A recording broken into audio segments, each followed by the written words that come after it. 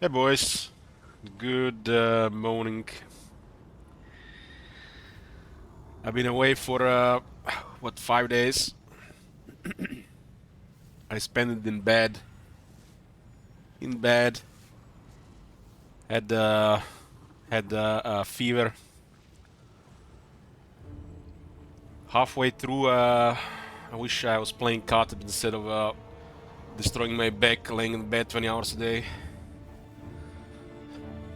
My bed is not meant for spending all time in it. It's made for sleeping 7 to 8 hours. Oh my god! Have you seen that shit? Holy shit! What the hell? Hey, Stragon. I'm not 100% yet, but I decided I'd try some streaming, see how my how it goes with my voice. What is this? Warhammer 1 music playing. I see how it is. CA patching Warhammer 3 with nostalgia. They added music to the backgrounds. This was the main menu music in Warhammer 1. We were listening to it for nearly 3,000 hours. I wonder what was the Warhammer 2 one. I don't remember that vortex sound in the background.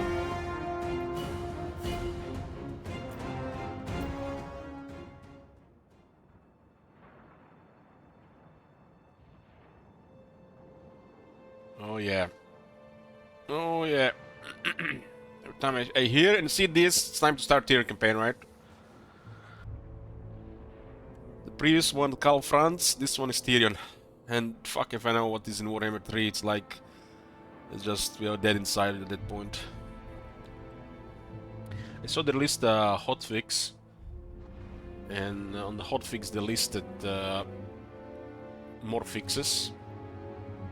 This hotfix added these soundtracks to the main menu stuff. But also I saw one of the fixes which I always guessed but I couldn't confirm because of another bug with the item drops. Thorax defeat rate for Magic Find did not work. But apparently since the last hotfix it works now. And I think because of all these fixes with item drops, people are gonna be now complaining there's too many items, it must be bugged.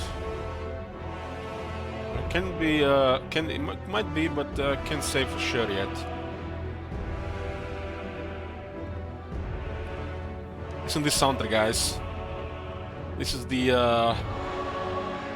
golden age. Will Total War ever hit the height of Warhammer 2? I think 2018 January was the height of Total War. In my opinion. Definitely of the Warhammer series. Anyways, I didn't get sick. And then I spent the last 5 days. I'm literally so behind here. I'm so behind. There's no way I'm gonna be able to do those 2 or 3 new games this year. I was planning to start Cal France campaign the last day of November, but I got some fever. I'm not sure exactly what it was, but it was just a fever for several days, crippled, exhausted, unable to function. Sweating like I'm about to die, type of thing.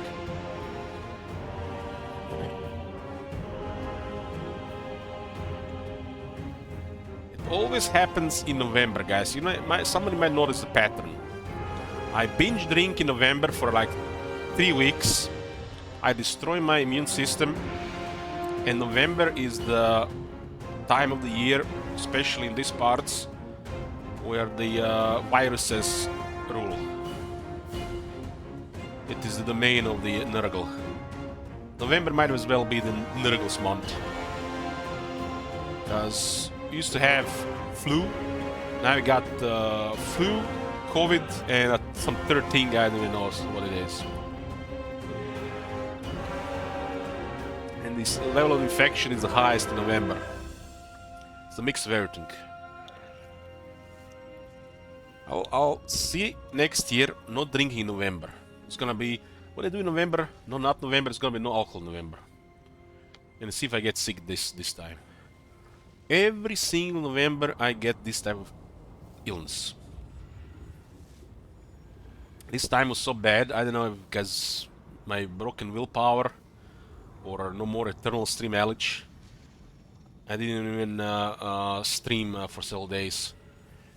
And I used to stream for 7 years with fevers, food poisonings, COVID. I was doing 10,000 steps a day during COVID. While I had COVID. Took over 4 hours, but I still did it.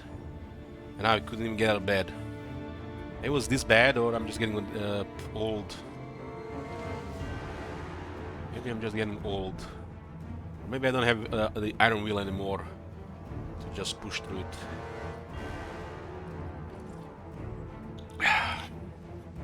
Anyways, enough jibber jabber here. I'm back. I'm gonna take it slow. Probably gonna be under 100% for another week or so. But we got campaigns to play, games to finish. There's a sellout stream happening later this month as well. I wanna play this, try another game as well. There's too much shit and not enough days. I'll do some more of this stuff in January, unless all over, I guess. January is usually the month where I do less Total War. I'm gonna be doing Wargrove of Woe, continue the campaign.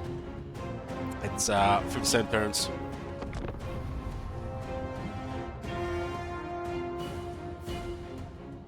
This campaign was a random campaign.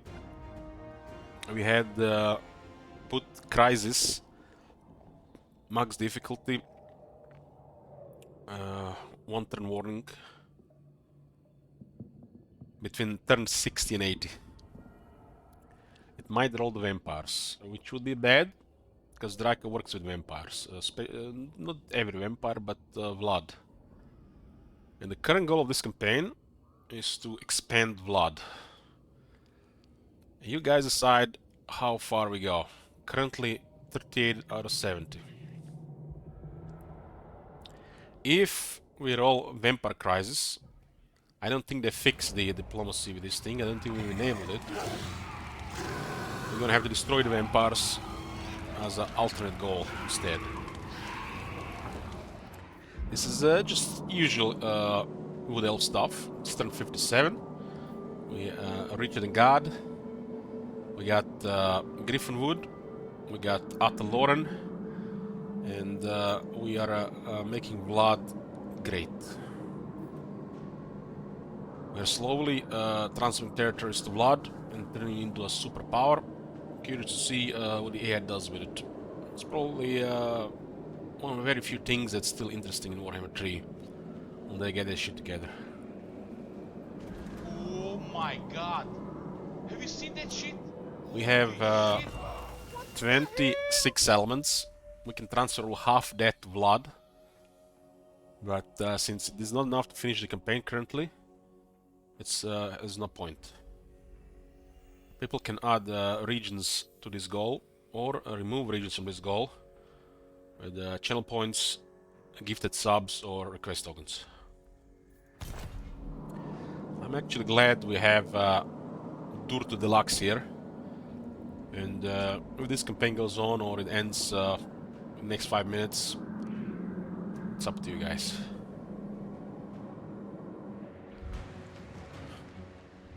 Hey, Frosty.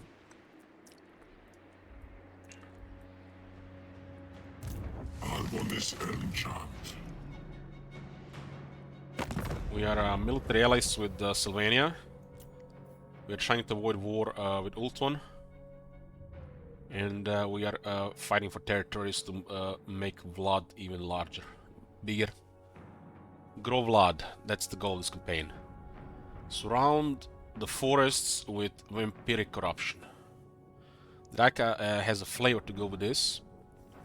Vampires are not particularly strong AI faction. In my opinion, they are among the weakest. And you have to hold their hands and make it the focus of the campaign for them to actually do something. So we basically just work together with him, for better or worse. This will no doubt cause complication with Ultron, because we have to fight Coron. But Coron is almost down.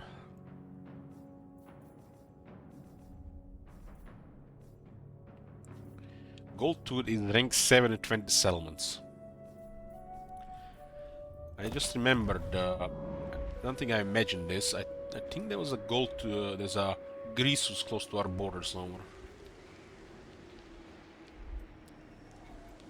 Yeah, look at this. Random Grisus. This'll do. More's Grisus doesn't like it when you guys talk shit about him. And we do talk shit about Grisus all the time. Because he is crap. He's a crap lord and doesn't even have proper skills. So basically what's been happening here? To the east is the land of the unknown, aka Fog of War. And unpredictable stuff happens in Fog of War. Most unlikely factions get on top. Sometimes random stuff. Now with the potential, what can happen? 50 turns later, you got a major power Greases on your border with 2 massive armies. And why did he arrive here? It actually makes a little bit sense. Because Azak and Kara Kadrin, Azak and Ungrim have been at each other's throats for most of this campaign without a single side winning. There's a massive balance of power issue in the region. And the AI tends to focus the weakest faction on the border. You're a problem. Problems go into my gut.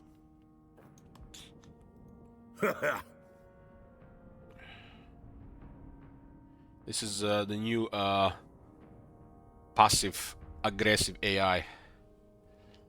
More passive than aggressive.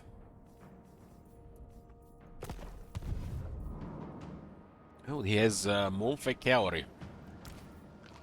I feel like worse than in Warhammer 2 for some reason. I don't know why they don't give Ogres more health. I think the reason why Ogres seem so lacking, because I think all their units should have more health. It's because of the multiplayer. There's no doubt about it. Just think about it, every single Ogre unit got extra 1000 to 2000 health. They didn't even give Grisus the Tyrant skill for health. Grisus literally competes with hiking for health. An Ogre has to struggle to match health of a Dwarf. And the primary reason why the Ogre, this I just figured it out, the Ogres are lacking because of multiplayer. There are fast, hard-hitting units that work in multiplayer, but in campaign, just poop. They all need more health. There is a simple solution to this. I'd like 5-6 technologies that increase HP of all the Ogres, characters included. Ogres scary and strong. I blame Elon Musk. There's no more competent people at CA to do smart things like this anymore.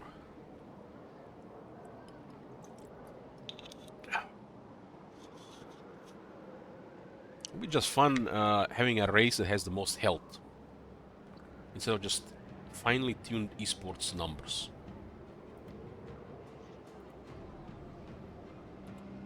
+1 region, 71.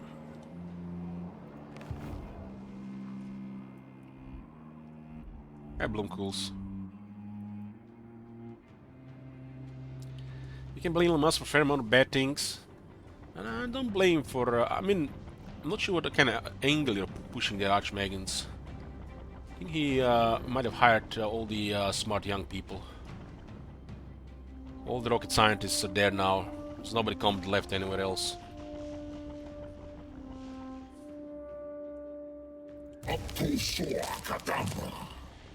Oh my god, look at it, guys. Isn't this the sexiest Durtu army you ever seen? This gotta be the sexiest Durtu army ever. He even has 3 chicks in the army. Look at this.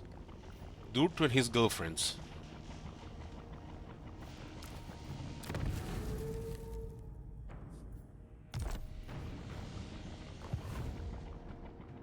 I think this is the last, this might be the last army of these guys.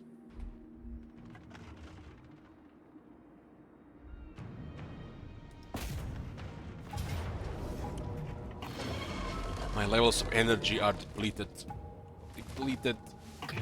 Let's see how it goes for a couple of hours.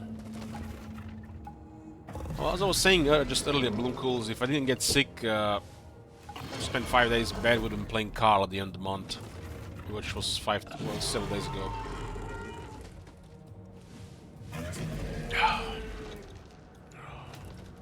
Now I'm like 5 days behind. It's really bad, especially for this time of the year. Really, really bad. Won't even have any free time for magic and shit.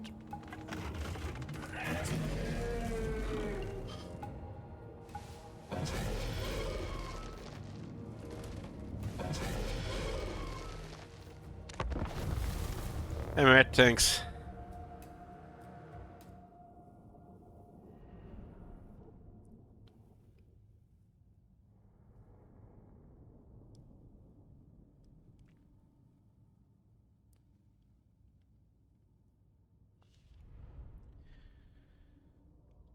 I don't want to repeat myself, you can just say what you can check what I was saying in the start of the stream, but binge drinking in November, it's horrible. It's always some kind of sickness at the end of the month.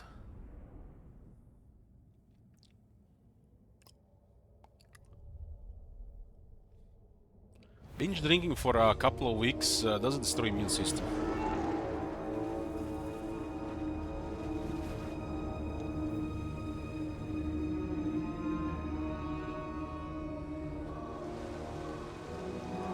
There's something off with these places, but I can't be sure what. Something really off with these towers. I wish we had Warhammer 2 Bretonnian towers to compare.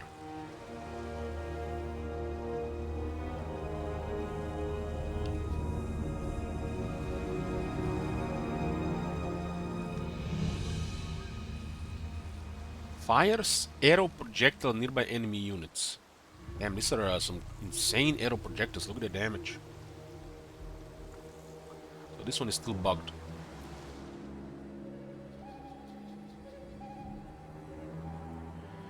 There was a bug when they released the Vampire Coast, which was causing crashes from time to time. I just remembered it because of this thing in the air. So you would enter a battlefield with a Vampire Coast, and there would be castles in the air.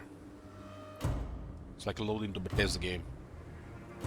And it would look like stuff like this.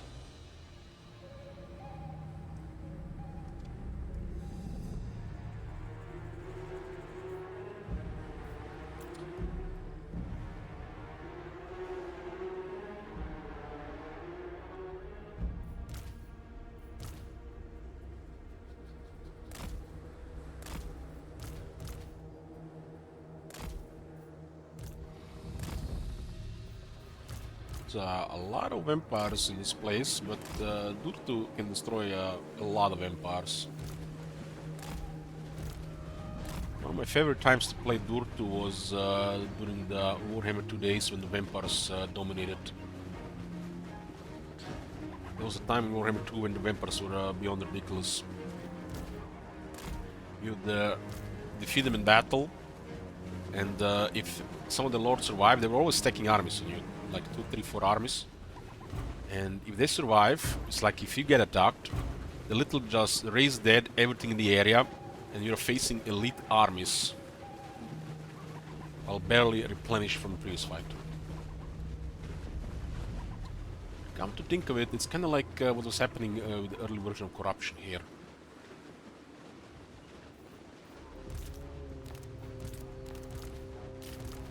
Problem with vampires, they need to swarm you to be strong. The vampires don't attack with a couple of armies, you should not be really worried. Vampires are one of the easiest enemies to fight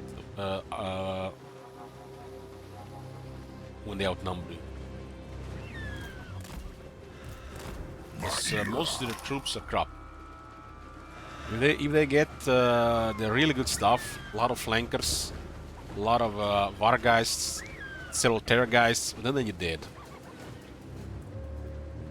But I haven't seen vampires like this since Warhammer 2.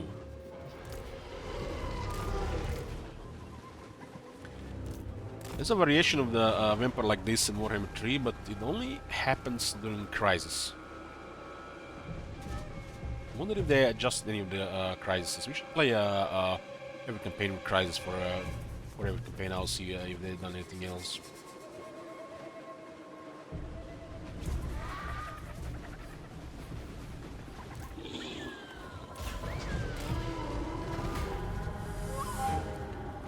Flyers here. What are they gonna shoot here? Shooting rocks out of these arrow slits. Rocks and says arrow projectiles. Okay, let's send in the flyers into the city and kill their air. If you outnumber the vampire air, it's just an auto win. Just auto win. You send your guys and they're all dead.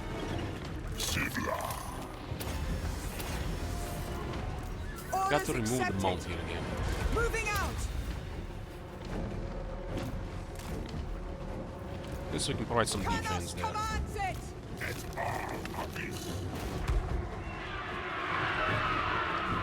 This is a flock of doom.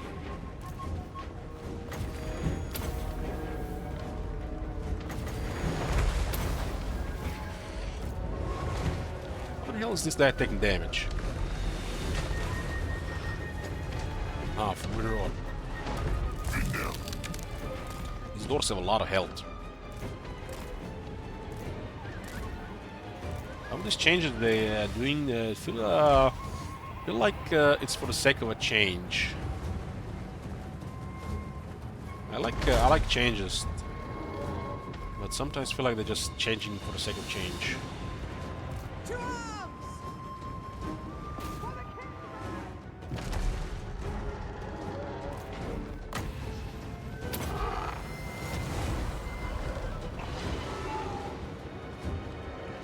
Oh, don't worry, little vampires. Dutru has come. He's gonna show his big flaming sword. It's not actually flaming. Magic sword. 1 unit at a time. Everybody's getting their turn. Don't you worry.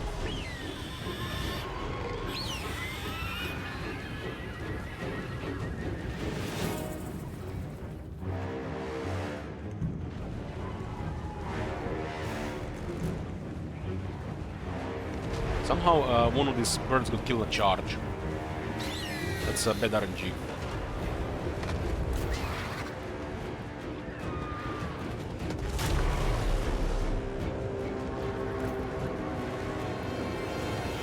For some reason they forgot to give Durtu extra damage against buildings. I think that's a oversight. I did introduce this stat since the rework, and they forgot to give it to Durtu. Raid, Captain! Durtu is not a tree man hitting things with branches and vines. He has a big ass sword. There's a reason we call him Optimus Spine. Orion sends me!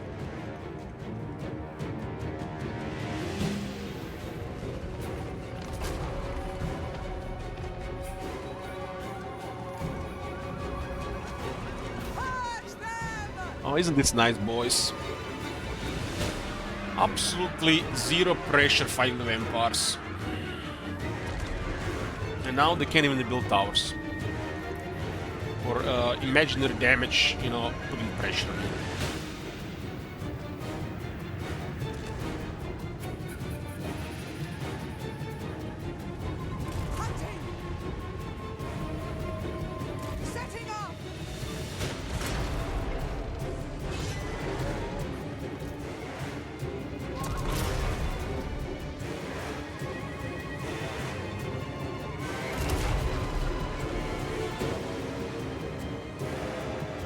don't like how this build has 2-minute cooldown, but it has 2 uses. Wish it just had the unlimited uses.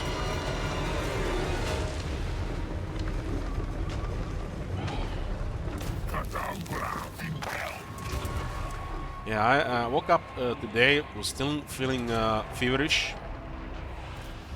Decided to have some proper breakfast, some coffee, watch Dave Chappelle show, and a few hours later I felt like so much better. Was even outside in the store buying some groceries.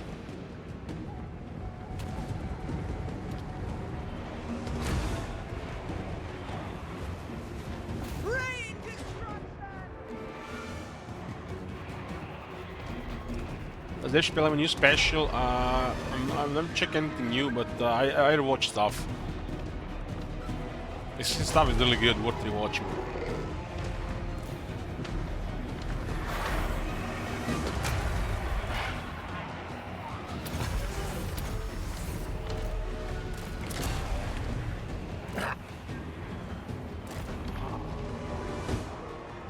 Highborn Captain ready! The eagle on the Glade Captain is amazing because it gives you options. Target acquired! But with Forest Spirits, you don't want them in the air. Captain repositioning!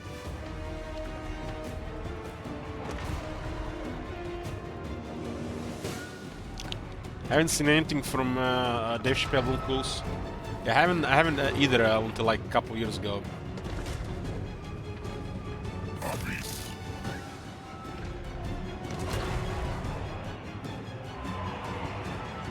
But that man is so talented. I will go! So talented. Once you start yapping, you just can't help but listen. It's always so intriguing and just burst into laughter. Prime time. By Orion's decree! Ryan's decree? Be quiet, we killed Ryan. Ryan's decree. Why did I say Ryan's that this Durtu here?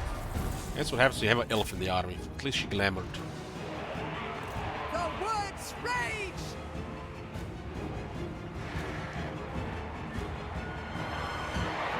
Following the trail! That's Lago.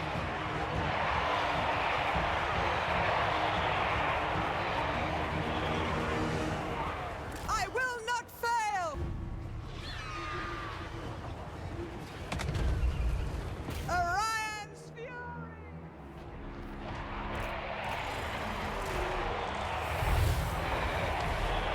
Yeah, what do we have here? Where's that lord? Let's go smack that. I wish this was a bombardment thing.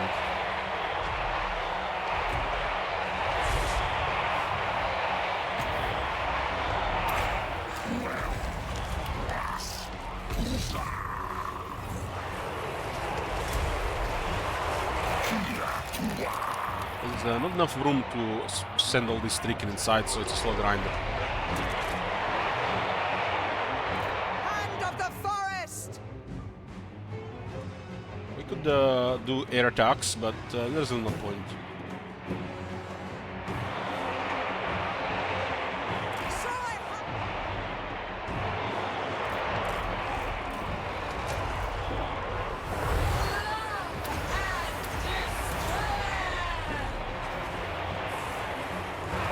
Just love it. Playing as Draika and Federic Dur to get Ariel and use her as a mana battery.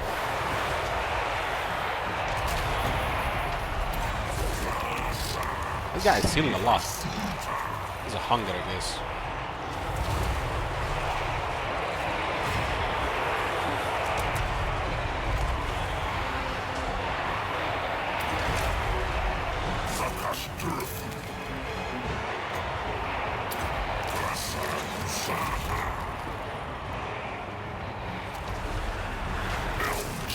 What an engine destruction this tree is. Emperors really get bullied by Forest Spirits. This is the OG demons. They're bad demons and they're released in Wargrove 3.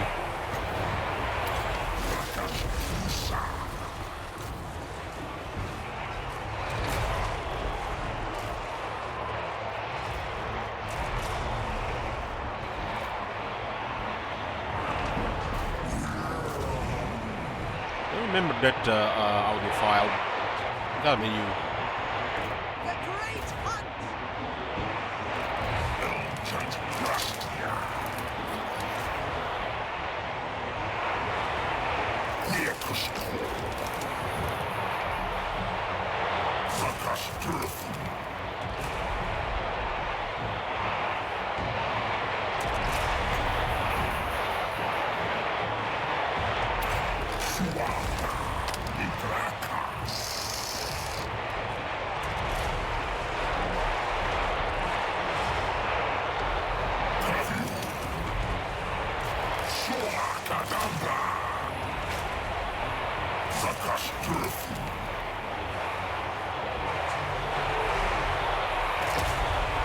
That guy was surprisingly tough there.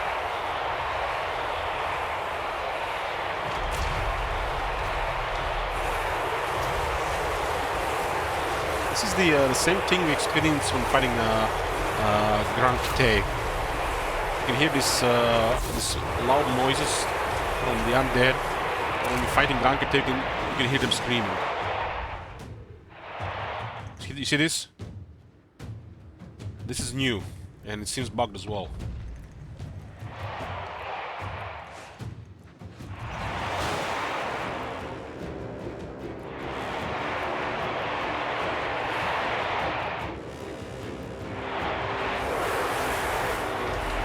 It looks like this is a nice extra stuff, but it's looking like just put it there. If it fits or doesn't fit, doesn't matter. Just put it there. Sometimes it's out of place.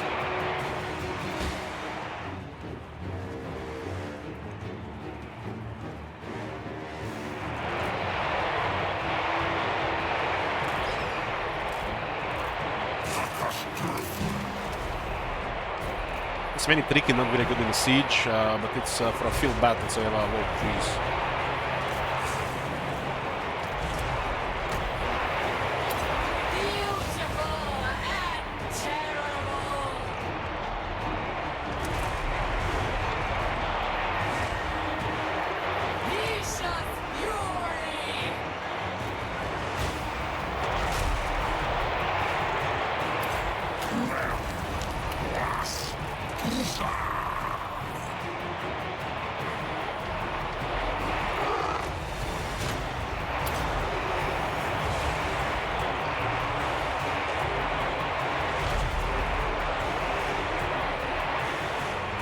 It almost feels like we're just cheesing them here, or we're abusing some shit here, but vampires are this bad against forest spirits. If we had dryads or some other shit, we would have just killed them faster. Replenish next turn. They're just this bad against a superior melee faction. Wood elves are like gods of melee combat compared to vampires. Higher quality units, better characters, better magic. Good vampires can compete.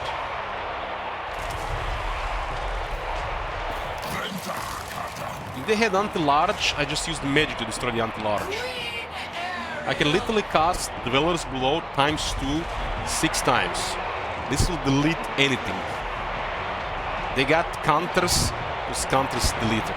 I could destroy an entire settlement of Blood Knights with this. They're just not good enough to fight this. Our quality is so much higher that it's like feels like cheating.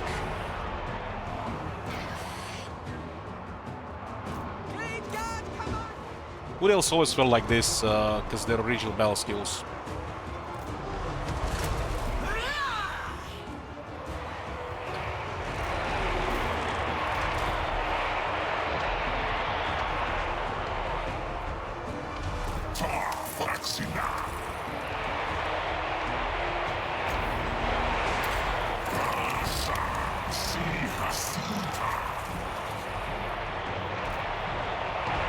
Our magic is so powerful that the vampire's magic is just living close. And the vampires are some of the most powerful spellcasters. That's just Not fair, right?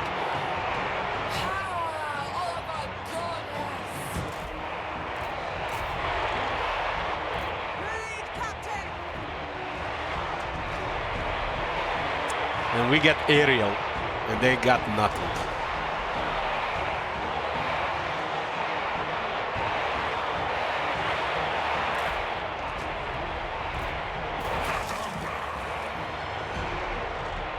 The war aspect!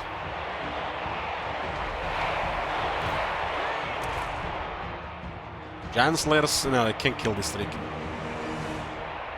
Like I said, if we have any threats that are directed to Rikin, we just kill them with magic. Dwarves cannot resist Wood Elf magic.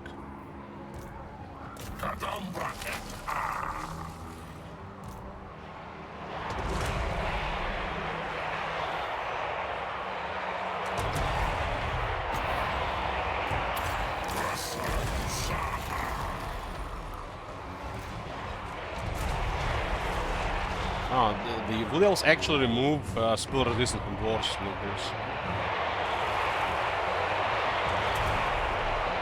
You can have Dwarves and no magic resistance, spell resistance, my man.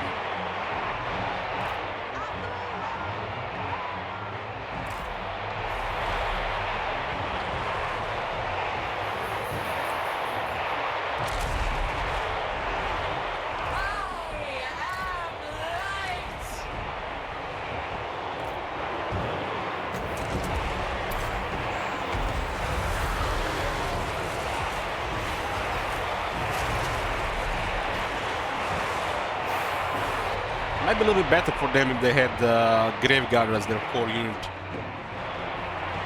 Graveguard with spears or halberds. You see that shit? Queen Ariel!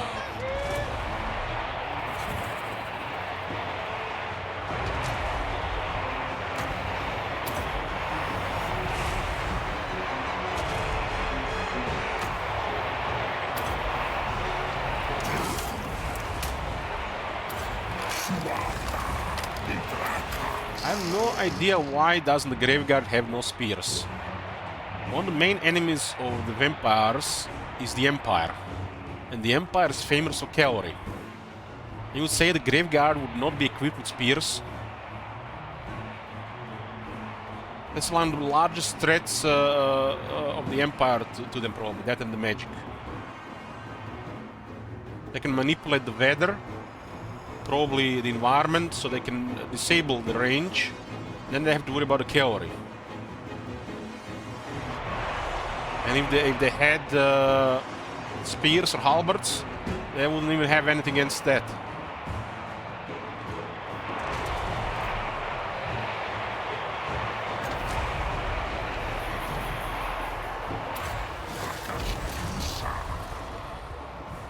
Hey, Barmus, thanks. I wouldn't mind just seeing spears. They don't have to be halberds.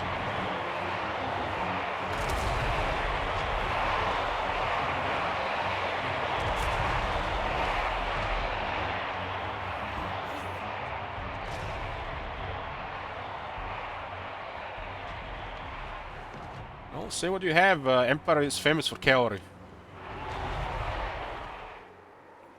It's one of the not many nations can afford it. And Demigryph Knights are, from the game perspective, still very good.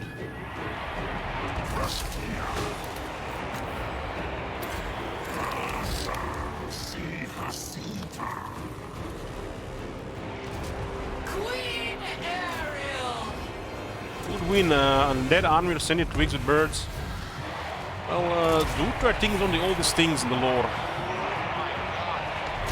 see that shit?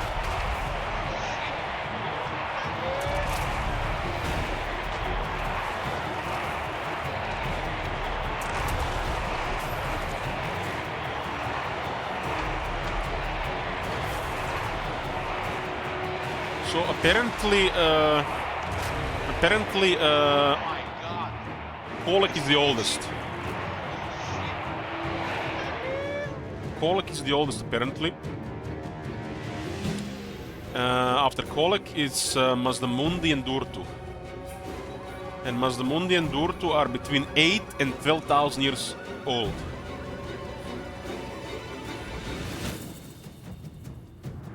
Imagine being 8 to 12,000 years old in a world like this.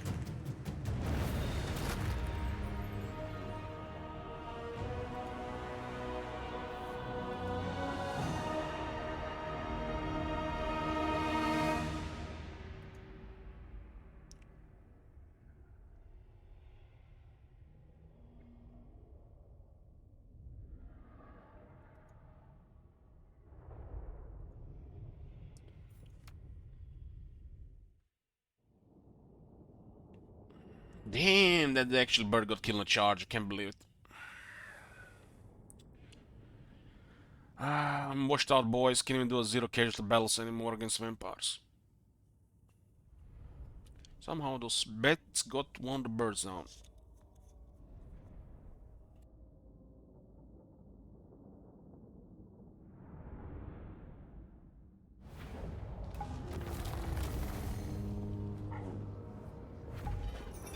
I just love it how Mazdamundi is one of the oldest, most powerful entities in the period in the universe.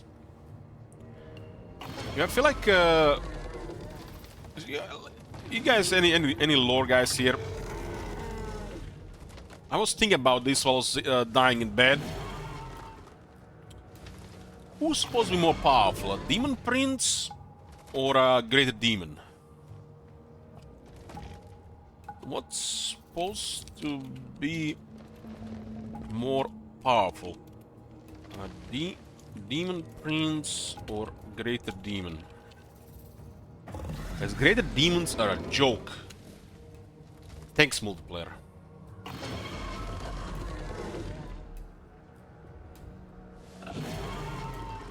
Demon Prince as a soft rule are generally just a tier below, except for a Demon Primer who are just something else entirely. I guess this might be Warhammer 40k. I think a greater demon supposed to be more powerful than a Demon Prince, but in Creative Assembly version of Warhammer, they made Demon Princes more powerful.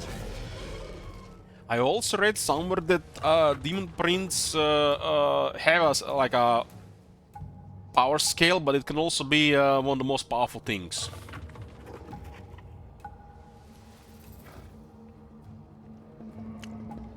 So, is it me, guys, or they have done fucked up by creating greater demons as regular units?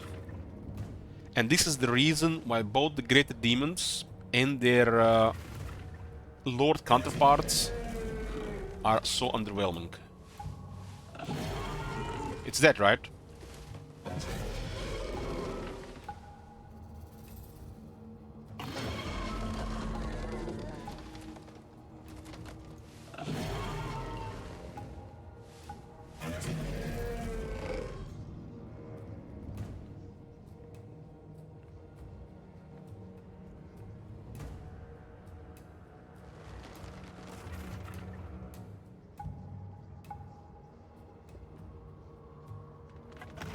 Yeah, it's kind of messed up that what they did with the. It's because of the multiplayer, right? There should be literally a separate Great Demons for single player and multiplayer. The way I see it, the Greater Demons are literally the magnus opus of the level of corruption in the area. It's literally. It's reached its peak. It cannot get any higher. And the cataclysm or slash the apocalypse has started. That's when the great demons appear, right? It's like everybody is doomed.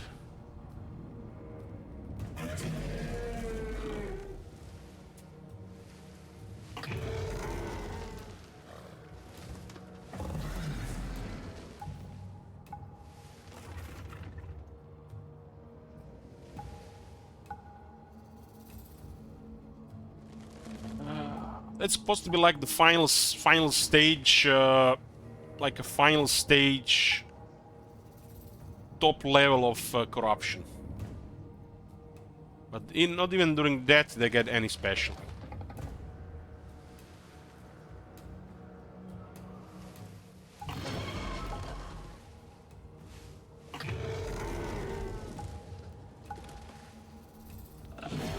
Well, I'm going to fire some shots here. Not the drinks, but gunshots. Are you ready? Torek Ironbrow is a better wizard than Lord Mazdamundi. There, I said it.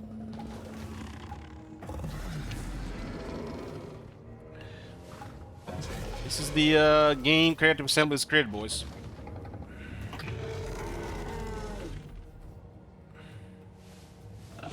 A dwarf better wizard than the mighty Slan, second only to the greatest Slan, Gran Pepe.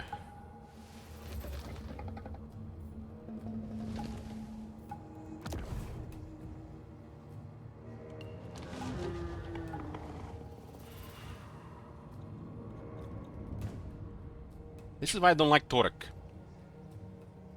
Torek is my least favorite dwarf lord.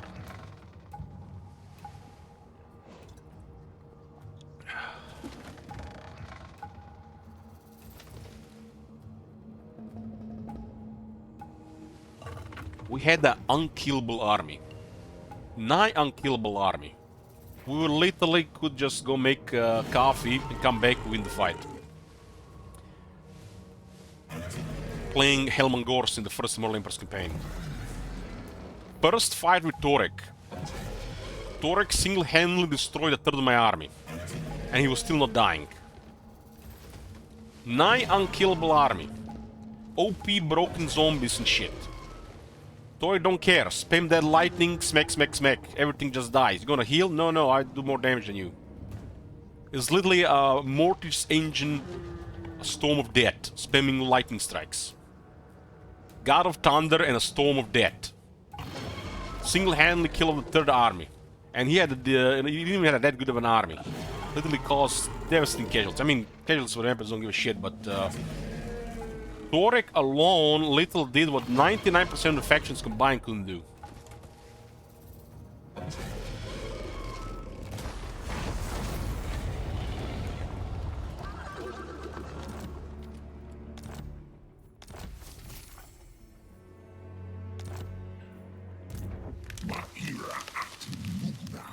Turn 57, we got 203,000 treasury. I think I hear from people from time to time Wood Elf's economy is hard.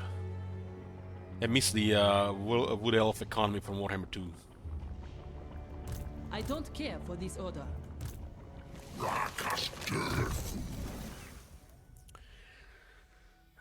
We don't even have a voodoo here. Huh? Didn't even see how much damage we did there. We are starting to get some... Ah, never mind. Never mind.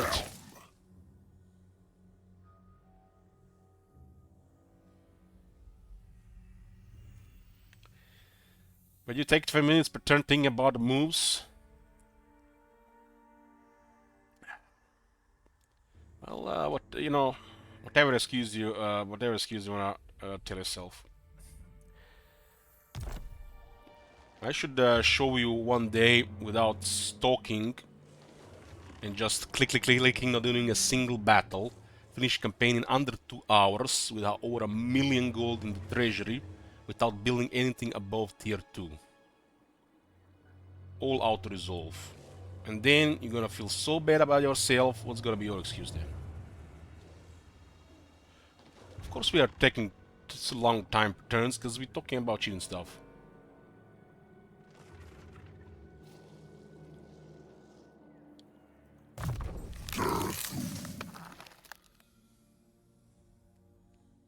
If you want to have a big dick treasury, for example, you play a faction that has crazy battle loot and doesn't have to build anything. Creative Assembly has created an illusion that you need to build tier 4 and 5. It doesn't do anything. So it's literally the only thing that's really gonna need money at some point.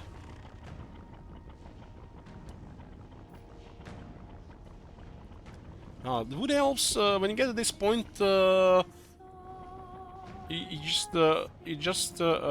you keep building military, that's it. You can't earn money. It's like greenskins.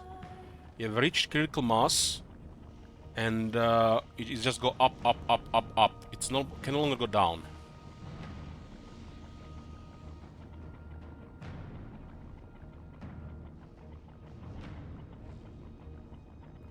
So you reach military critical mass with a faction that generates high battle loot. You no longer care about your territories. This first faction in particular does not care about home territories. So you choose a direction and you destroy everything. It's even worse than the greenskins. You'll have just a big warmonger that is unstoppable and cannot use all the money they get.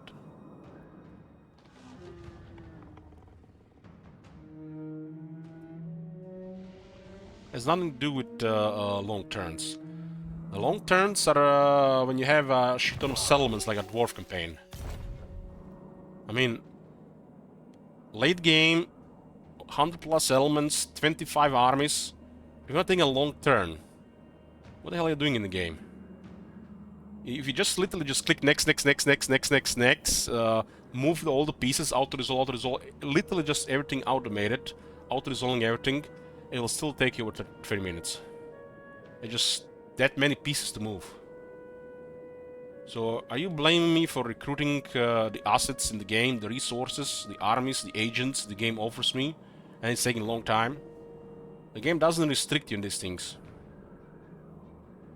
You're supposed to use resources to create assets that will provide more resources. And then you can use those resources to do more and more and more and more. And at some point, like, think you have enough, you stop doing that. If you're going for something bigger, you just keep doing it. And as you increasing this, the turns take longer and longer and longer. But you're making more and more progress. So yes, you're basically saying, but you take 20 minutes per turn thinking about the moves. So basically, at some point, you might finish 6 turns in 20 minutes. Just, you know, talking like random here. But somebody in 20 minutes, in one turn of 20 minutes, does more than you do in 6 turns. So it's a real bad way to look at things. So depending what you go for it, if you're just rushing through the game and don't really care about what's happening for 5 turns with your armies and stuff, sure, but doesn't mean if you went through 20 turns and you say like, oh shit, I'm turn 40, and Elijah is still on turn 6. And literally at the same time, the next day you're at 3 provinces and I got 20. So you know what you do with your time? You're just clicking turns faster and you got to some point faster.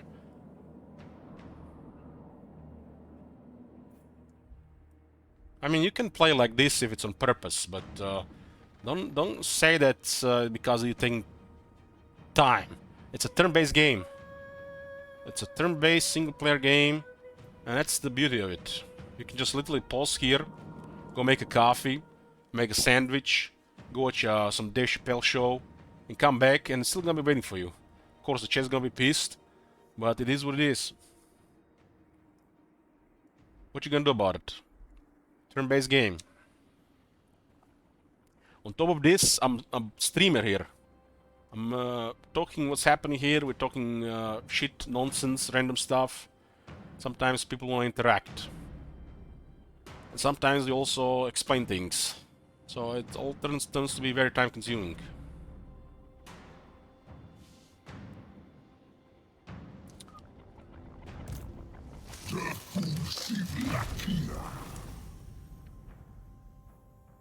Durtu is one of my favorite lords, but goddamn, he has one of the worst Legion Lord skill trees. And that's fine. That is fine. The base on this lord is so ridiculous that that's fine. I made peace with it. I wish it was better, it was fun, but it's just bad. Is work pen still going? Yeah. I don't know why they kept this old crap on Durtu, all these skills. They should have updated with the Draika as well.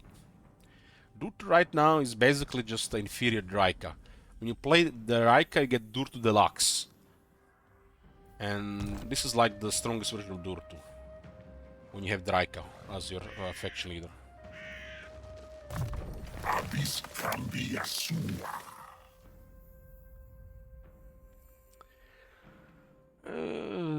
I gotta love it when Durtu destroys the entire city one there without even any yellow skills. Tells you how weak the undead are in Mela. Man, I wish that city had like 20 units of Blood Knights.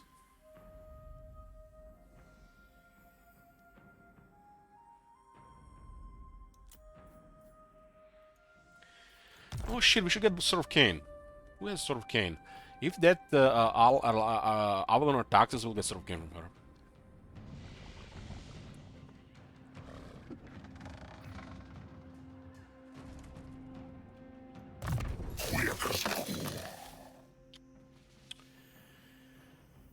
Oh, let's just get Flock Doom here. I mean, it might happen. This campaign might go on to that point.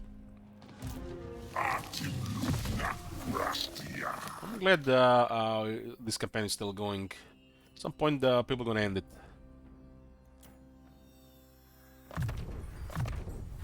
This campaign is entirely in the hands of the chat right now.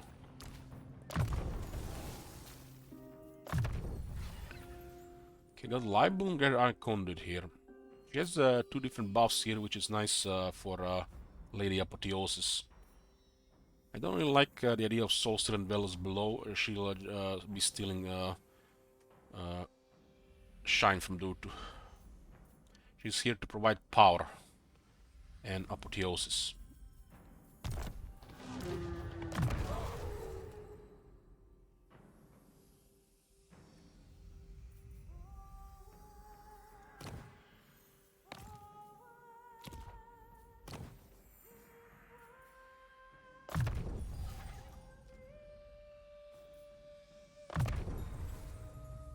Okay, put him on the ground, on her ground, and sometimes I can't really tell.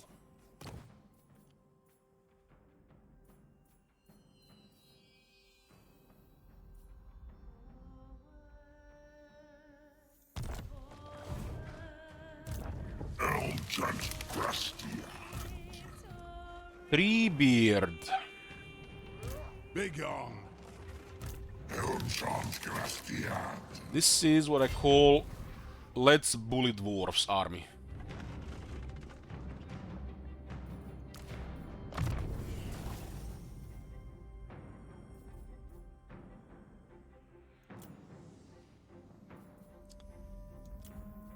This guy has an office. This guy has an office Speaker of the Forgotten. It lowers the upkeep on the Treemen by 15% and increases their defense by 8. Which basically just screams to spam an entire army of Treemen. I would not have it any other way. I'm not really a fan of the Treemen in the army, more than like 1 or 2. Because the army just fights pretty much all, around the same spots. They take the shine from some of the other parts of the army. I'd rather have Trikin do the tanking in that style of fighting. But sometimes I mix it up. Coadil is with Draika.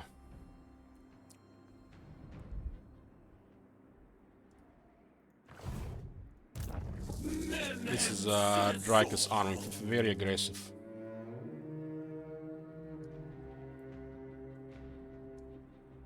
You see Dryads and the Wild Spirits in the army, just aggressive Beastman style army. Just with way superior magic. This is literally an army that cannot die.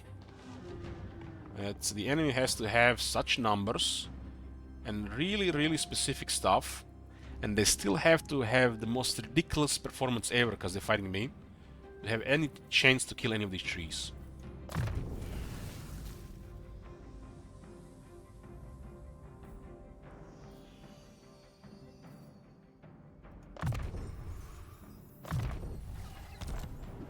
have two Lord of Life in this army.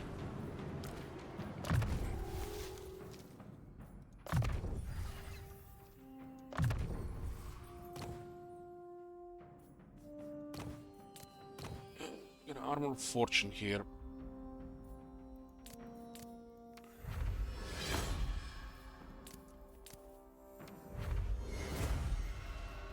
Two potions of healing. Potions of crap. Very useless for this faction. And again, there's not much else available in that slot for in some cases.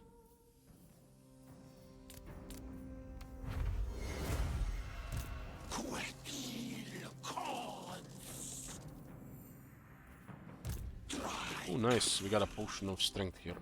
This is our character killer. This guy has over 900 weapon strength now. 94 attack. This is better. I'm just going to pure damage. Pure damage. Gambler armor is decent. Dragon helm is poop. Arvonis Elmchant. Giant blade is this guy's like attack. This guy's like attack. I guess Sword of Blushes is just better here.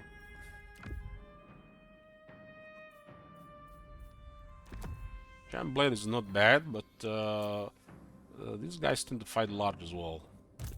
Grastiad Adelorum. Maira. Sigla Grastia. Artim Rugna Grastiad. Equip some of these items.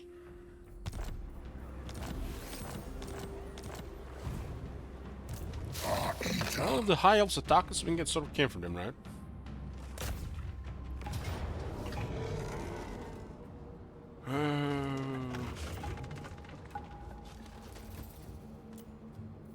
Why not? Why not? Let's see their behavior here.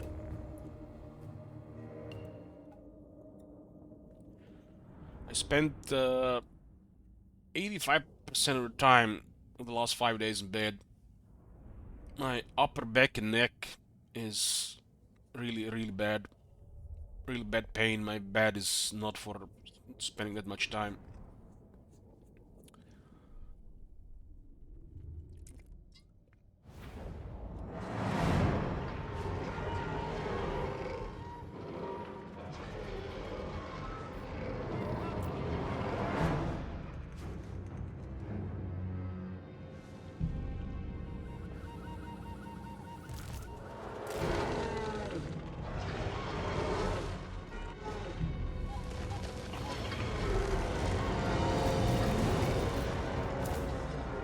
Split them in two groups, but I find it fun to make it into them in a horde, even if it's just cluttery sometimes. Great God, Commander!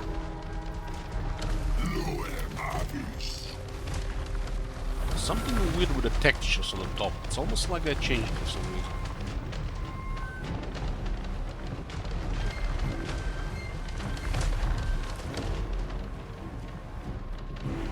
I mean, the graphics of Warhammer 3 are excellent.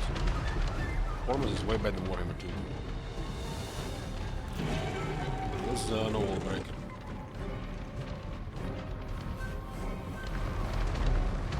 Let's see what kind of clusterfuck is happening in the gatehouse. So what kind of behavior do we get from the AI here? They abandon the wall immediately with crossbow in the corners. Like, this is excellent. This is really excellent. They should have units here and here for shooting ones. This is an incredible position to defend. And the AI does real well on the side. There's no reason for the AI to go on the walls on the side. Like, this area here is really... This makes no sense.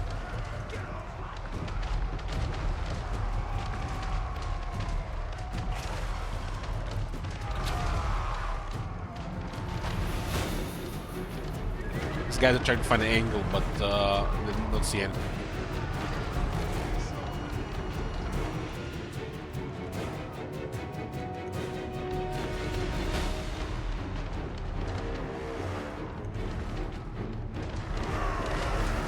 Yeah, this is too much of a clusterfuck.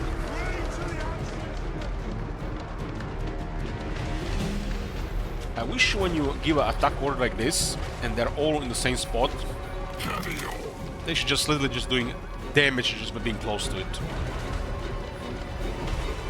You know what I mean? Damage should just be calculated just by them standing to it. Instead of them just pushing each other, trying to get an attack.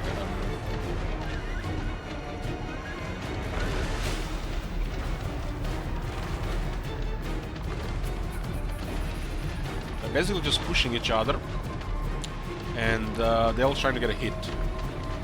One guy was hitting you, they've all been down way further.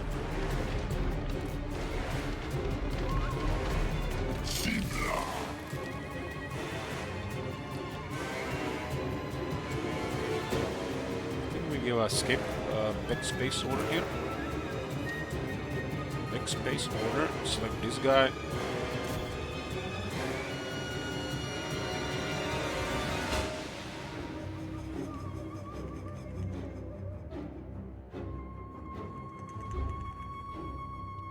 Look at that angle there.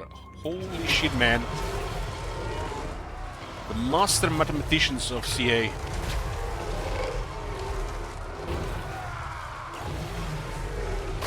Those guys got their inputs from Archimedes.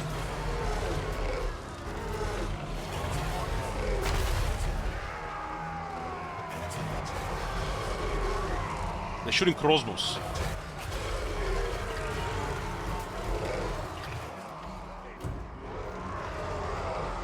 Look at this, boys.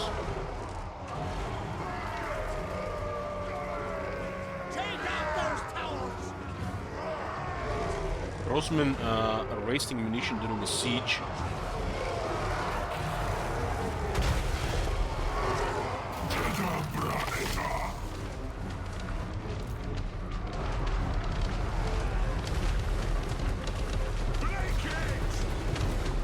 What the hell? Some kind of... That's new. Looks like they hotfix something else as well. I'm starting to think this game really has spaghetti code.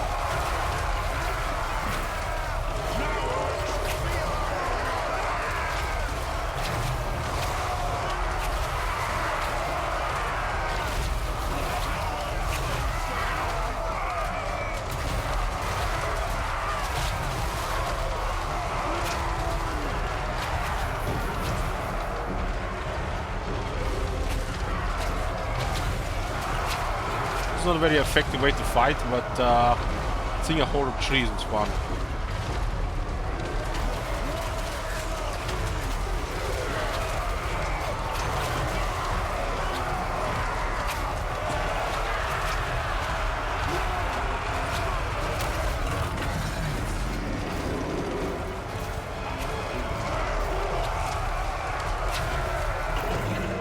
The funny thing is, we don't even need this many treemen in the army.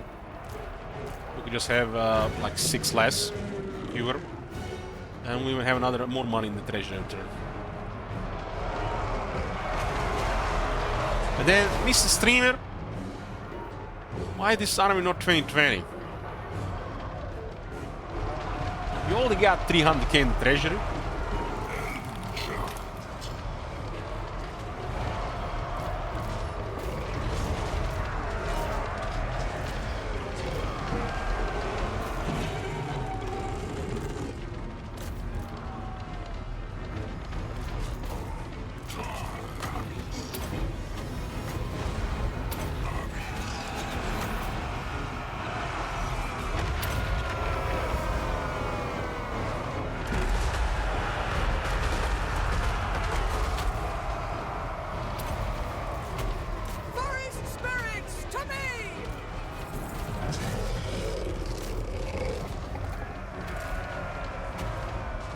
You know what, Booker? I had a campaign with Grand Pepe recently. It actually had a good setup.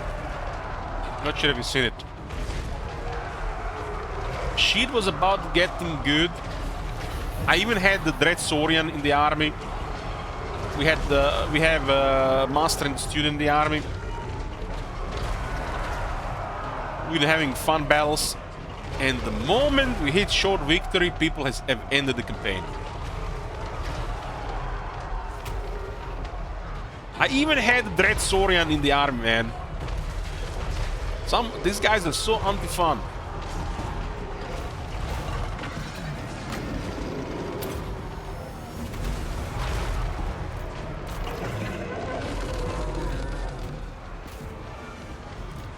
That's probably my fault for having a fucked up schedule so people couldn't protect the campaign properly.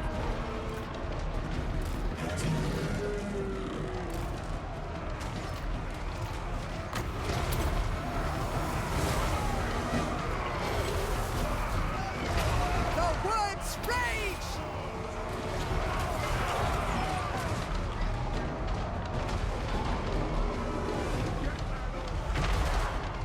And what would have happened? Itza would have attacked us, and then Ultron. It was a campaign with restricted diplomacy.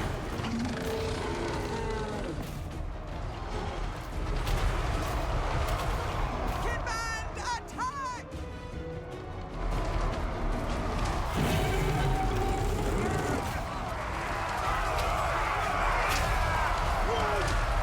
Guys, you know what just this reminds me of? See those two barricades there? I'll show it again. Reminds me of two boys with their shooters just yelling Daka and shooting here. Warhammer 40k if I've ever seen one. Bunch of boys there. Going just Daka on these trees. What's gonna happen? What are they called? The Warhammer orc boys. They're just boys as well. To arms!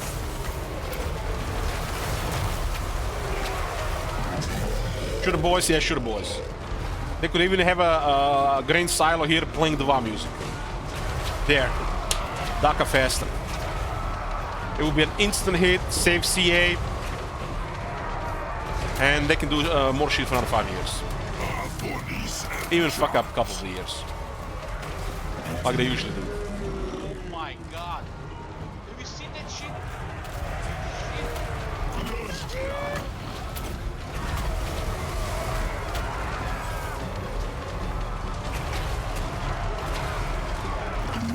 Hey, Brett. Hey, Jill Farmer.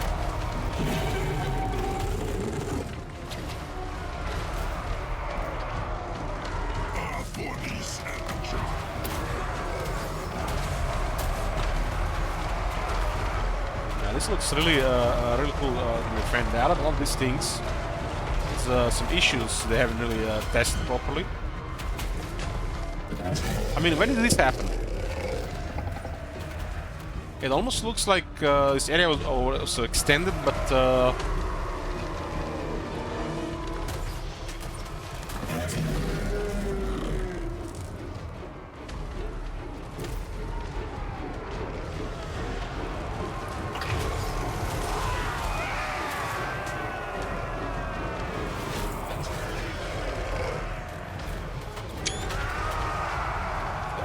I will take this one for posterity.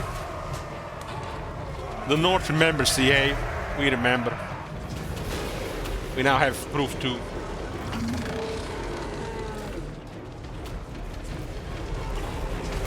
That area didn't have that bug there.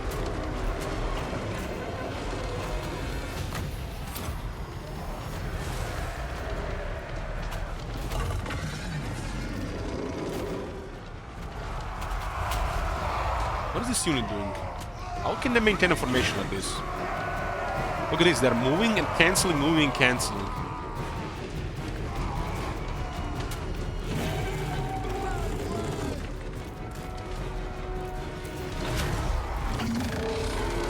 Hey, genius.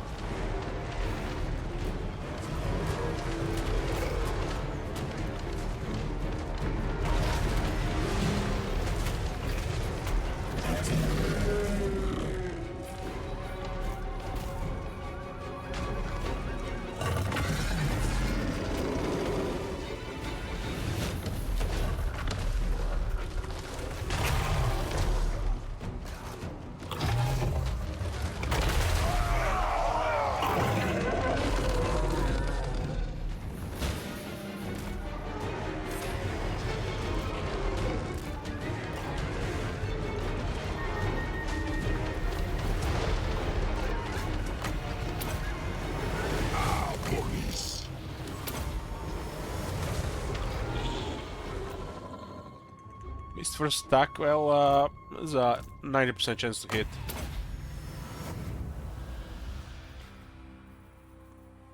I think some of these large units, when they're attacking smaller units, should have a higher chance to hit. Oh my god! Have you seen that shit? Holy shit! What the hell? Thanks, genius.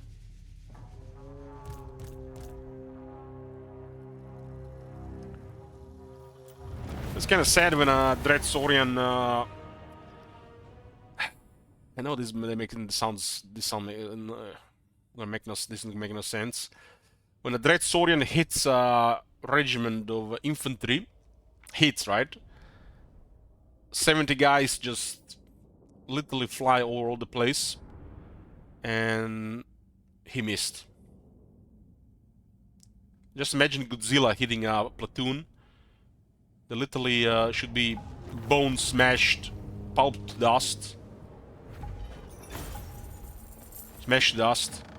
But no, he missed. What do you guys think if a large entity while charging was unable to miss? I think that should be a thing. If a large single entity is charging, it should be a 100% hit.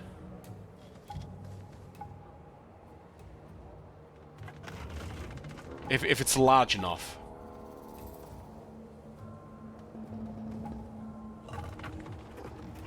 I mean, a Dread Saurian charging and it's gonna hit. You are bracing against it, or you are in its way. You're gonna get hit.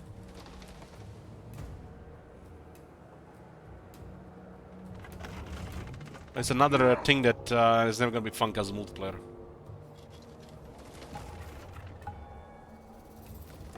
I mean, you can have a lot of fun with the Dread Saurian, but I think it should be way more impressive. It's literally like a Godzilla. Like it's closer as it comes to Godzilla, right? In this game.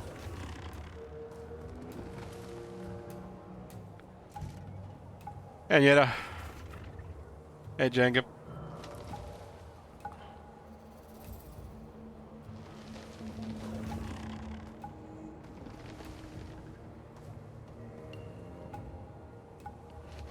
Damn, that longbow did 900 damage.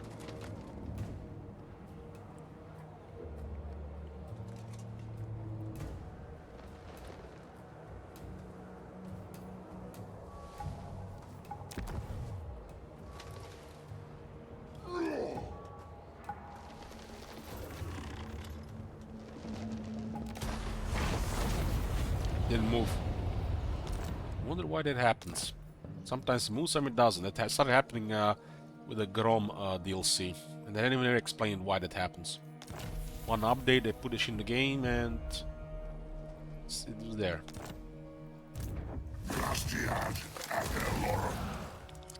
Belmont can immediately capture it. So I think you should always do with the Wood Elves. Arvonis Elmchant. 2 skill points. There's no skill for 3 men, huh?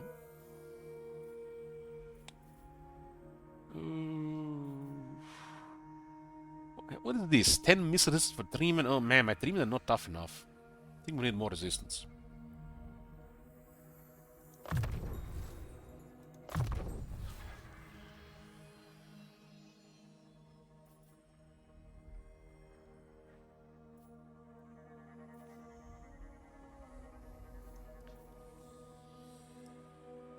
Dread Saurian gotta be one of the most underwhelming unit when you're playing the dwarves. It is so easy to kill. Dwarves are like, fuck yeah, we got a massive target to shoot. We'll kill it before it even gets close.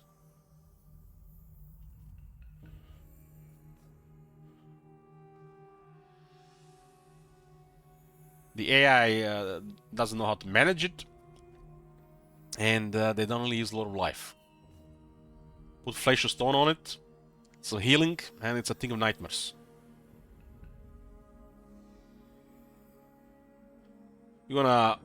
So if you watch that Hexal campaign for a couple of battles we had with Red Saurian, the AI likes to focus it and just like kill it with anything you got, and it is so easy to keep alive. You just make it as tanky as possible, heal it, and then you can also use stuff like this.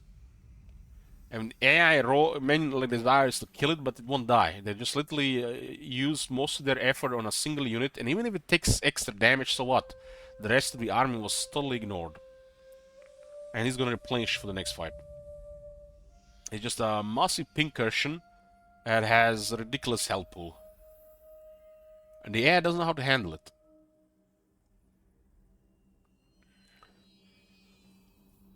I think the best course of action for the AI when they're dealing with stuff like a Dread Saurian or a Zombie Dragon is to ignore it. But the bad anti-cheese code is telling them to kill it.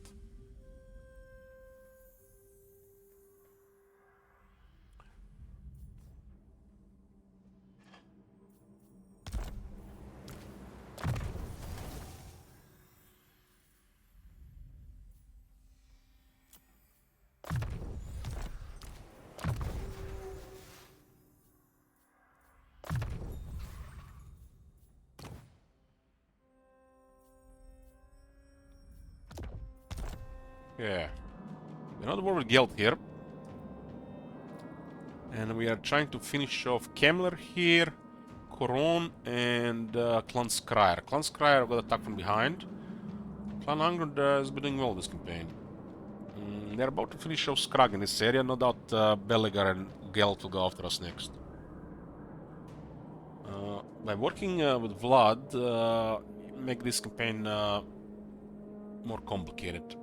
But it's a way to play Draika, I would say. It makes it for a harder diplomacy and more enemies. Because most factions hate vampires. And if you're working with vampires, they're gonna hate you.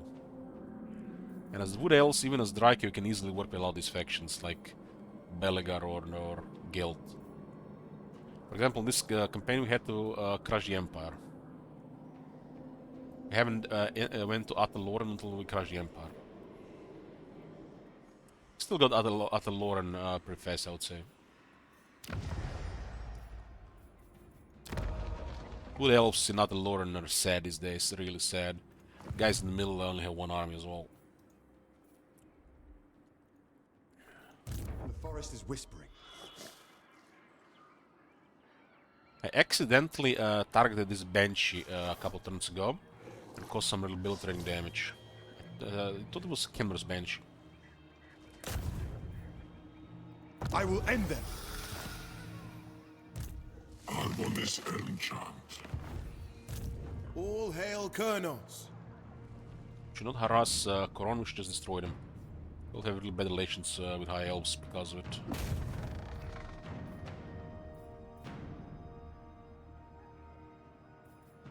Slowing the enemy. Malfunction! It's barely alive here with this.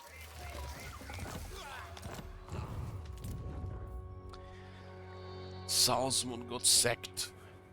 Sacking Wood Elf outposts. So bizarre. Right, I remember. We defeated, what's his name here? That was the first time we actually fought that guy in the campaign. Chaos incarnate. The Changeling, yeah. The Changeling actually woke up, and this faction is broken. This faction is broken. It literally goes from settlement to settlement, and you can't seem to destroy him. I don't really agree how they designed this. I'm not sure, but I hope and I think if you defeat the Changeling 2 or 3 times, his faction should be destroyed. He should be like the legendary characters of historical Total Wars. So for the AI Changeling, if you defeat him 3 times, he should be destroyed. And he should be way more active on the campaign map. He seems to be like bugged half the time. I don't just like a faction like this doing nothing, and then all of a sudden they start moving around, and you can't even see them. I really think, for starters, Changeling should have like 3 lives. He gets defeated the 3rd time, his faction is destroyed. When he gets defeated the 1st time, his trait should help you about scouting him if you're in the same province. So he's no longer invisible. If you defeated him, you should have this trait. His current trait is a joke, it's like so bad.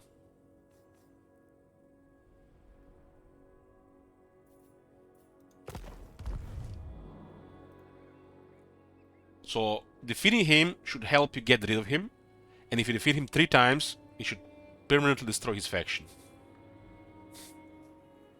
Why is that so complicated? What is his trait? Oh my god.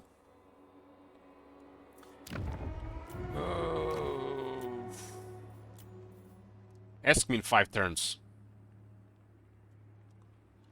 It is so bad. It's like 5% higher chance to success with hero actions in the local region, and minus 10% cost or something in the local region. It is so uninspiring, so lazy. And he's like, I mean, he's Zinch as well.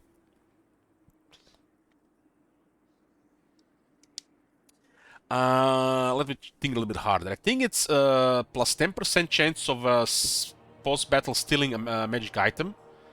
And your heroes in the region have 5% higher chance to succeed. Something like that. It is really, really poor. Escorn. It is one of the worst traits for sure. And that faction is so badly designed. As the AI, absolutely horrible. I can imagine as the player, it's just utter nonsense. But as the AI, I do not like it, I do not approve it, and I think they should be reworked already.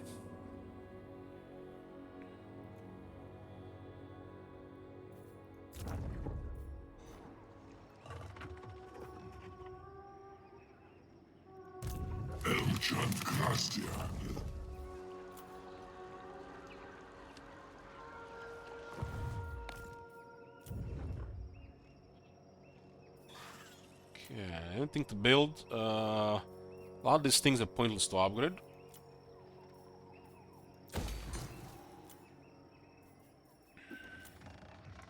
Because we have to use server population on all the things first. This one being like this makes no sense, but it is what it is.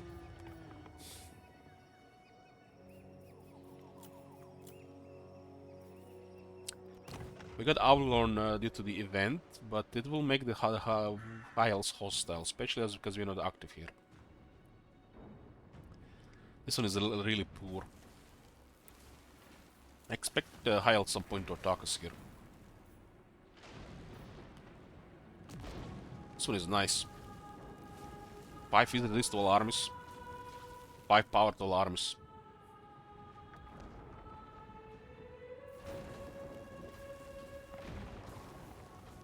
Yeah, this is not happening without a war here.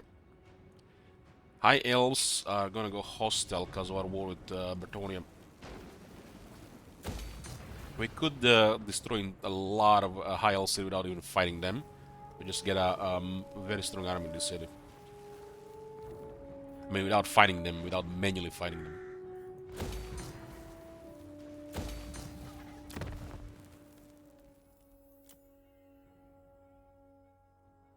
I'm thinking we're all fighting High Elves in the Dwarves campaign. It's been a while since we loaded in the Dwarf campaign.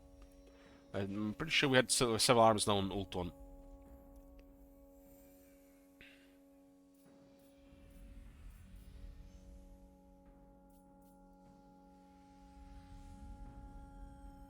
Let's get extra garrison here.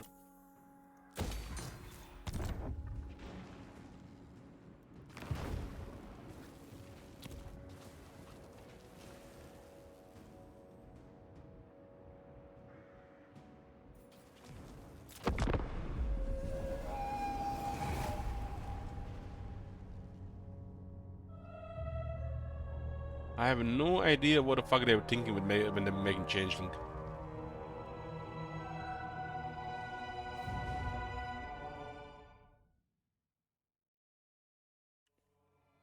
That gotta be one of the worst things they've done.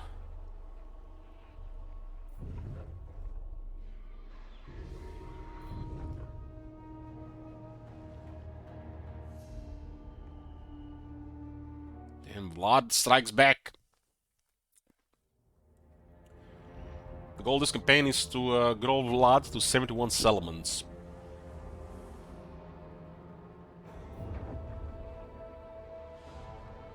That goal is not that far currently, not that far. There's gonna be a crisis hit between turn 60 and 80.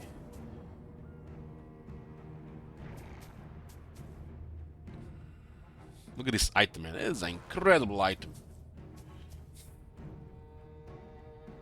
We need more items like this on all the factions.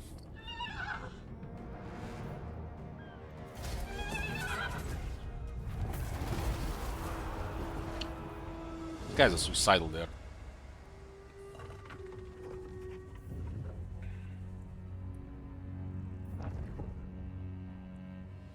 They're like, I got 2 armies, I'm safe. But they close the next door to 2 armies, not enough against Dort, man. Open field, line of trees, run for the hills. So Angrun and Golden Order can attack us now. They cleared the disciples of these guys. We could also try to manipulate them there. Bank to rank 1. What? They actually went to war well with both hands. Ready. Yeah, we are gonna expand into them. Blood is at 40 settlements. How much money does he Lord, have? we have much to We've not been discuss. taking and thou his art money most welcome. recently. Not been taking his money recently. He has about 17,000 in treasure, not much. Huh? He just needs to build repression buildings and we'll go good.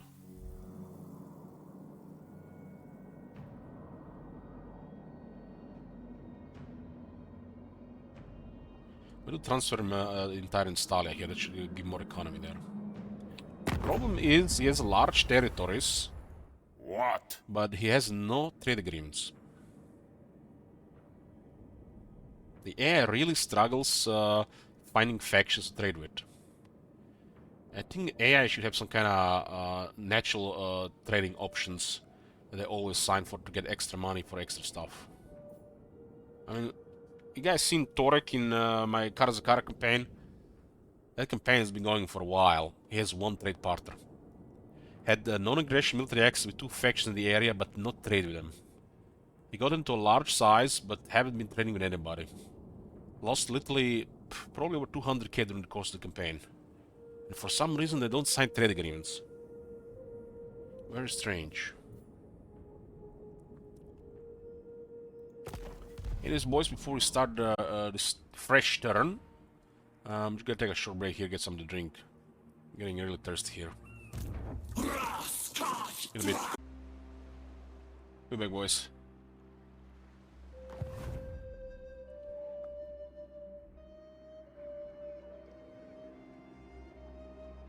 This is strange. Castle Karakson control this territory, but we don't see here. There's a bug.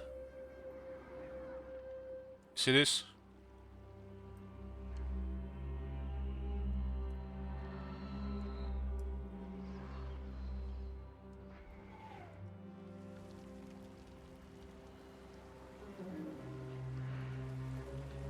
I'm not sure what causes this.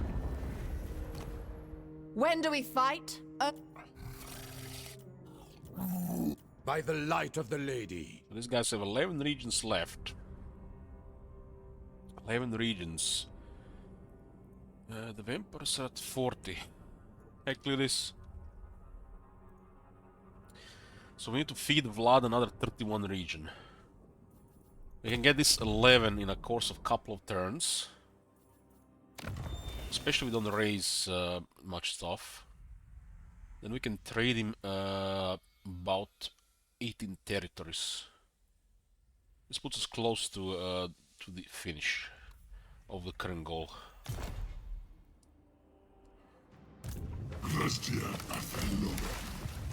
They're also gonna be expanding here as well.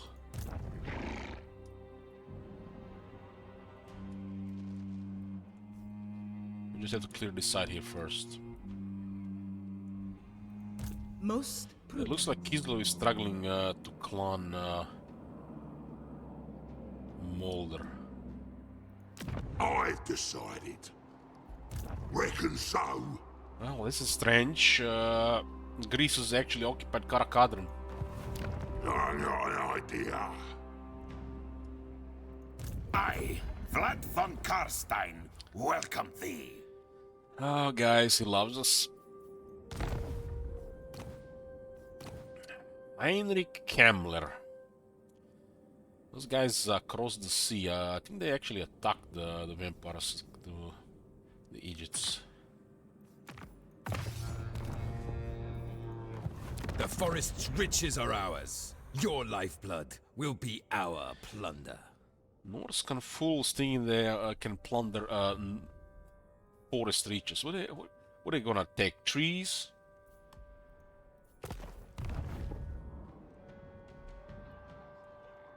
We demand sweetest torture.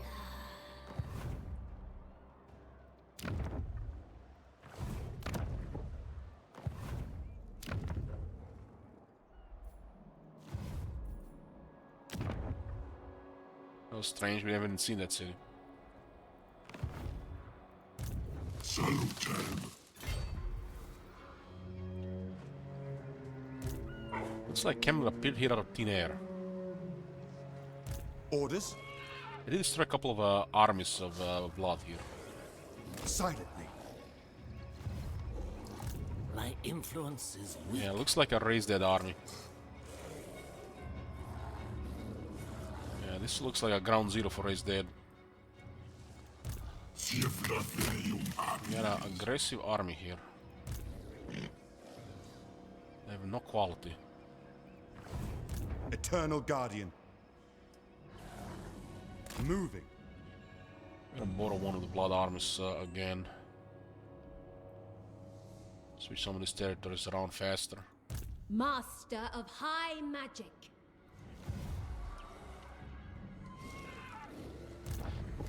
Hey, Sperberto, sorry you were sick. Why you sorry? It was not your fault. Hey there.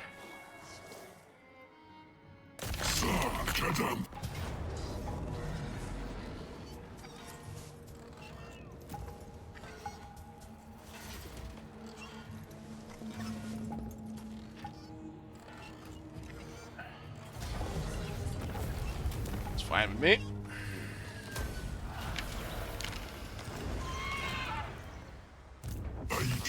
By the time we get the next fight, we'll be replenished.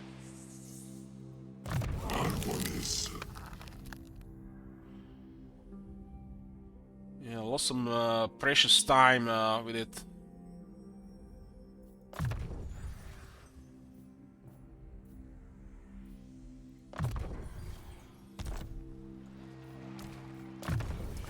Yeah, shoot. And I was feeling really poorly until today morning.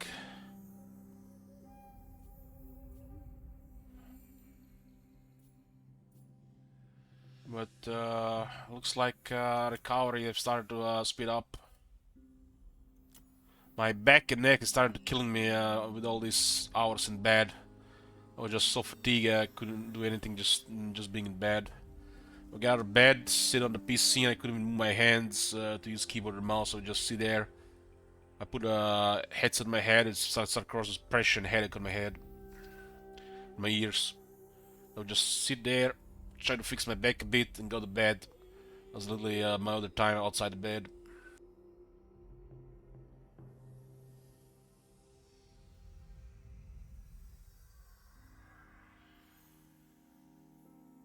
Couldn't even watch TV shows.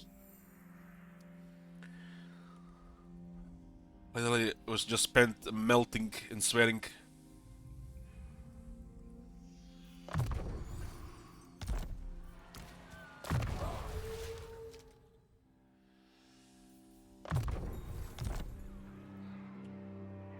Okay. Should transfer Karburg this turn to Vlad. We have much to discuss, and thou art most welcome. I don't believe this does much to him, but I like to think it does, so we're not gonna take his money. I'm about 80% sure that taking his money in trade doesn't do anything. But let's give the sea the benefit of the doubt and say the AI is going to use that money for more resources. As in buildings and armies. Karburg. It shall be done.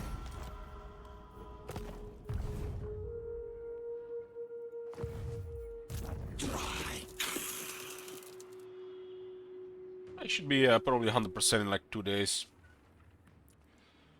It's just out of range, huh?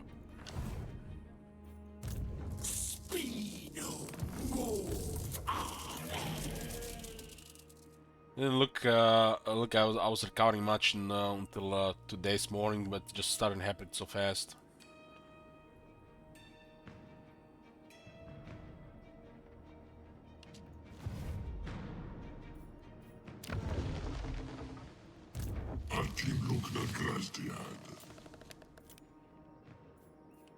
We're recruiting one of these as well. Glade Captain report.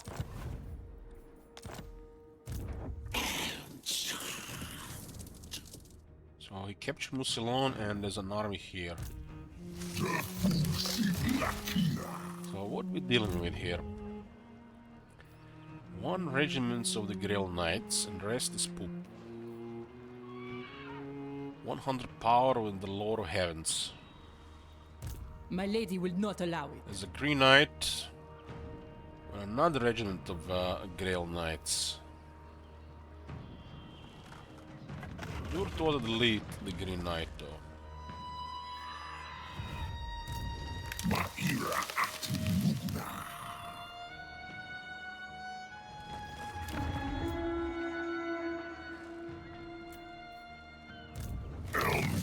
Attacking this army here will allow us to get a drop on these guys. Since our army is mainly vanguard, the enemy reinforcements are literally their disadvantage. So if you're playing with a faction like this, or a faction that has a vanguard deployment, always look at the angle where you can attack the enemy to position their reinforcements to your side or behind you.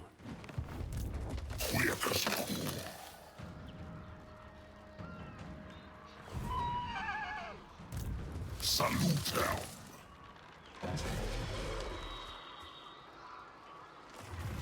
I mean, you have to trust the system works in the first place, right?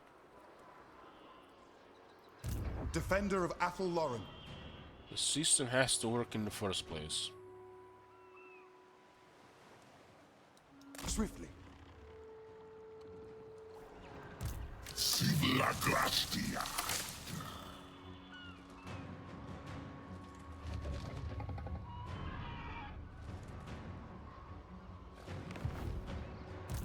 Via Ashka.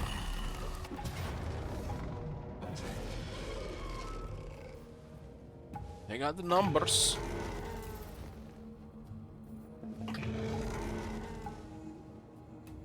But most of it is just cannon fodder here.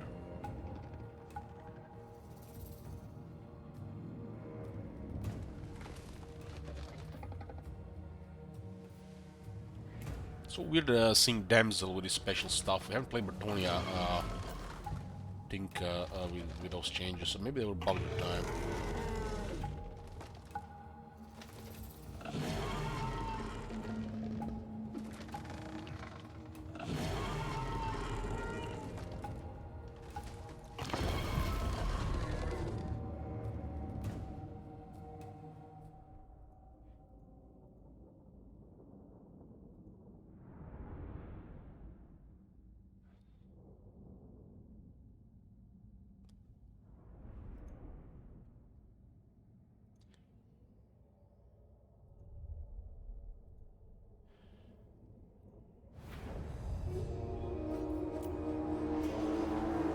Damn, look at this battlefield. These Bretonnians are screwed. They are so screwed. This is actually a sweet looking battlefield, look at this.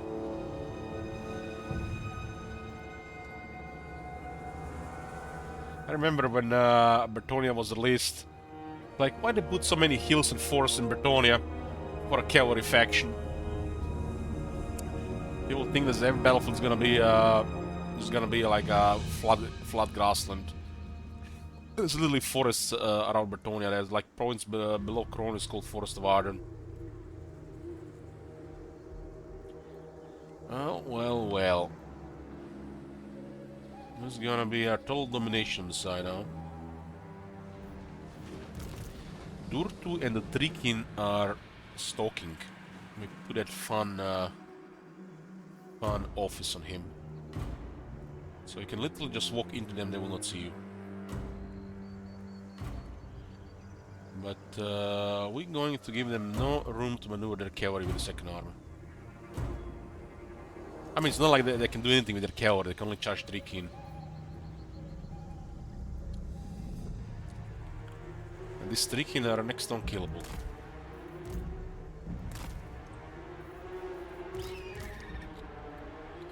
What are we gonna do with the flyers? Do we have any flyers of their own? Speaking of flyers, guys, the Great Hawks shred hippogriffs. Man, I wasn't sure, but the stats were on our side considering the charge. Until I seen it, I wasn't sure. But they shred hippogriffs.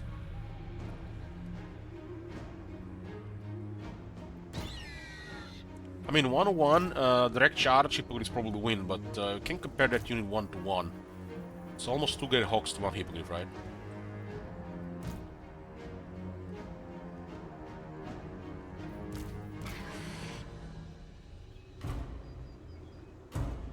So our flyers literally just gonna handle those Pegasus Knights for now, and that's it. We use the flyers for surgical strikes, unless we're desperate for some other stuff.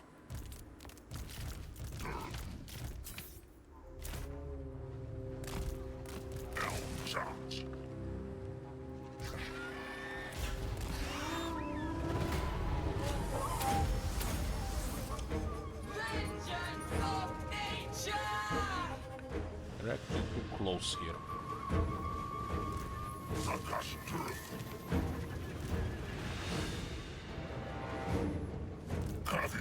The invisible wall here.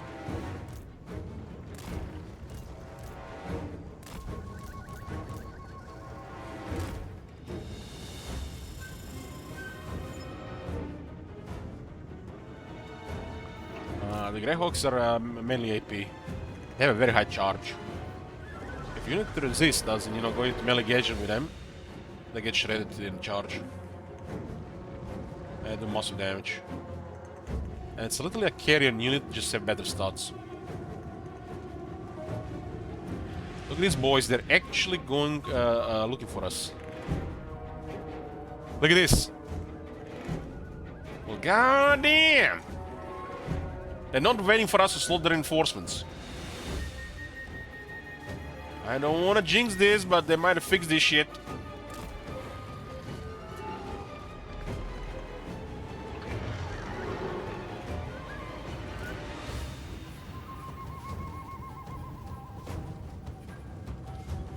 Have fun fighting us in the trees. The war aspect.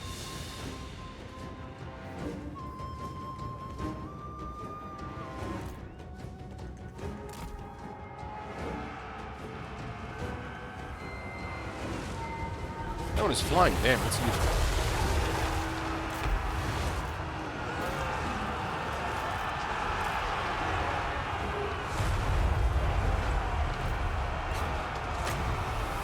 Damn, they actually did good there with the initial contact.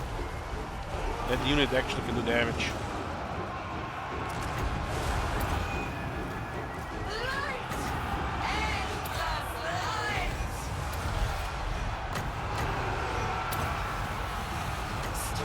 I don't like those units there, just all die please. That's the power of magic here. How do Emperors get this? I don't know.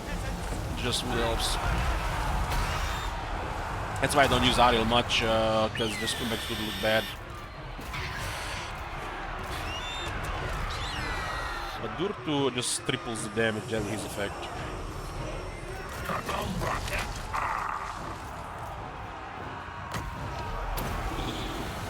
They actually did damage with those knights initially.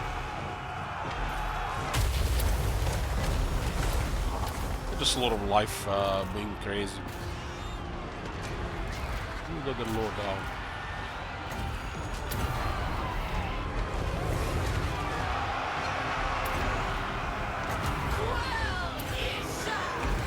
We do have some crazy spellcasting in this army. Some crazy instruction in a couple of minutes.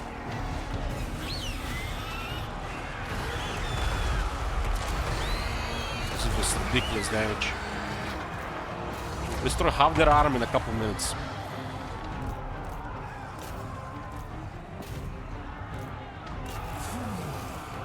I mean, half. Or 20 units, really.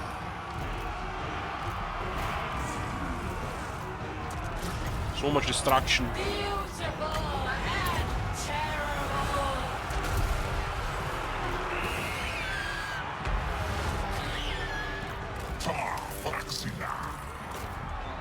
These Grell Knights a little bit tough there, huh?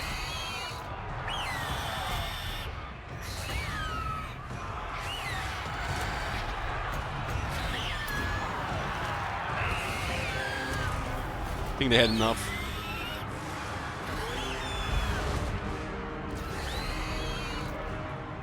Oh, Durban still managed to do more damage than Ariel. He doesn't even have develops below. This is a sword Flock of Doom combo with his constant mailing is very good.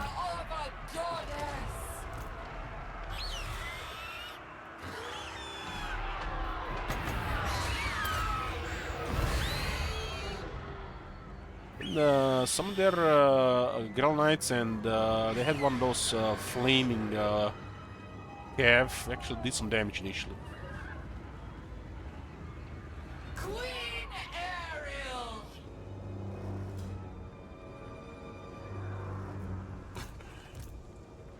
What's so crazy about this? Durtu can use his sword, can use Flock of Doom, while being an engine of destruction, just being in melee. Then on top of this, you can cast Dwellers Below and the Soul Stealer. All this combined literally just deletes units.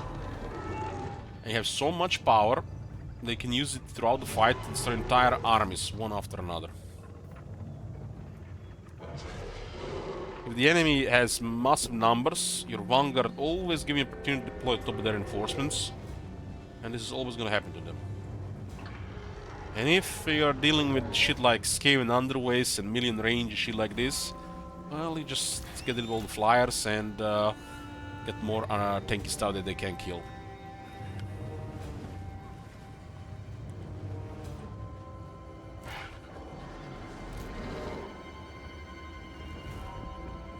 Gaze upon me! That damage that happened there was some of the fastest damage I've ever seen. Like the only thing I feel like I can compete with that is like the destruction with the nuclear weapon.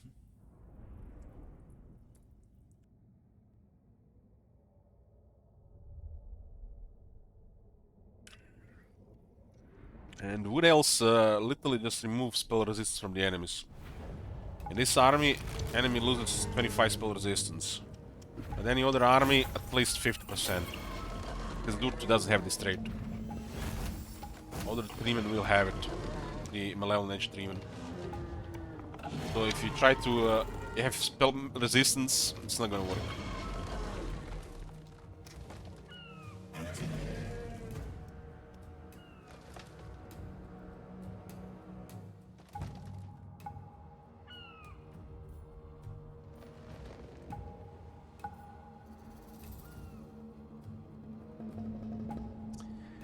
Hey Chief, good morning. When is Model 3 coming out? Tomorrow. So who did that initial damage there? These guys did some damage. Green Eye did 3.5 damage. I mean, the Grill Knights did okay. 4,000 damage against this arm, that's a lot. We pushed so much damage in a short time, they just all fled in the battlefield.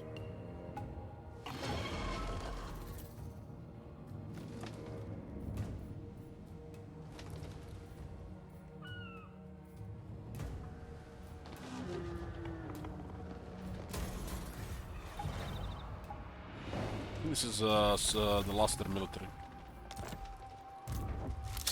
I replenish because I'm considering auto-resolve. Just to speed up things.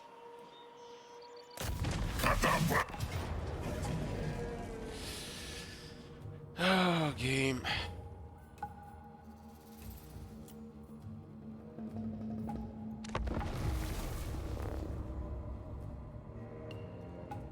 Should have taken the money.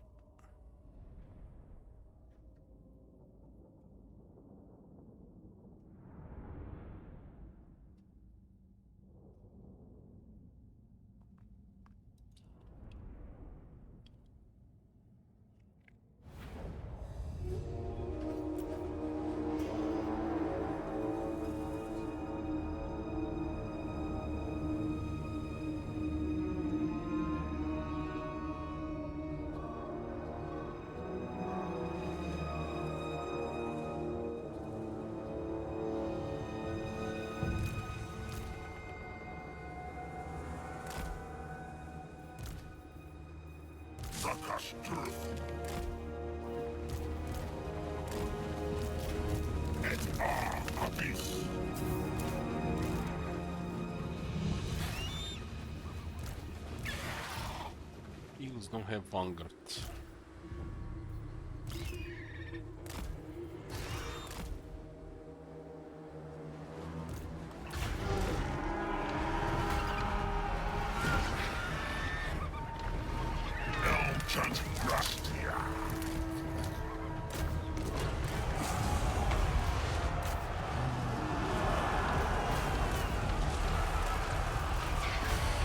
Chain lightning and freeze, huh? That seems to be moving slower.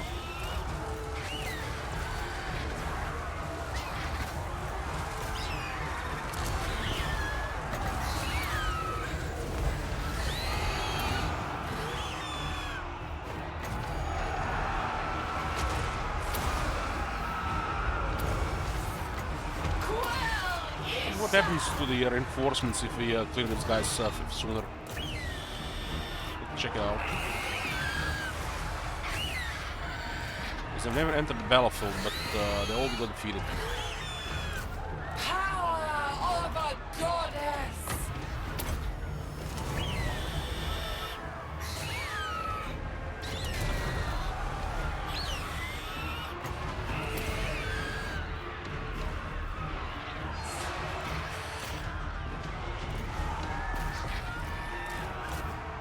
You get option, but what will happen to them when the campaign map? Dread Queen of Light!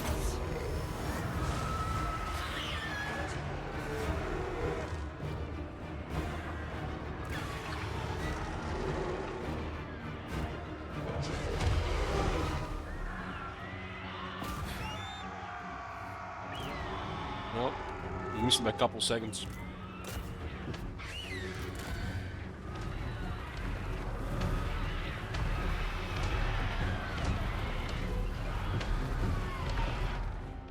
They all lost a fight and they participated in another fight. Shouldn't they be destroyed?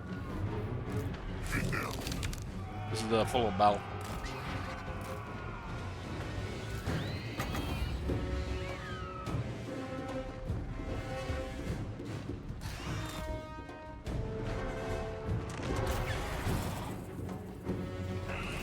They killed a couple birds there. Must have been a nice charge. Still get birds able to charge. I don't think I have much left on the campaign map. Begins!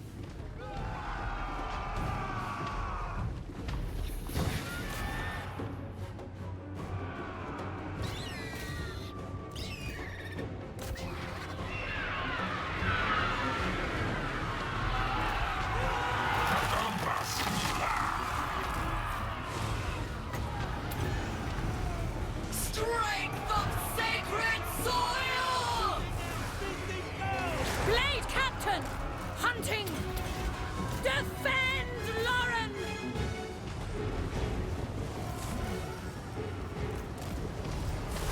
Hey, Horn.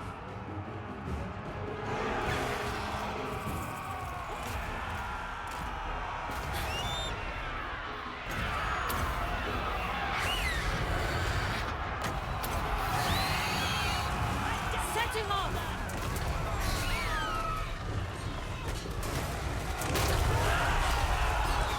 That should have big lances.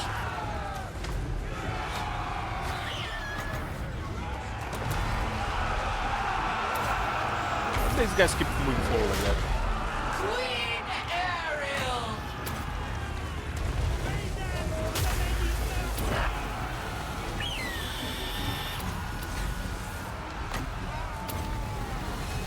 Vengeance of nature!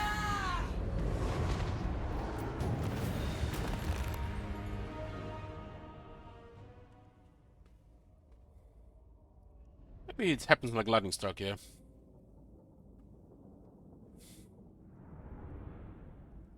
We had a decent army in this one, but this army is just too much. We fought Durtu in the last part of this campaign. Well, I mean, Luan.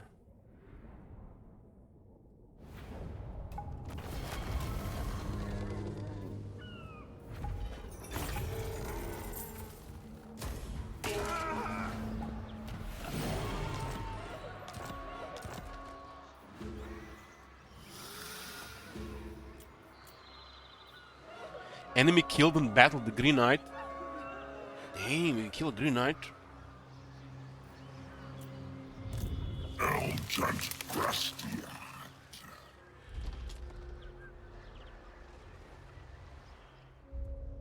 Yeah. I guess we just encamp so they know we are here. Oh my god. Have you seen that shit? Holy shit. What the There's Lasky.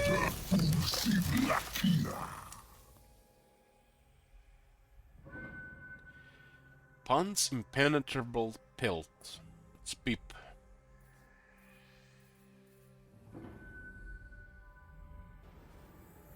Oh my god. Have you seen that shit? Holy shit. Thanks, Anis. What the hell? Felt the worst. Fear the worst.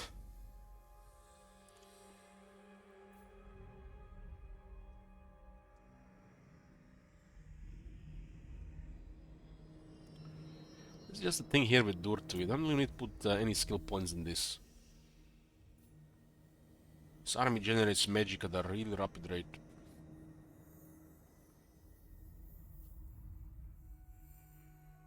Especially in the case of this army. This is sometimes very useful. Can debuff an entire side of the battlefield, especially with grinding good stuff like let's say high elf tier 4 plus. Stuff like this ensures us that we are top dog even outnumbered against quality melee units. I guess this campaign might not reach that. So makes no sense to prioritize anything else here on the magic.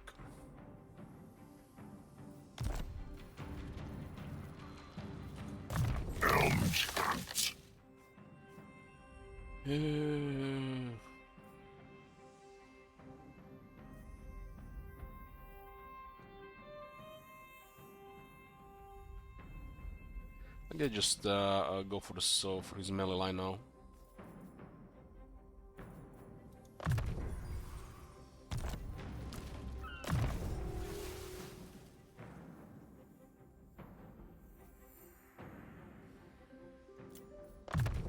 Use the magic on this one. Don't care about that. It doesn't do anything.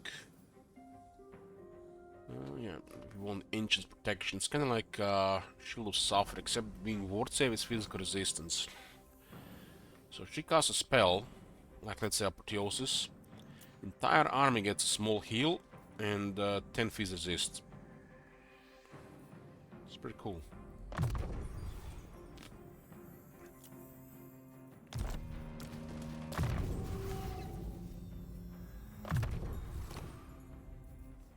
anything to equip here? No, I guess that's fine. No range line is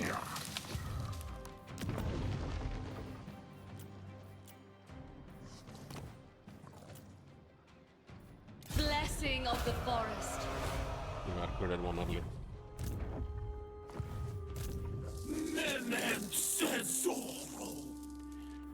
Draika. It's almost like there's not a dry campaign, as we haven't touched it in a bit.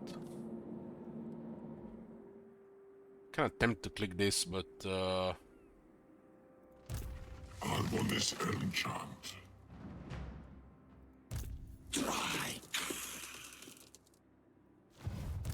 Elchant Grastian. we don't have Aquitaine in range. Maria Qued. Just outside range. Ikit Cloy's here. My lady will not allow These it. guys don't really matter here, they're not even recruiting. Antim Lugna Grastian.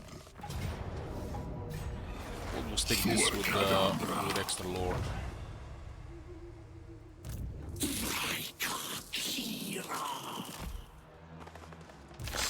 Kadambra.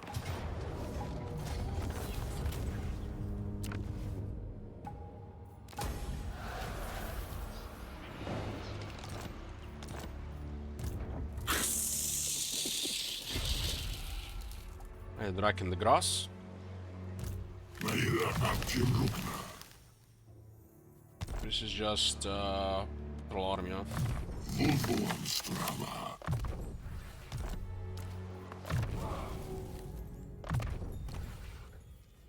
Hey, forest spirits.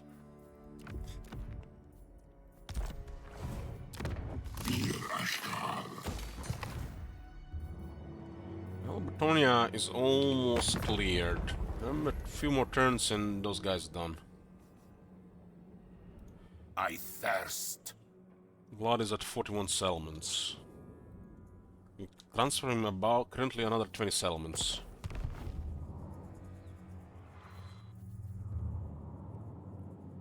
Crisis can start as early as in 2 turns.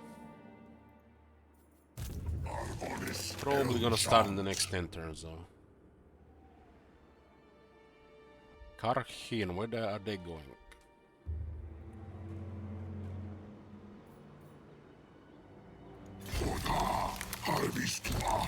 Oh, hey there, friends.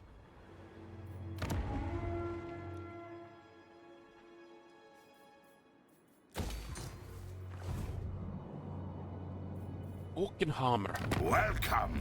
Sit by my side, and let us discuss mutually beneficial matters. Hey, Victor.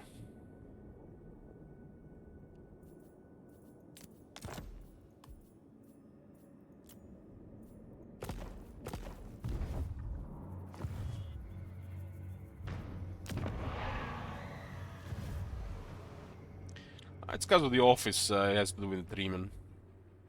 Couldn't resist. Forta Abistua.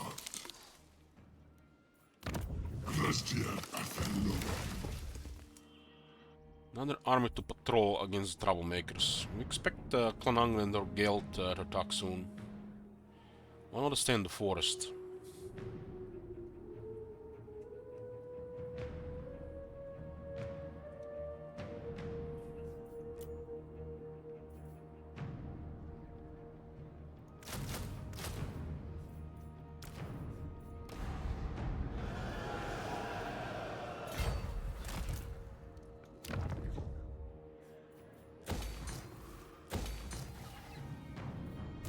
Protector of the forest. Tracking. Look at all these territories here, all free real estate. Ulrich's will. Nice army guild.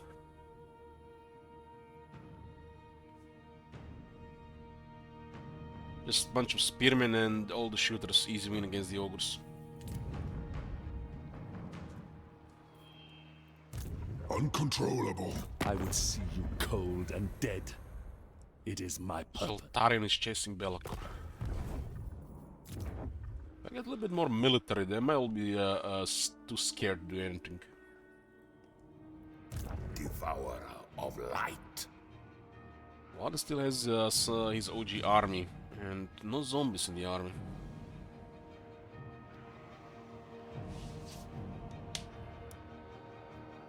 Strange he hasn't got any equipment other than his unique items.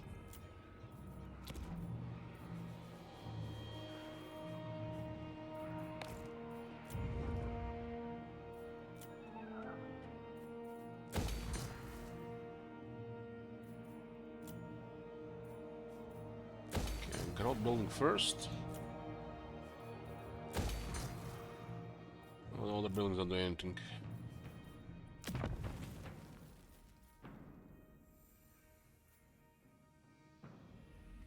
Nothing to build here, huh?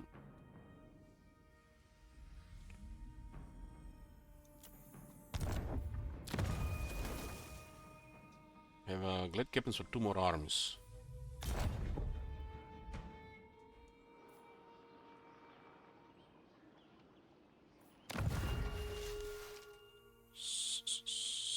Have currently what?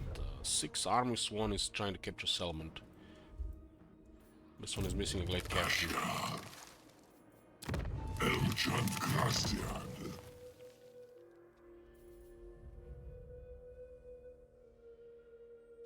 There's nothing else to build.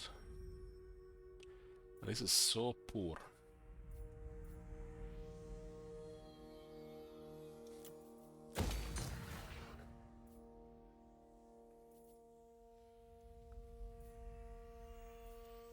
The last 2 buildings is just hero capacity.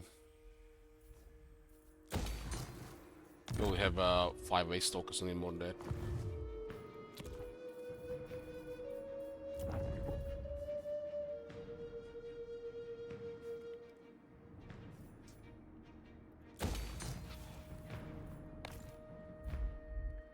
They might not attack this immediately if it comes to war, so we can use the army in Upper Loren to use the deep roots to garrison immediately.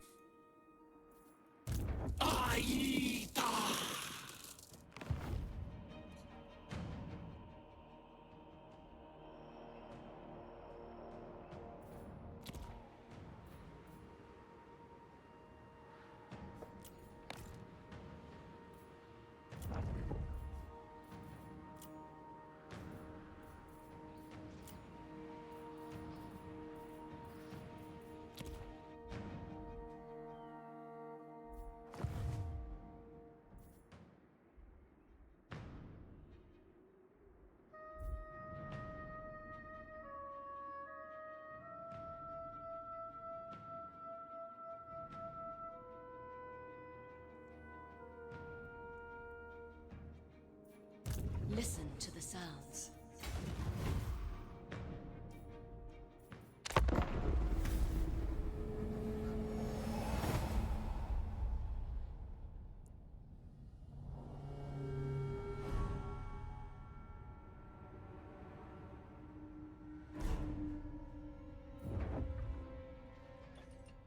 Wow. That's a good thing they didn't attack there, it just would have attacked it anyways.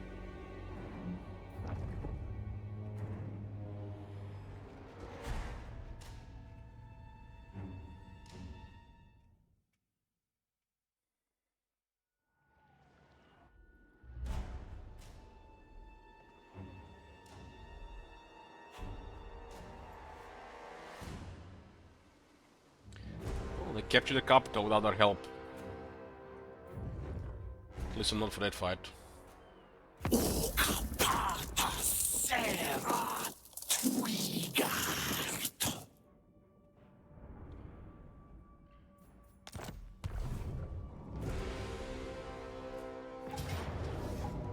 try to flee with underway.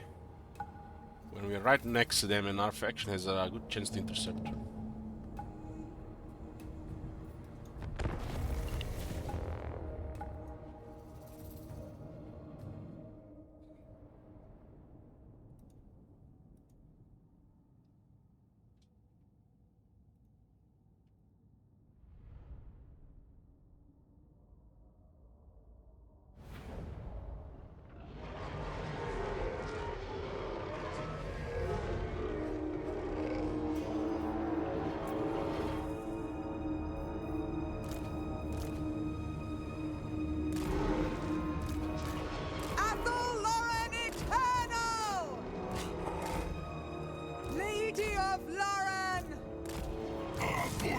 Who they gonna focus now? I guess it makes sense to just focus the Lord. For all, Lauren! They have guns there. Et abyss. Rift to abyss.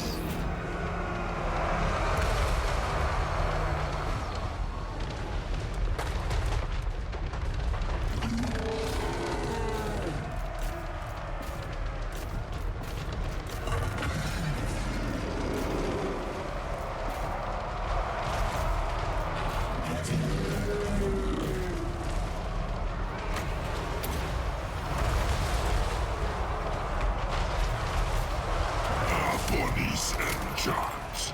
Come on, see me here. 7,000. God damn. That's a lot of moss.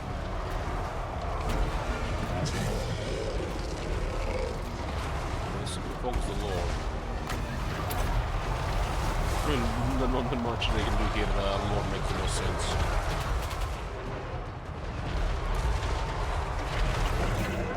This will be the end of Karak here.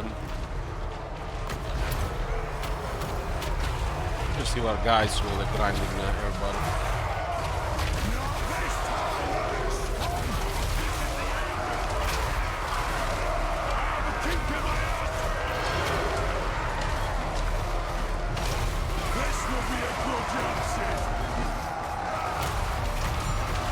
Lead, Captain! Blessing of Kanos!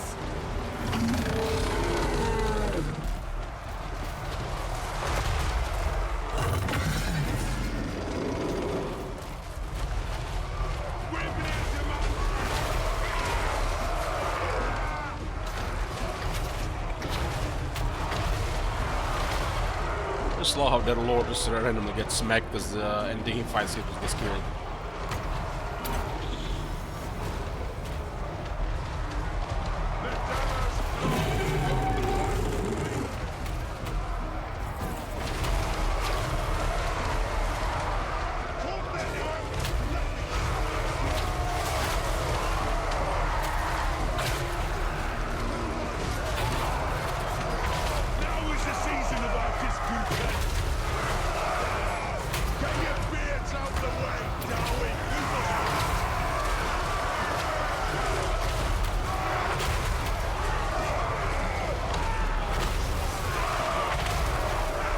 Stomping.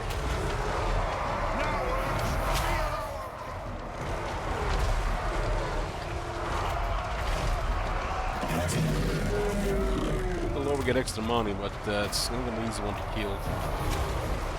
Lead, Captain!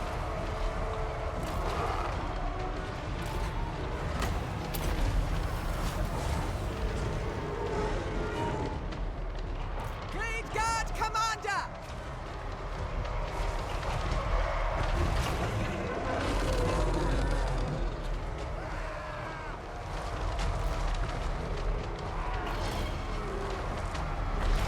The Great Hunt!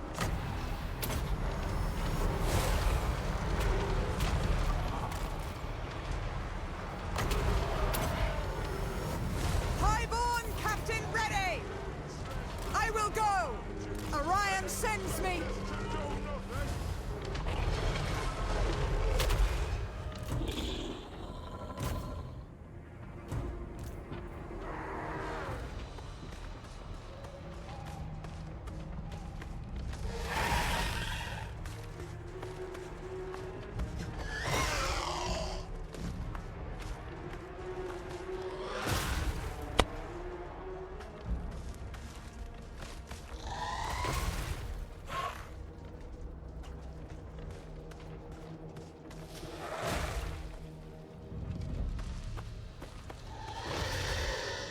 Kind of like, I mean, it's a frenzied. This thing is not it's a frenzied branch raid.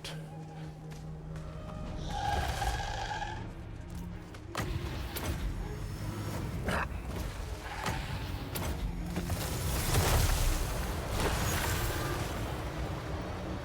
gotta go down.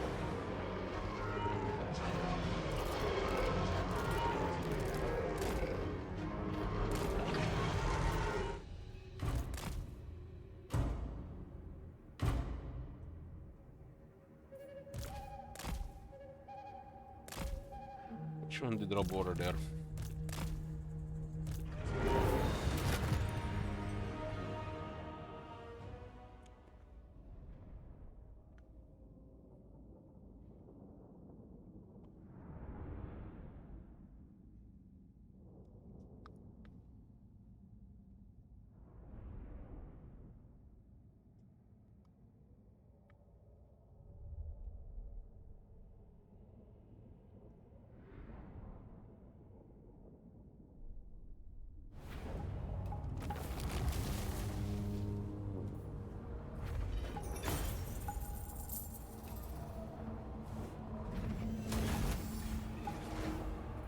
That was their last army.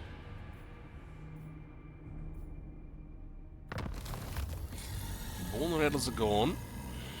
Karahin gone.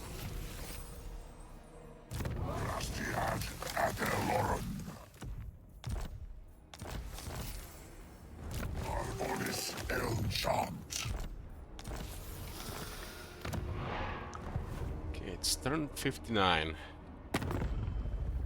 Starting from next turn, we could have a crisis. But it's not gonna be next turn. Is the Kaza Chaos talking to me. You are brave, which is to say a fool. Ivan says, hi Elch. I'm playing Kugad right now. Malakith is number 1 and controls Ultuan and parts of Bretonia. Clan Pestilence controls Lastria and Valkyria controls the north and is wiping out Kislev. The other tide can be defeated. What is this, like turn 150 plus?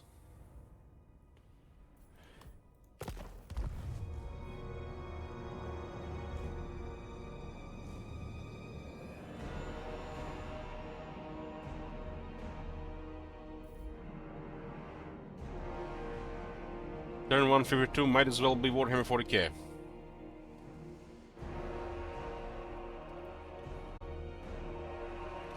Sorry guys to interrupt. In a few minutes.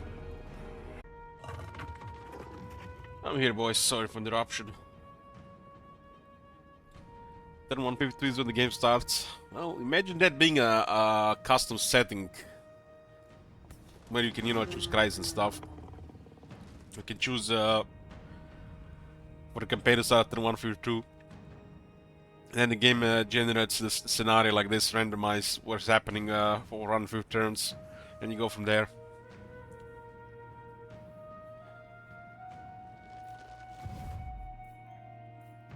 The Waker of Trees. You're taking any attrition from Imperial Corruption because of the temple in our capital. The forest is whispering, treading silently. Looks like Martinburg got sacked, but they didn't occupy it. They didn't occupy it. Vlad, why are you sacking cities? Welcome. Guess he needs a lot of money. Sit by my side, and let us discuss mutually beneficial matters. It's 24,000. It's at 42 settlements right now. We can transfer a lot to him. I don't want to transfer too many because Vampire Crisis could happen instead. It's gonna be a Vampire Grinder. Vampire Grinder. Look at this Slanesh corruption in the Oak of Ages.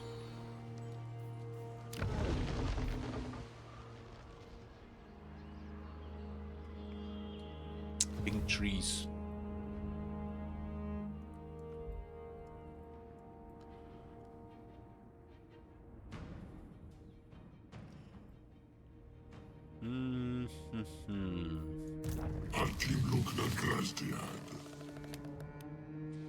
Continue clearing this coast here. Where's the border here?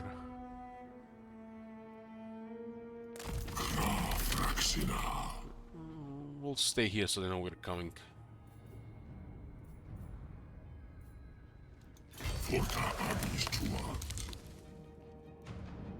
Hunting. Opening the way. Hello. Oh my god. Have you seen that shit? Holy shit. What the hell? Welcome. Capability trading is a coward. Doesn't really have enemies, huh? Welcome. Sit by my side, and let us discuss mutually beneficial matters. Gotta declare war on somebody. Ogres might declare war on them, right? They're, that's stupid. Would make a lot of sense to declare war on Golden Order. So? But then I'm gonna have to go to war with Angron and Golden Order at the same time while we still haven't cleared the rest of the stuff. Maybe they didn't do anything. So Clonmolder has barely forced settlement, causing so much trouble to Kislev. What the hell? It's like a huge stagnation in these areas. Itching for Champion of the lady. Real big stagnation. Tribesmen, gather.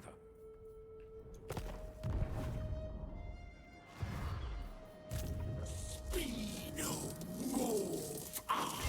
know that Clan Scryer is somewhere here.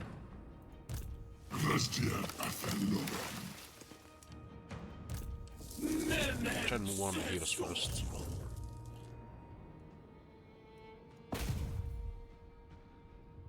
I will open them. Me, far too important. I can Secret Claw. Small brain. So he barely won there. The moment the settlement changes and the outpost remains, they always full health.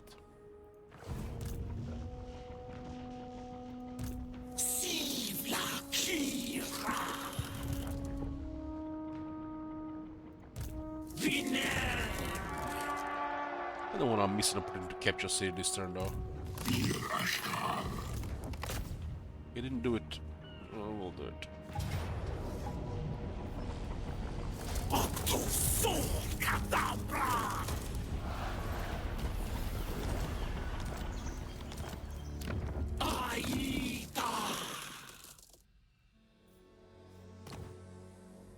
This place doesn't even show it has wine, huh? Arbonis enchant. Well, he's gonna be at the inside the zone of control here because he didn't capture the last turn.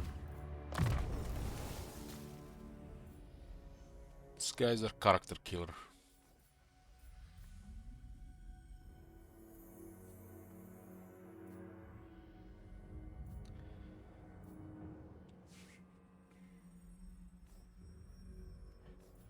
Yes, undivided corruption +1, +1, local province, green, meaning it's a buff.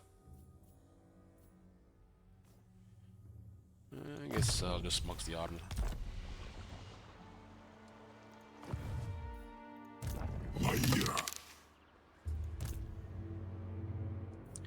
Go for Boston, he's gonna go for Aquitaine and then just gonna go south. That's why we can't do that, do it like that.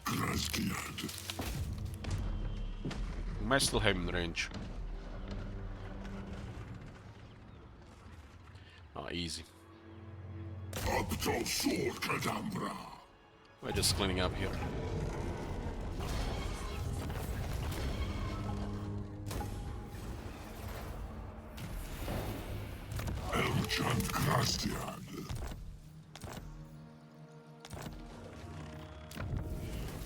Wins a magic power reserve capacity +10. No longer when increasing, huh? And the army here. What's this Lord of Beasts? Let's finish Lord alive here. Clearing Bretonia here. I ought to transfer all these territories to Vlad already, but like I said, it may be a vampire crisis. So we gotta wait a little bit more to see which one it is.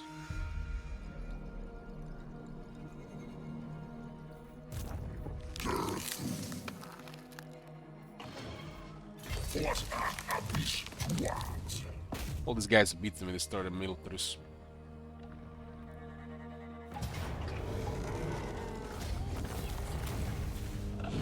this. This is like a next to zero casualty battle.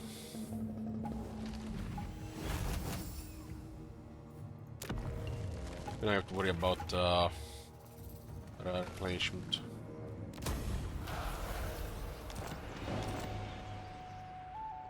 If things were actually hard, Outer Zone there would be stupid because you take damage and you would probably take a raise instead of occupy. But at this point, doesn't matter. Like I said, I want to speed up the destruction so Ultron starts forgetting about him earlier.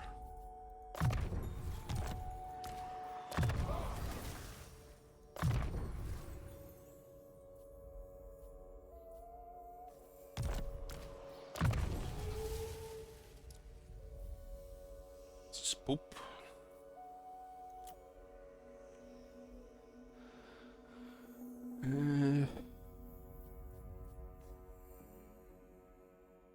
This don't do anything. She bugged, we didn't get her items. Was missing some abilities.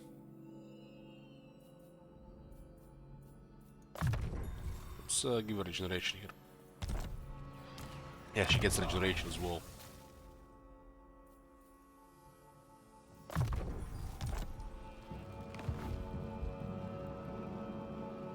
Coron, Clone Scryer, Battle Legion, and the Scaling. This is what we're fighting right now. Gelt, Greases, Belagar probably gonna attack. Ultron is also, it's cooking.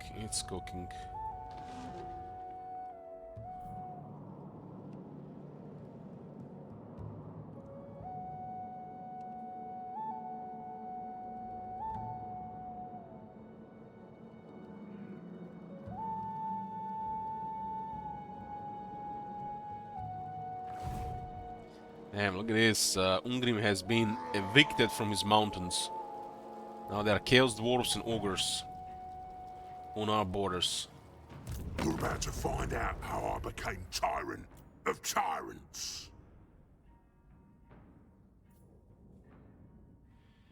He decided he hates the vampires and hence he hates the player.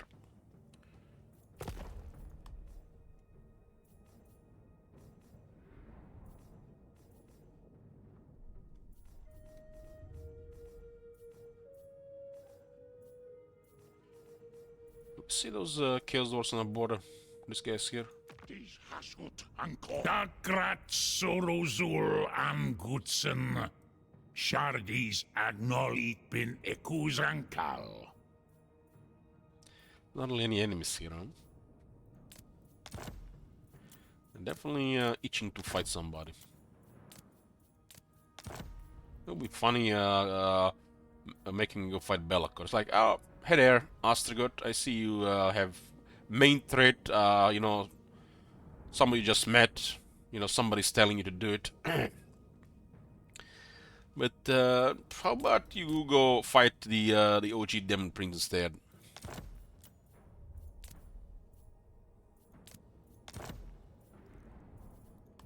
For a measly 4,000, huh? Shotgun do to azept.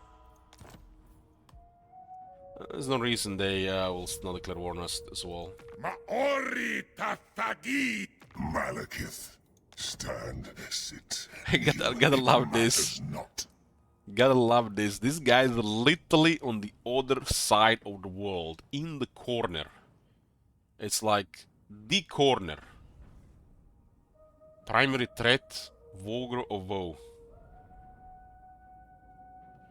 0 trade agreements, 0 allies. But we are their main threat. Meanwhile, Ultron reigns supreme.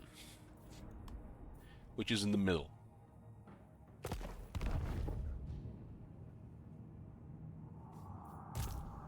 Not sure where to send this army. We can expect attacks in the east. I mean, wherever we send them, we can move them away. And whenever we want to send them again, it's gonna take some time. guess those scaling these guys will send another army at some point. We can just get regiments down to clear them.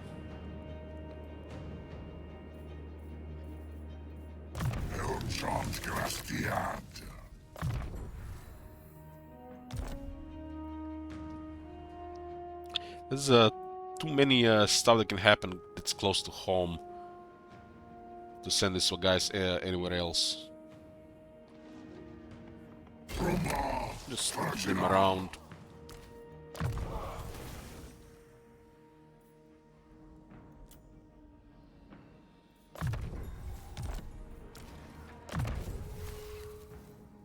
Keep them around. Sam just needs a late captain. One that has some trait that does something. Something that does something for our army. These guys are available to go in any forest. But I just want to put a glide captain in it. It's a massive growth in the player upkeep production. Our armies are really cheap. Like really cheap.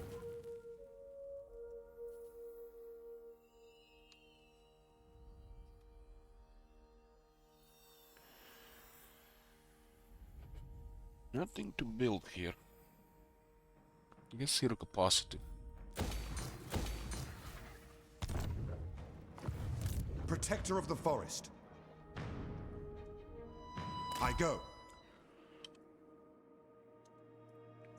I feel like the worst crisis, other than messing up the flavor of this campaign, the vampires, so then we're gonna just have to grind the vampires. Which I guess is fine. I think the worst crisis... Oh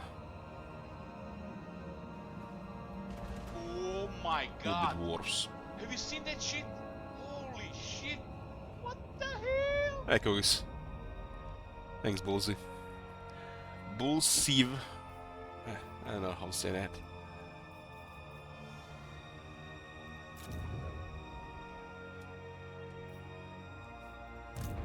Prince of Elfwan. Reason why the Chaos Dwarfs even joined the war against Belacor, because these guys have destroyed Belacor's army.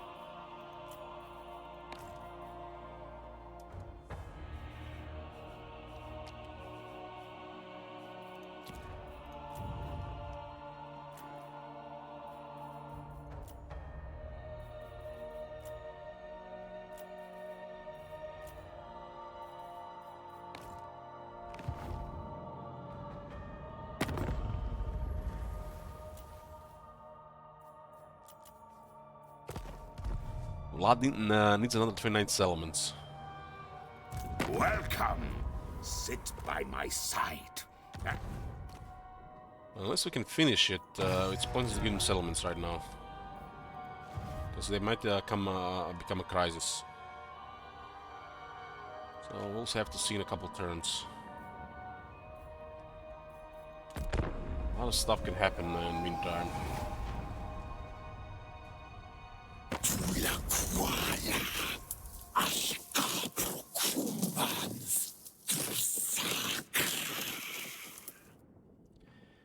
These guys are at war with rank 1 faction, and they consider us the main threat.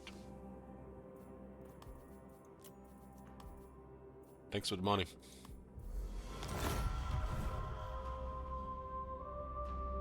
Yeah, they've played full there.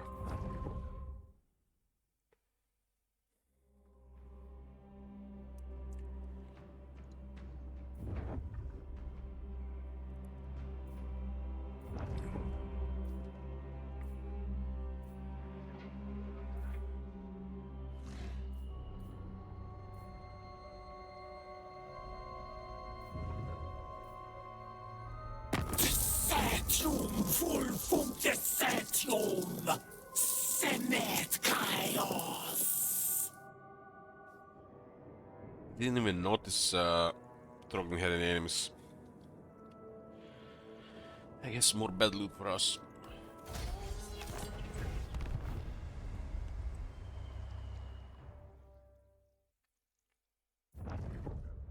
It could cause some initial damage, but weapons are way too big to fall now.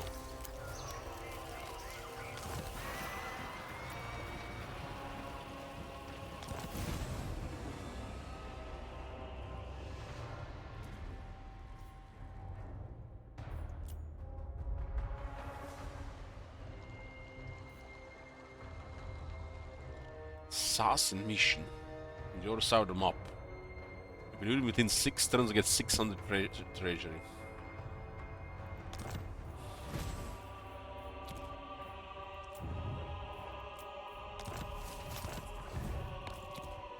Hey Firefox.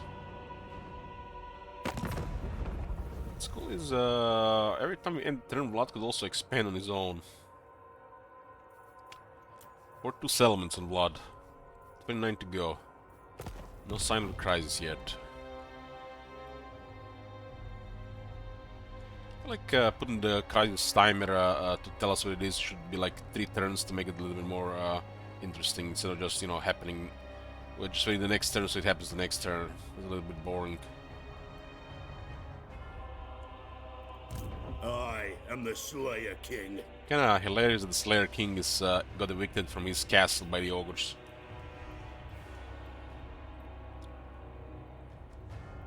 We have much to discuss, and thou art most welcome.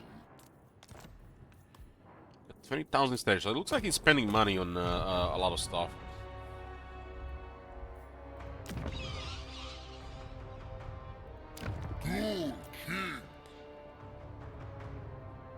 He needs to have this building in every city.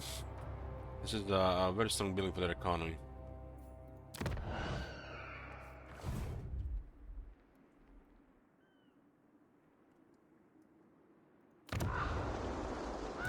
Salutem. Azray Spellweaver. The woods await. They're just not taking these settlements for some reason. I thirst. And Trog will be coming down around Norden on Kesmon Rauken.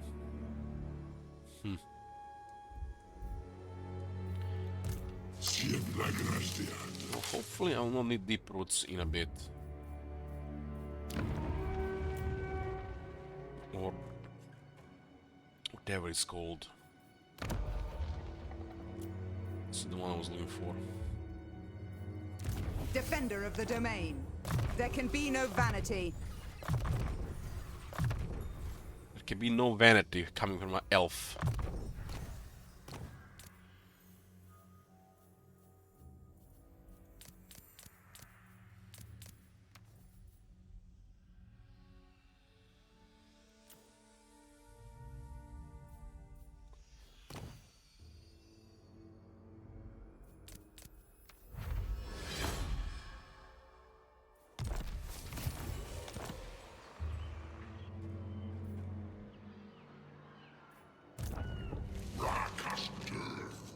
Well, at least we can focus our military somewhere else now.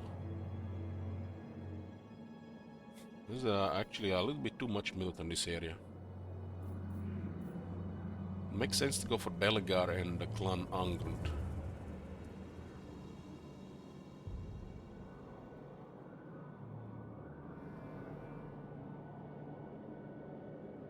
Well, other war seems to be just on the border now. Salutem. Blood is just taking his time. He's literally been spending here several turns just seeking settlements and waiting for the garrison to replenish and taking them again. Every time he does that, he literally cripples himself and able to progress. Because the code is telling him not to attack settlement because there's no garrison. And for some reason not occupying either. Fear me. That's why we should just clear this area ourselves.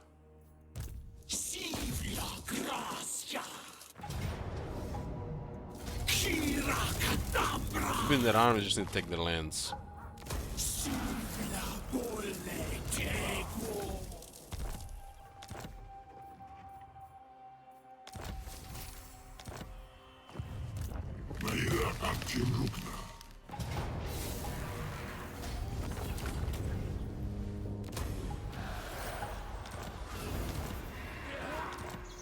One Scryer is gone.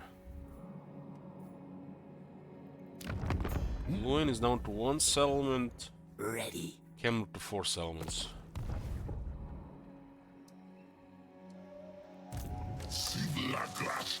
We have to send Dur to clear this area here because this guy just gonna wait there.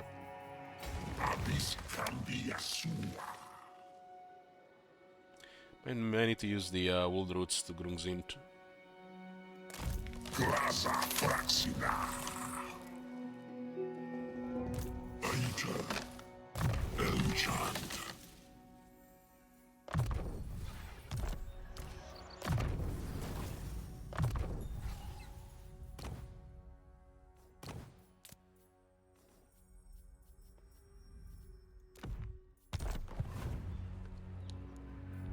All these regions are under control, Chris. It's all here, all here. This is all useless to us. Should all be in Vlad's hands.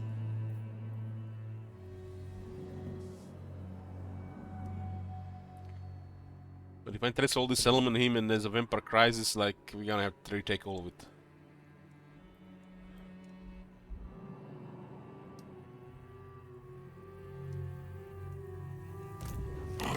We've beaten everybody in this area, just finishing them off, but still a big area.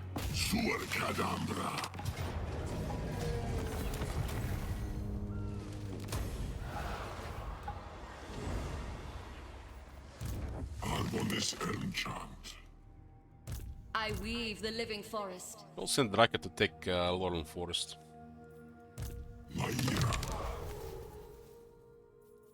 What's this? Just an aggro army, huh?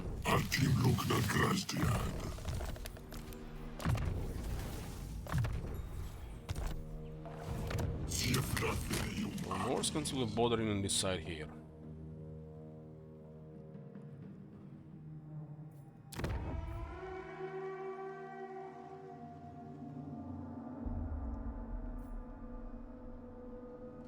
Hard to say when the crisis will happen.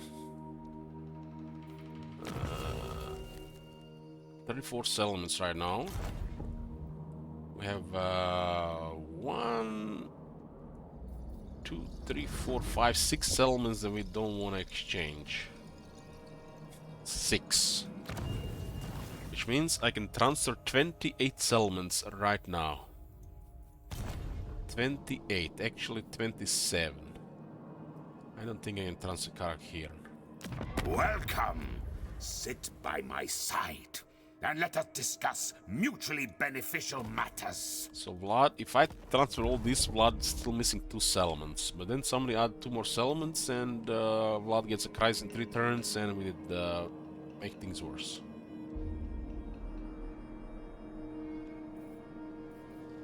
The goal of this campaign is, you can see top left. It's a short victory plus, we achieve short victory. And the plus side of things is the size of Vlad. 71 regions currently. We can put him to 69. But there's also a crisis that can happen any turn now. If the crisis happens, we're gonna have to defeat the crisis. If they're the vampires.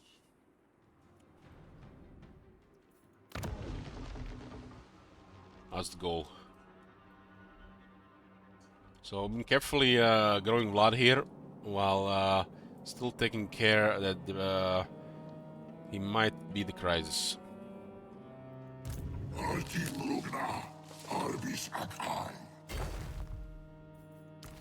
And as usual, you guys can either remove from this goal.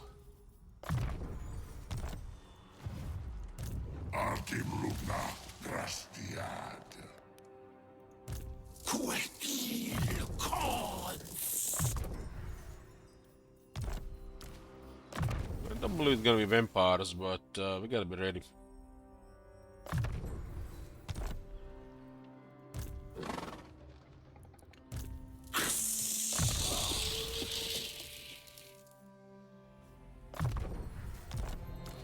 Bunch of characters, bunch of click, click.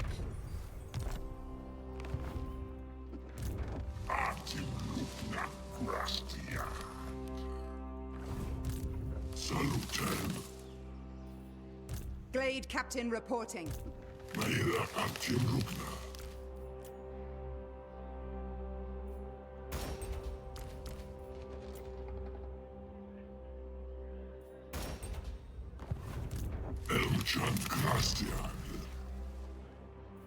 Yeah. Let's just stay here for now. I think we can use Tribert to travel somewhere else. Assyrian wills it. Cease. This guy's been raising all kinds of stuff here. Guardian of the Deep Wood. Defender of Apple Lauren. It'd be, you know, cool when you assassinate characters, they have a chance to also steal their items. All hail Kernos. Death comes for them. It will be done.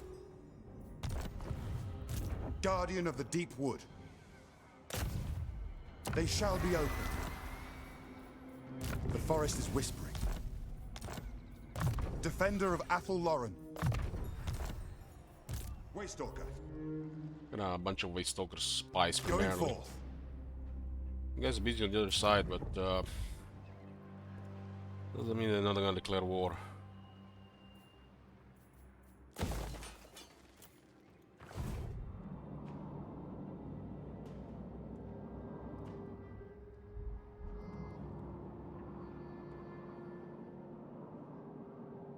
What would be the easiest crisis? Wood Elf crisis? What the hell happened if we're playing Wood Elves get Wood Elf crisis?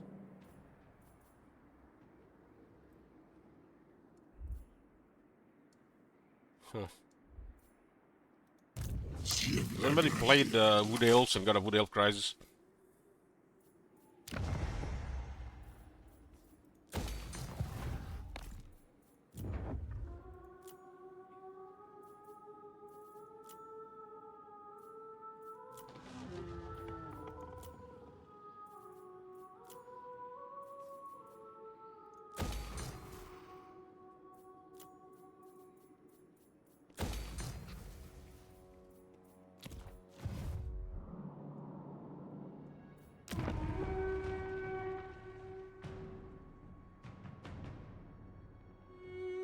Force take the other trees.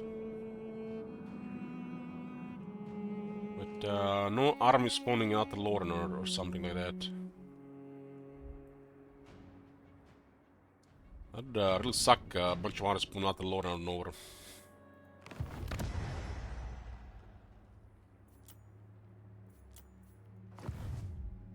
That's why that warning time should probably be at least 3. Otherwise you're just gonna babysit things for like 10 plus turns instead.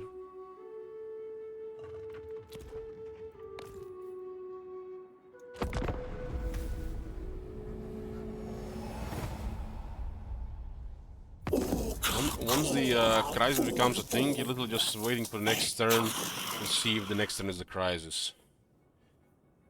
It's way more interesting if it's like tell you within 3 turns.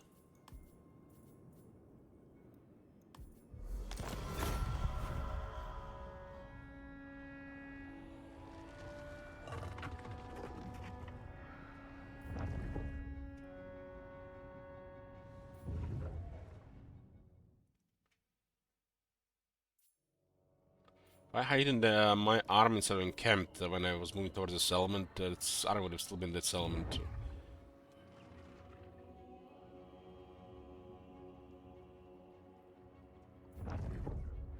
As in, they're dead now.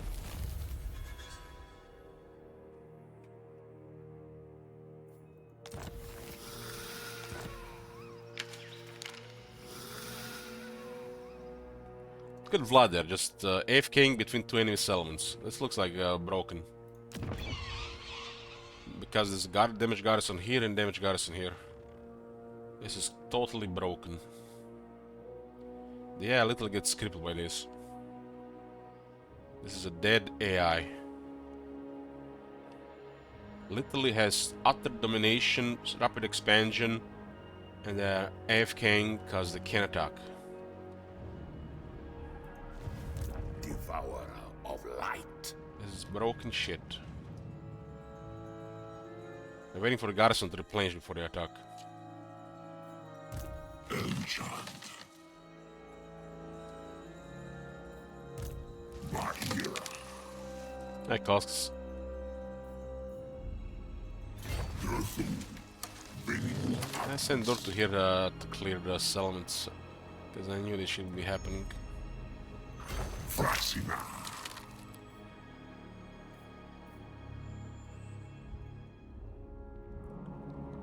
How many turns is this? Vladis is here for 3 turns between 2 enemy cities. He could have occupied this entire area here.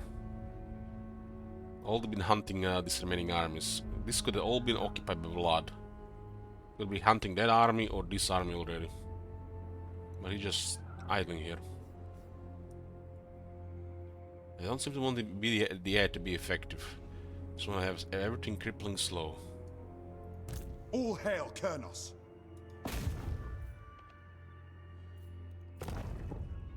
Silently.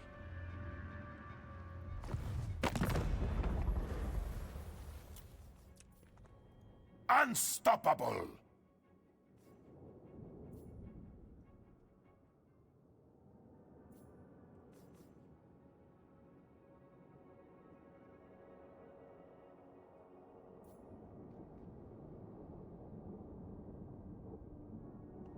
Going to do this 21 settlements. Disorder!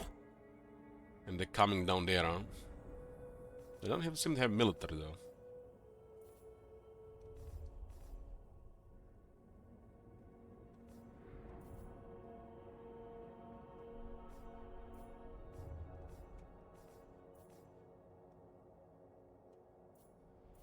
Curious how quick will this go down when Corona is gone? Minus 65. Military action against Corona.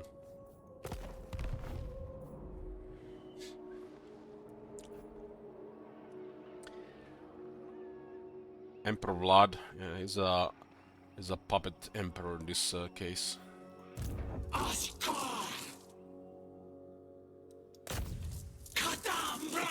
let's unfuck the AI here.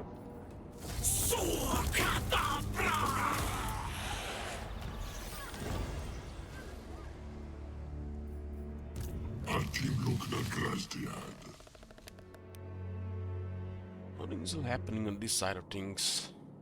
We gotta keep an army here close, but this army is not the Lauren.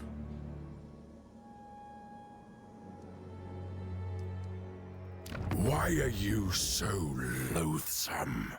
So unworthy of my attention? Look at this, Azazel has no enemies, huh?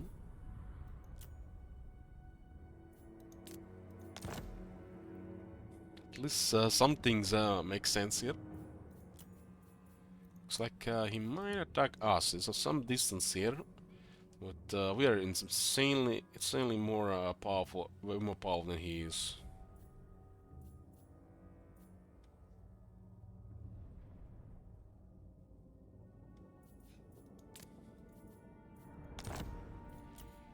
Kinda harder to invite him against the Norskans, huh? He doesn't wanna fight Norskans. Belgar even worse. He doesn't wanna get in mind the war period. Maybe he just planned to attack us instead. He said like has no military. Circling the drain. The usual Azazel style. Hey, Jonicus.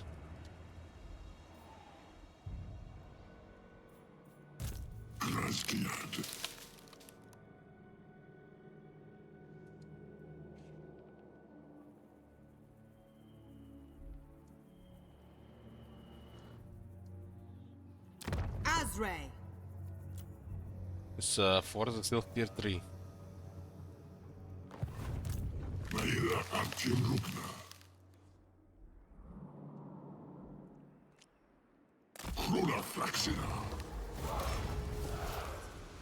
Another forbidden rod. I think we have like 6 forbidden rods this campaign.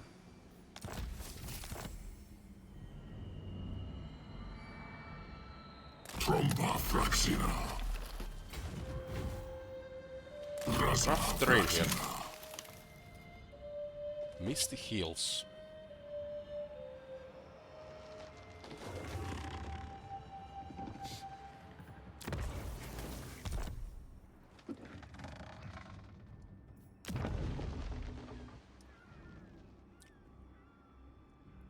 Just finishing off anyway that's still alive here. I'm on this enchant.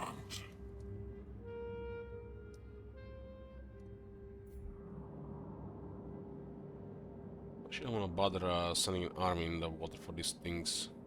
This guy could use some experience though.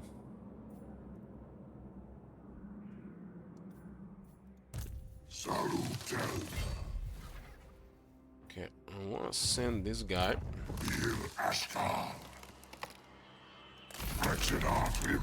Maybe, maybe these guys can actually handle trees.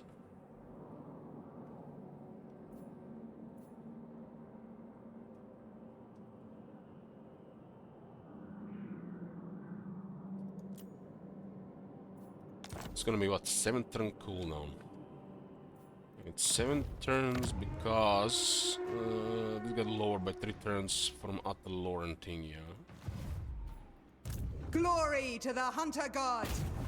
Kernos, guide us on! It's our way to Wool Trowel.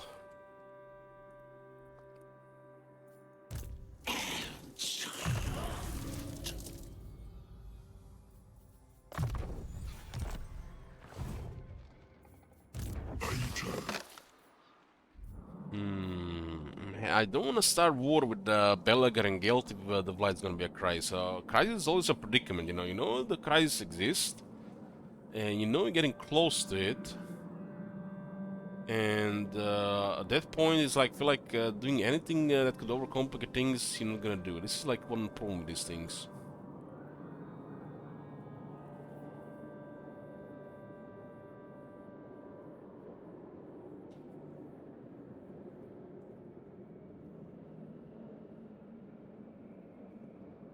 But there's no reason those guys were not gonna attack us anyways.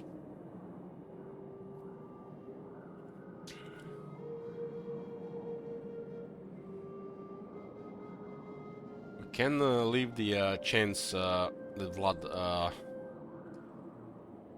it's not gonna be a crisis. If there's a chance it might be, so we don't wanna make things worse.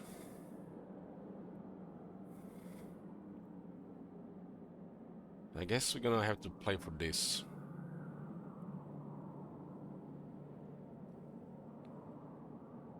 I think I'm going to lower the min and max range of turns for the crisis in the future for the crisis and put a warning time into like 3 turns. So like, for example, within turn 60 and 70 and 3 turn warning.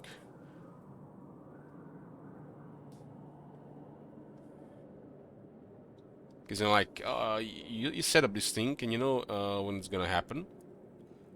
Or, you know, you have inside information, right? So, and you're getting approaching that turn. And then, you know it's gonna happen, you don't know who's gonna happen. I guess in this case it's worse because you're working with Vlad. If we were working with Vlad, I guess it wouldn't matter, we would just attack Gelt and the other guys.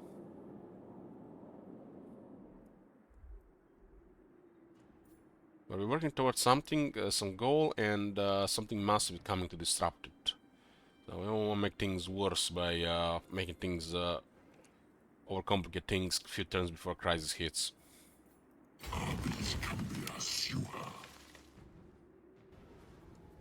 Oh my god! Just keep armies closer to trouble. I get her. Ever watchful. Opening the gates. Protector of the forest.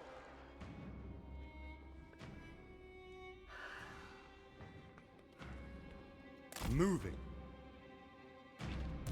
We will.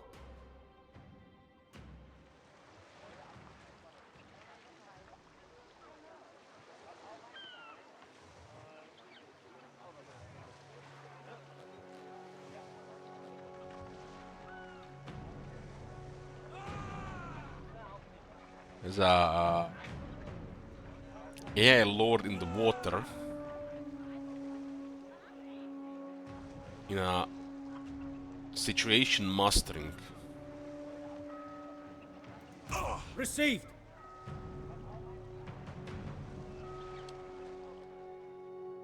It looks some kind of bug.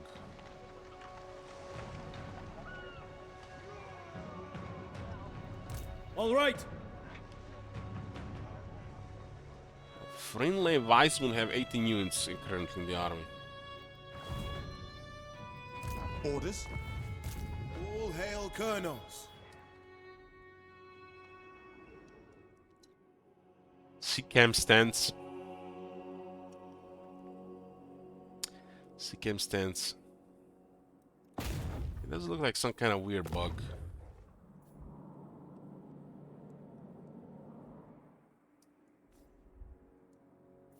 Tracking. Okay, finish of the enemies here, and hopefully Vlad does something with all this military here. I, Vlad von Ka... We definitely have to send an army or two north to deal with the Norskins.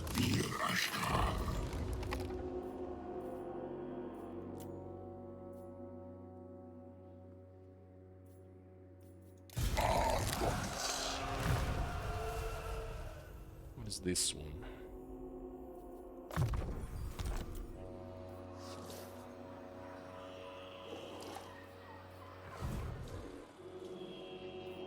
Arbonis Elmchant. There can be no vanity.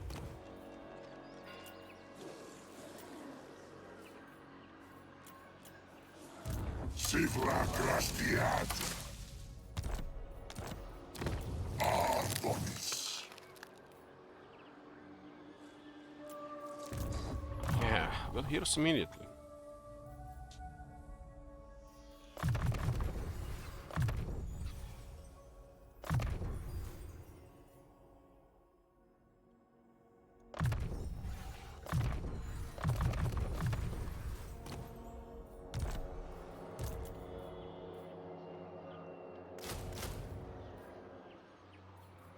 I use that global. It's gonna be taking forever otherwise to muster the army here. Let's get just a really sturdy one here.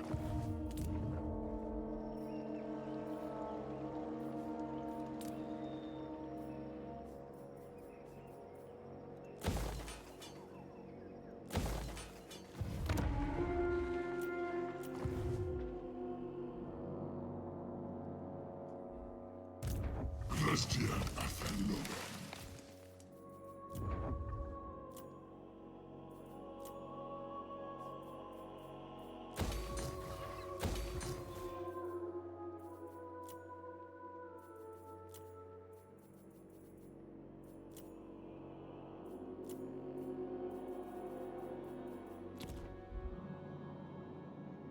One more army. I'm just gonna probably just send him around here.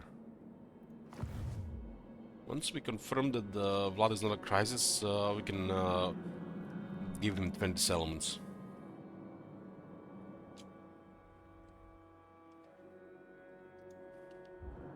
It's gonna be the largest Vlad we've seen in Warhammer 3.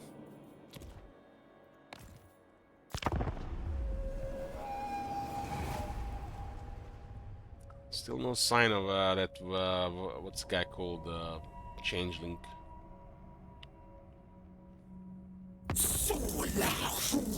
Go.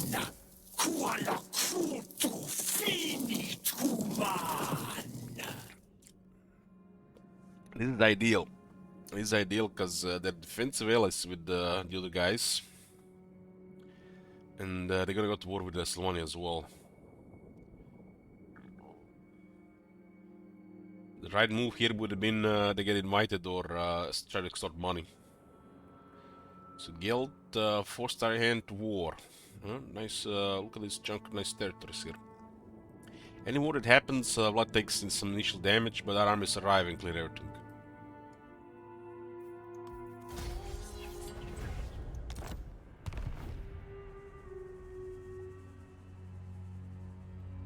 We're gonna have a lot of military now available to get in any area.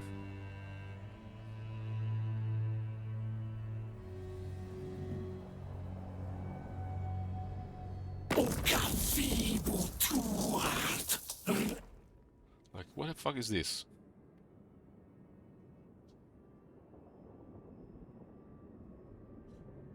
This guy has no military.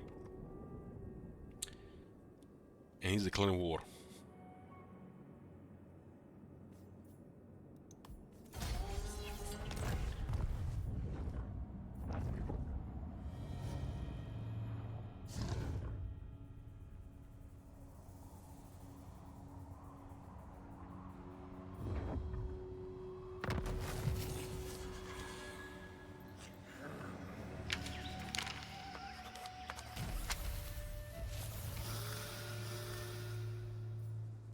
Turn 62.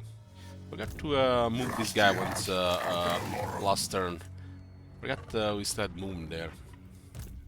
Spellweaver of Athel Lauren. Whoops.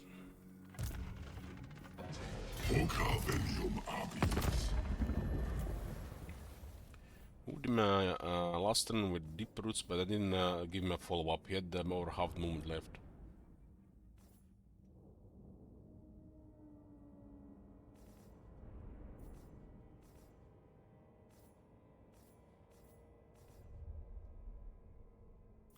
What has actually lost the settlement immediately, huh? Would they hit? Well, we're gonna hit all over the place now. We're gonna make it hurt.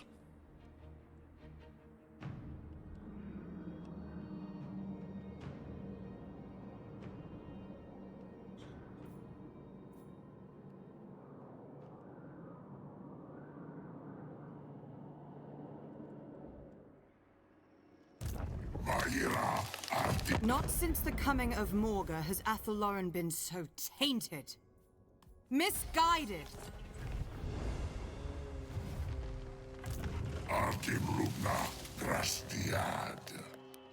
Not possible. Not possible.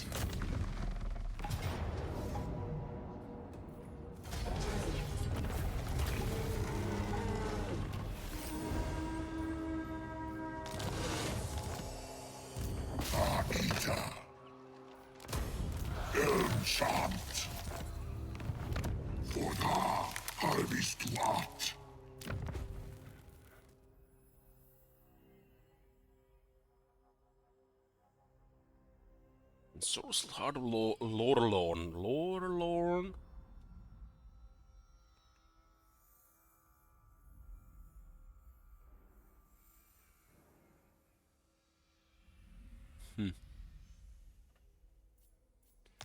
These guys have got only tier 3 in 60 turns.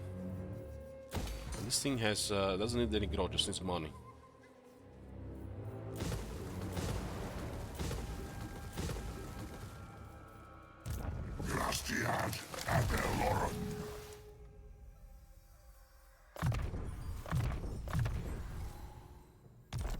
Let's send this guy on the Norskins.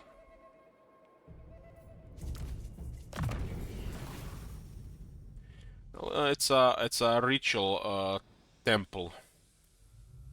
You can't compare those to ones in Athel Lauren. Those are just poop.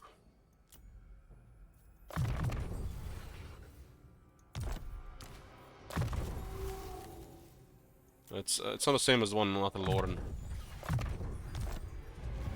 Arbonis Elmchant. Elmchant Crust.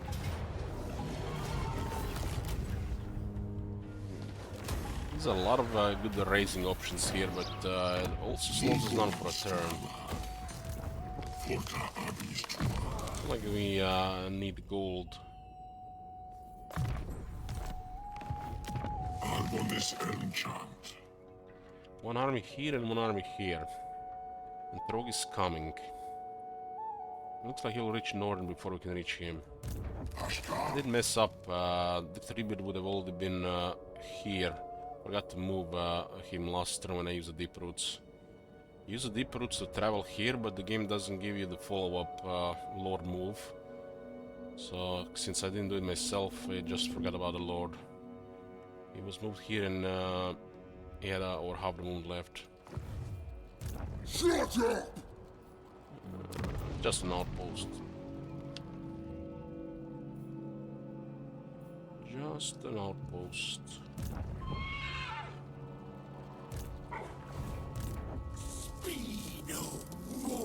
Vlad has literally been just broken this place for 5 turns. It's like just broken. The world will drown. Vlad is here for 5 turns doing nothing. We have much to discuss, and thou art most welcome. Why do I have a feeling that the deceivers guys around this map is just messing some shit up for the AI? You guys been paying attention, right? He's been here for 5 turns, literally nothing, just sitting in this place. The main army, the legendary lord of the faction, the strongest army, doing nothing for 5 turns. Now we have to waste all these turns just clicking these elements.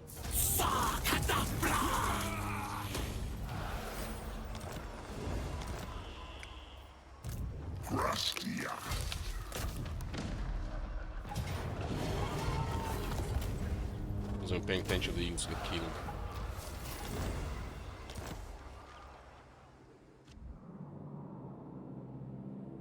Camera is down to 1 settlement, Kron lost settlements. I will not.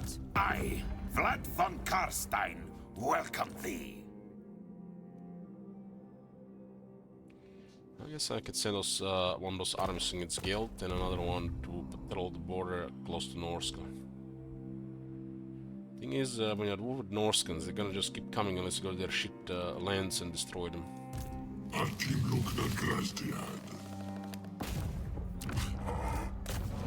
No rest! No surrender!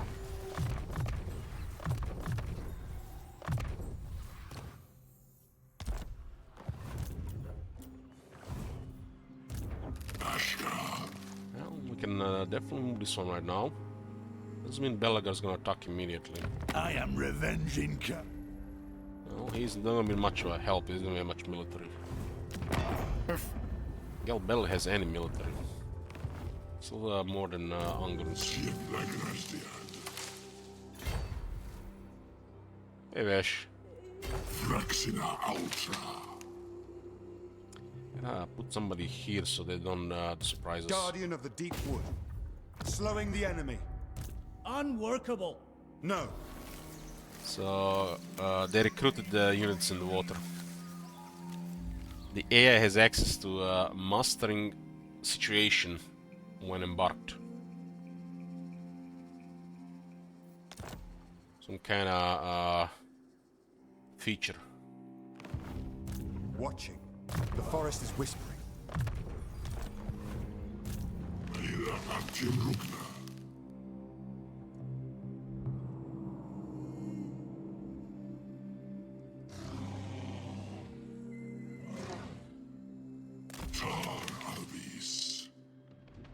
I had the black arc.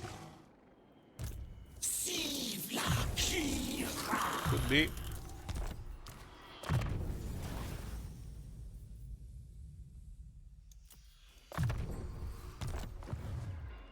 No, mortal. No. All faction in this area is dead, we just need to take their lands. At this point we just waiting to see what the crisis be, and so we can start transferring a lot of settlements to Vlad. Vlad seems kind of broken here. You see these guys? He broke like 5 turns ago. Something wrong with the AI. What really happens on the factions that are far from that deceiver guy?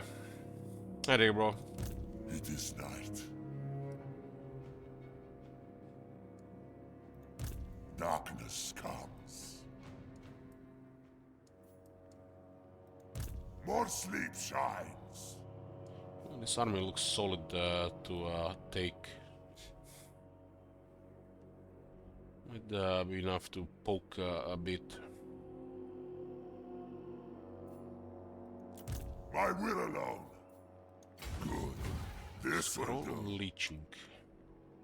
Going. Eternal Guardian.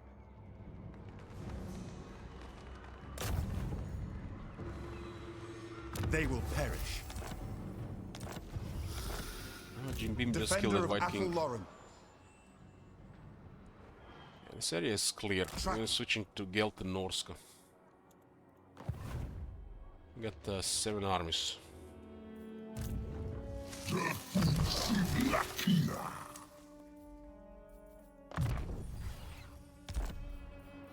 Deepwood Guardian. I go. Then it's gonna be no trouble with the high elves. Just go all crazy on whatever is here. Wonder how long it's gonna take Belegar to join the war.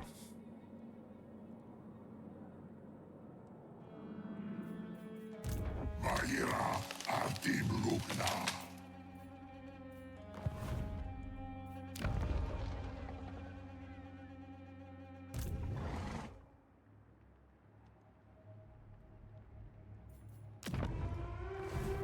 Defender of Athel-Loren.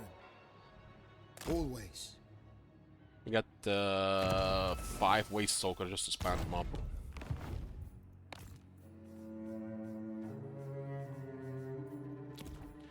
We almost have enough territory to make Vlad the goal currently. Unless somebody adds more.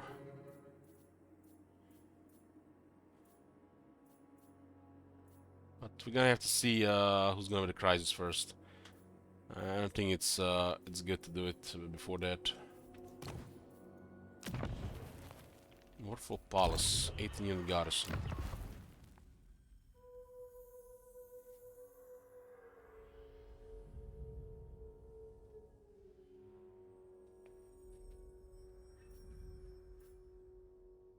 There's nothing here.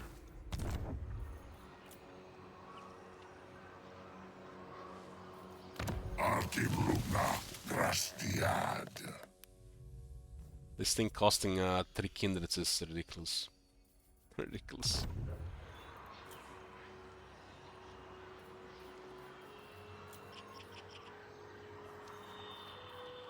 Every artisan nexus gives 15 growth everywhere.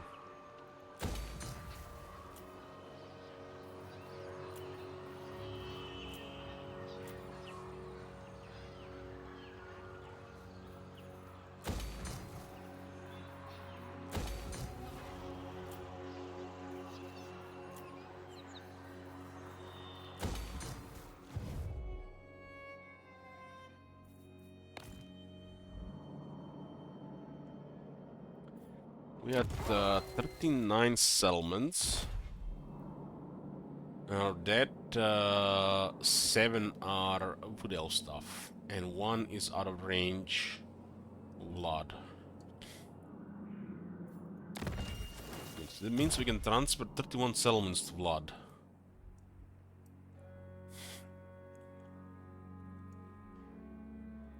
And then somebody adds a couple of regions and we get a vampire crisis, and it's not worth to do it before we see what crisis it is. We're gonna wait. Vlad seems broken right now. Is doing nothing. Something happens with AI at some point, and just like it's like they lose course of action. Oh my god! Have you seen that shit? They have their hands on the wheel. They're steering the ship. And then like 40, 56 turns later, it's like they lose it. Hey, Looper.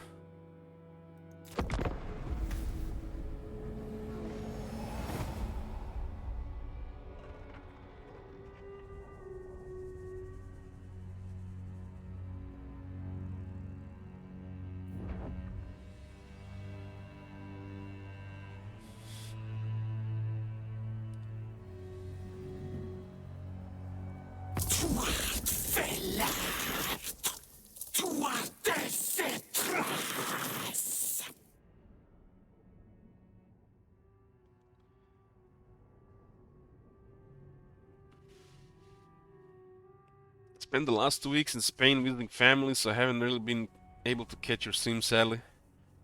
You see, I really got a break from things. You missed hotfix, and I haven't been really streaming the last 5 days. So we haven't missed much.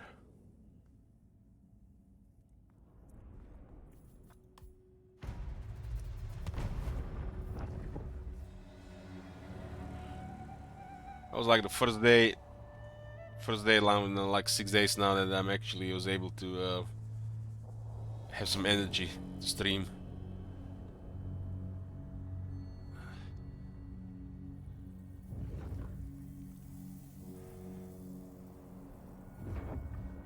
But it's already getting tough. My hands heavy, eyes heavy.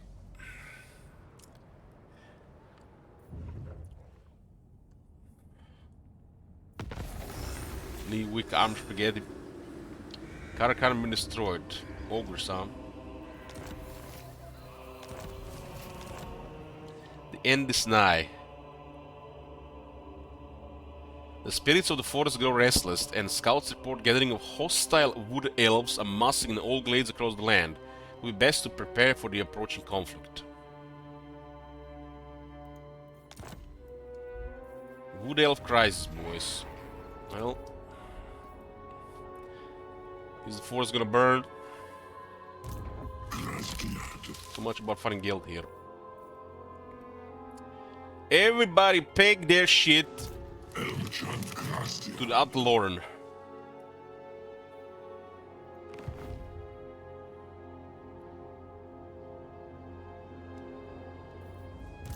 So what do you guys think about the crisis if we are playing the faction that's...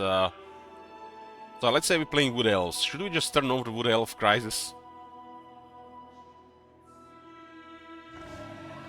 Because it makes no sense, right? But we'll see what happens. Orders understood.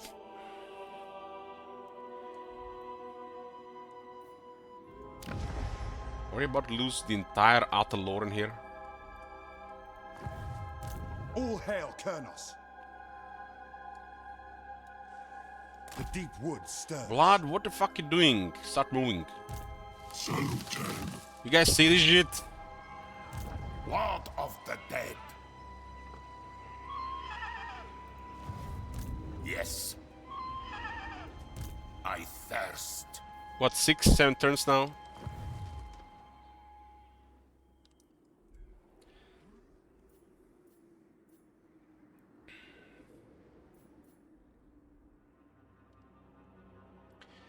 Here makes sense, though, no? Well, Agneta, just think about it for a second. The goal of campaign is to destroy the old wood elves, so you're grinding old wood elves, which are not the most fun faction to fight. And then, just when you have gotten all their shit, you're building up, you're doing other stuff, bam! Shit on more wood elves on all top of all your shit. Enjoy fighting more wood elves that you fought all the entire campaign. So yes, I don't think it makes any sense with her. That's just like even worse than the other guys.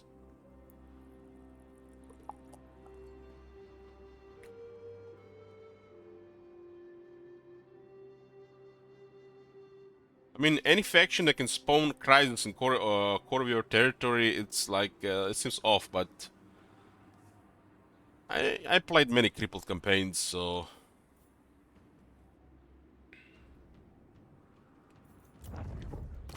I'm curious to see what's gonna happen.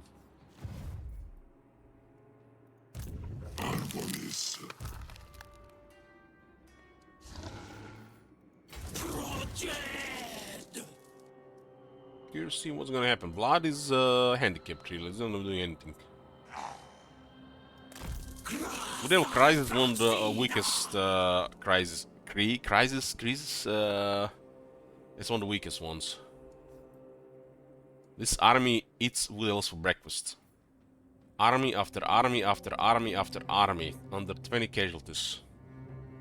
It's just tedious grind. They're literally made to eat wood elves for breakfast. It's just tedious because you only fought shit on wood elves that in the same campaign. Wood Elf Crisis is not a challenge if you're playing Wood Elves.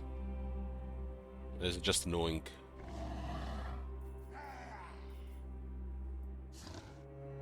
It is what it is. I'm expecting Ataloran to be overrun, so we have to retake that shit. Just think about this guy for a second. Think about this for a second. We just build up all of this. It's even not fully built up. Look at this. It's still building up. Kindreds take forever to get. We are not even a tier 3 grapevines. And this guy is about to arrive, destroy everything. Reset all this. Yeah, this is like CN Warhammer 40k. Why Nexus? Might as well be something the Eldari have. Craft Eldari. Grapevines in space.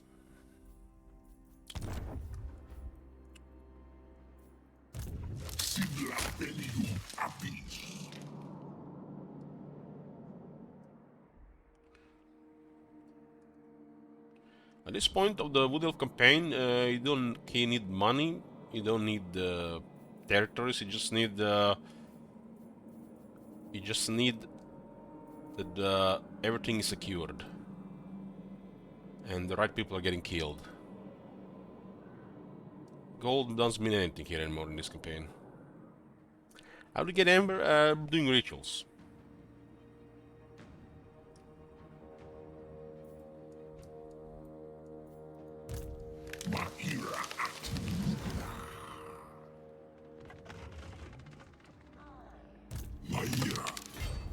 My lady will not allow it.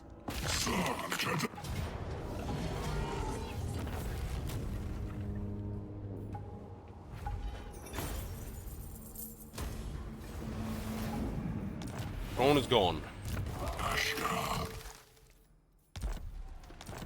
I'll set up the crisis setting, which will be bothered that much about it. It is what it is. I guess it should make more sense in some case without you have to adjust it more.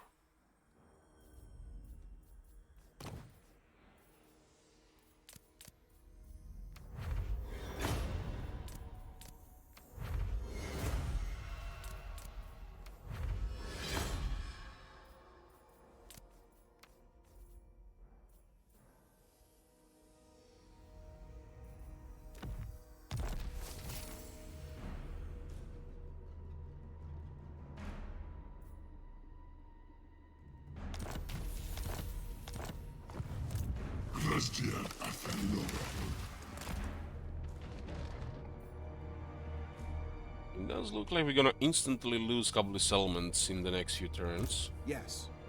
Treading silent. I'm not sure. I've never experienced this before. I just know the Wood Elves Crisis is one of the weakest. Following your orders.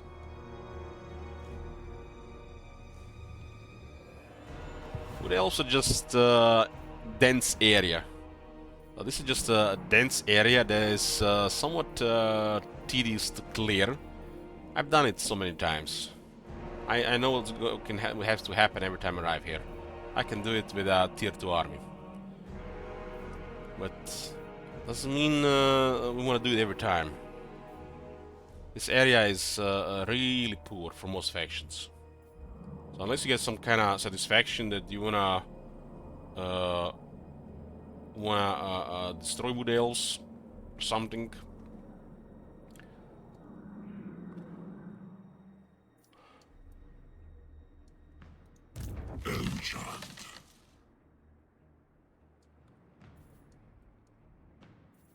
I mean, that's the thing with the crisis in the first place. It just when you look at it, you can argue that it's tedium from any angle. Unless you have some other goal going outside it, it's just gonna be a grinder no matter what.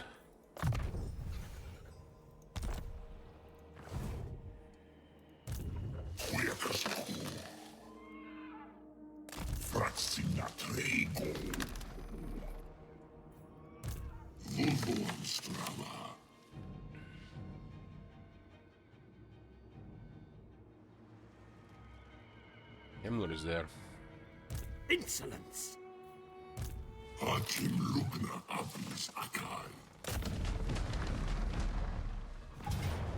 You're beaten, old man.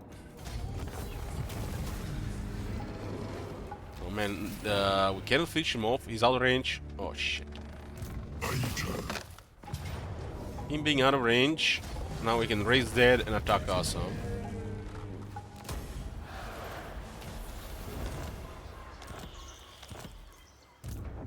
This army is still solid enough to deal with this shit. Me. Unless they add like several Terragers and Blood Knights, we should be fine. Guarding. Not now. We'll see what the raise dead delivers here. Protector of the forest. Stalking. So Wood Elf Crisis. Wood Elf Crisis. And we are dealing with guilt here at the same time. Yes? I'm happy it's not vampire counts, because I can keep feeding blood.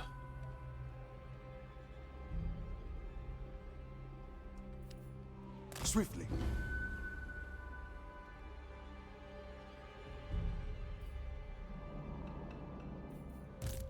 Arbis, Cambiar, Suha. I'm gonna have to keep this guy here for the moment. Norskans are evading as well, plus Azazel. I will be just been growing out of control, so we have to hit some resistance, right? She's been going too easy. Fine.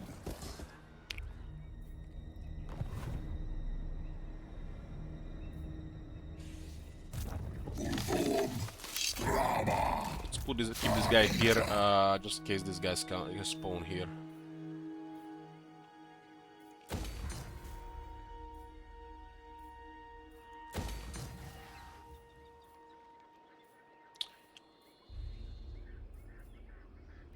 This army is just stupid overkill.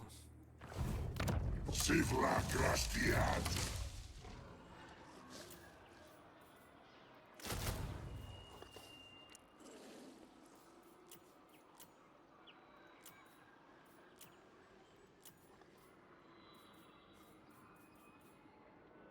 There's garrison in this series, but we'll see what they get. Guardian.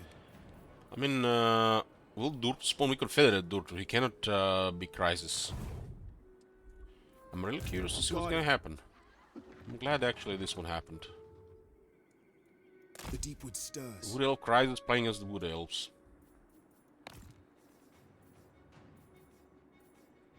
I know if having the same faction you playing available as a Crisis is a good thing.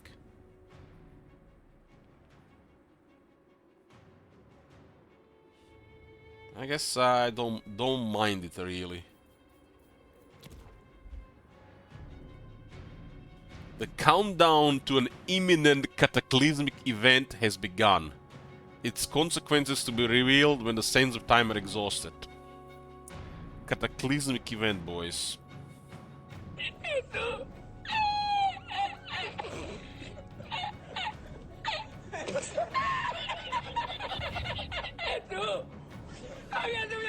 The world is massive. Massive. It's like beyond you can imagine regarding our armies. And a cataclysmic event would have been literally 1,000 armies spawning all over the place. 1,000. And? What the hell? So basically, all over the continents, everywhere, 1,000 armies of Wood Elves. That would be a cataclysmic event.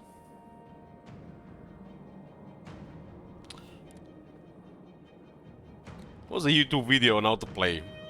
Don't judge. So that would be a cataclysmic event. Poor choice of words, CA.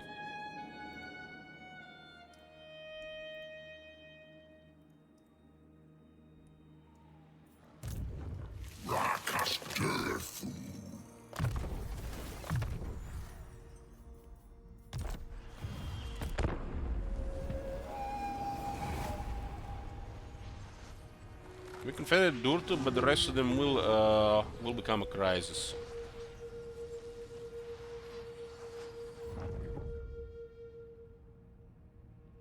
Just raised it. We have too many enemies, we have to work that much harder to defend Vlad's territories. Oh, nice. Nobody's dead.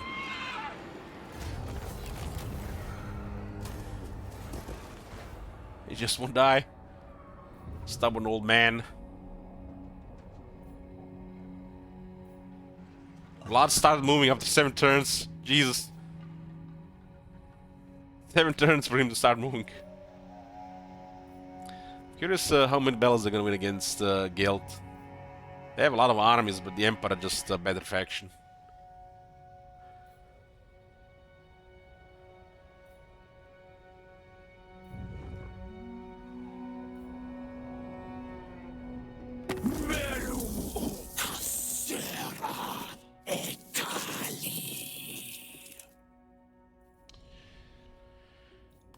Everybody wants a piece of our forest.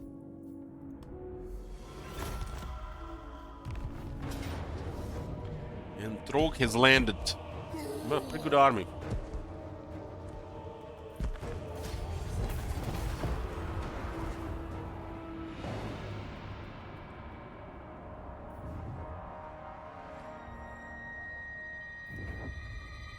That's a very good army. Holy shit.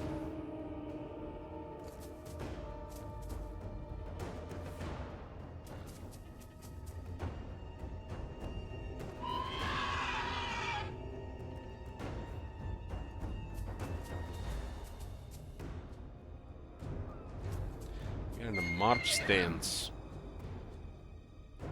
Every time we get a potentially good fight, we never have a settlement anymore. You guys notice that? We never ever have any settlements. Every time there's a settlement fight, it's we are the ones attacking, never defending. How the fuck we killed 3 war mounts?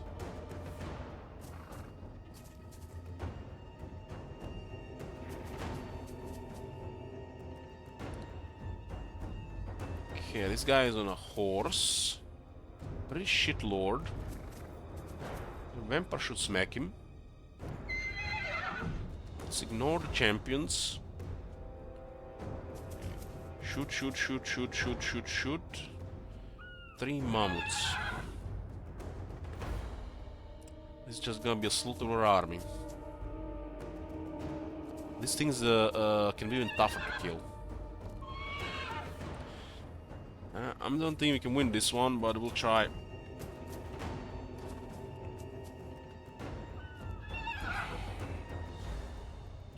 Main issue is we got nothing in our army. We're playing Wood Elves, but there's a vampire army. Prediction for victory or defeat.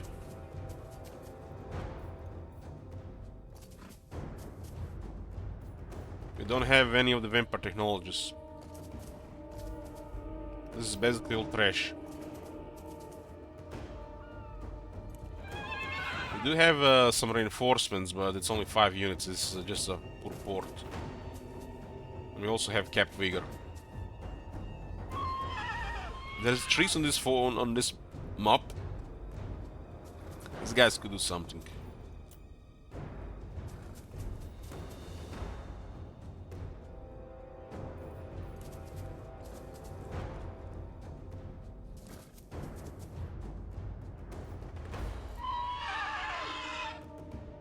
Still 3 war mounts and 3 female warriors. That is just too much.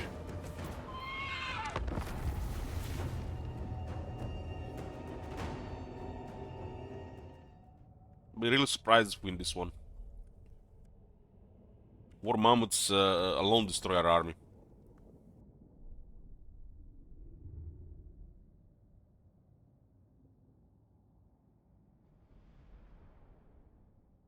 This is just a low-rank lord. We are not vampires.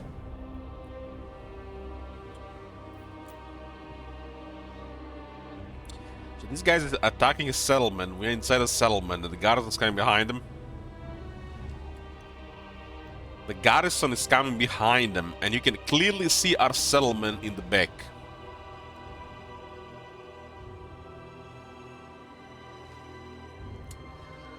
Well, this happens in Faro, by the way, boys. But unlike in Faro, we can actually move this. So The screw-ups, just wait another 5 minutes and get your reinforcements.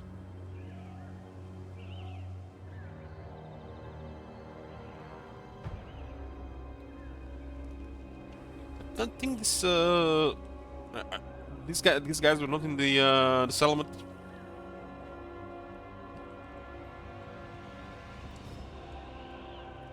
Look at all these trees.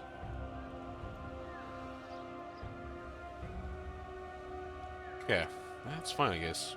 Holy shit, look at how forested this area is. You can actually put units here.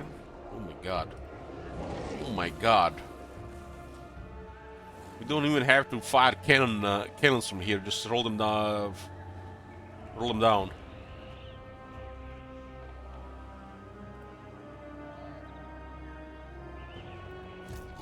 But we're kind of screwed by these guys being too far. Can we wait 5 minutes? I mean, it's like there's no choice. Without this, we can't do shit.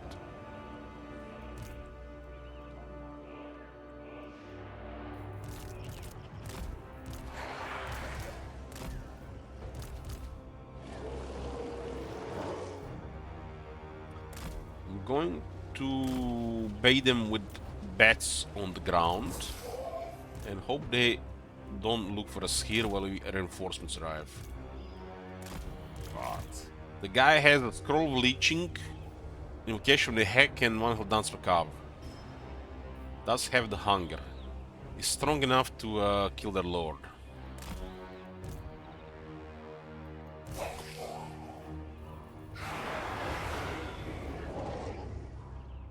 We're gonna have minimal harassment with our default scouts. Looks like there's a Belacross rift in the background.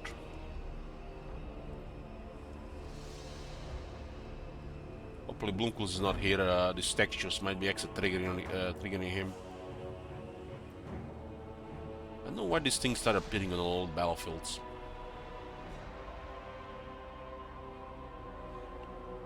Illuminati confirmed.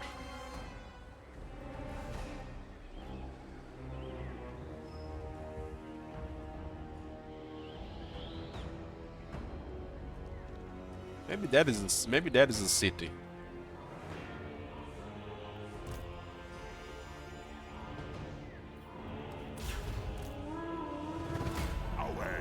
Looks like they immediately start moving towards here. Those 3 war mammoths, man. Why they had to be war mammoths?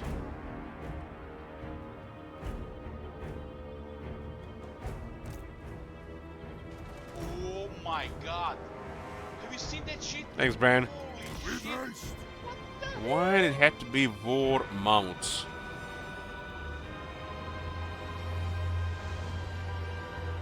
Vampire Lord. Swiftly.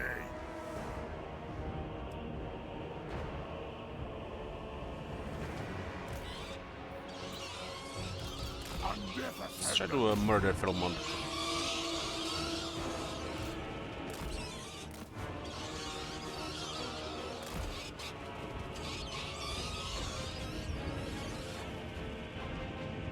I hunger with haste. I have several shooters there. 4 minutes is gonna be so long.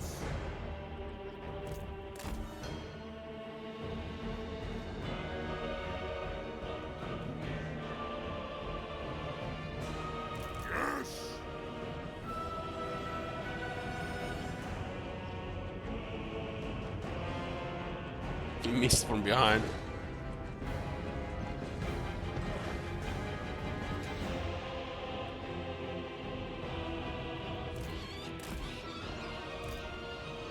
That's a very high attack to Vampire Lord.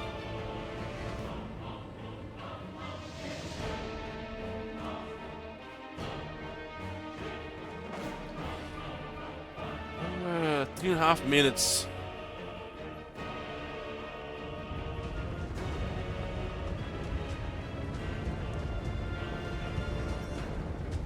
You serve me.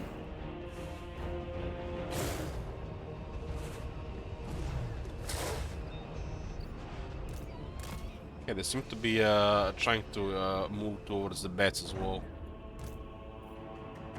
It doesn't have Curse of Undead. He's getting hit there by the Manticore. Does have way more better stats than Manticore. 45, 39. I thirst. Just get the Manticore is getting good rolls.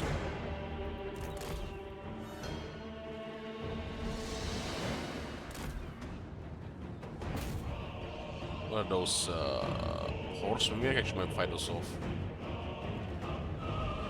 Is the Vigor? Yeah, it's the Vigor.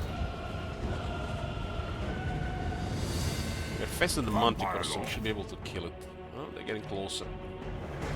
Still 2 minutes, and they're getting close to the army. Manticore down.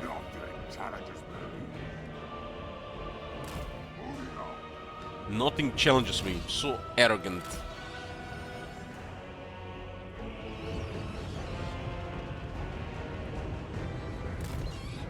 And shot once, all the wavering. Undead. That's undead for you in this game. Undeath Ascendant.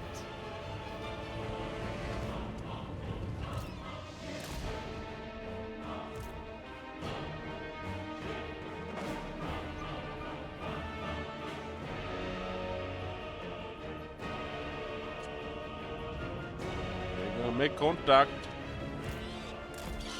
Well, hello there, friends.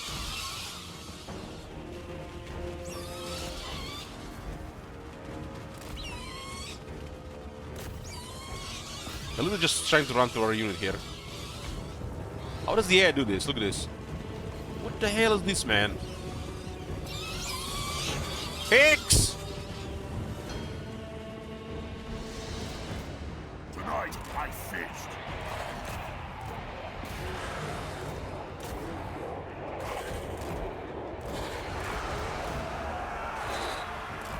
Scan rates could be nice against the Mammoth, but they're what horse masters.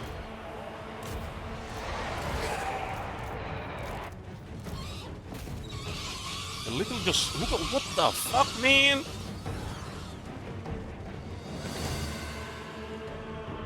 See how that unit got split all over the place?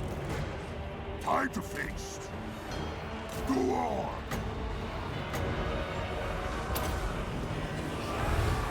Love magic. Give them death.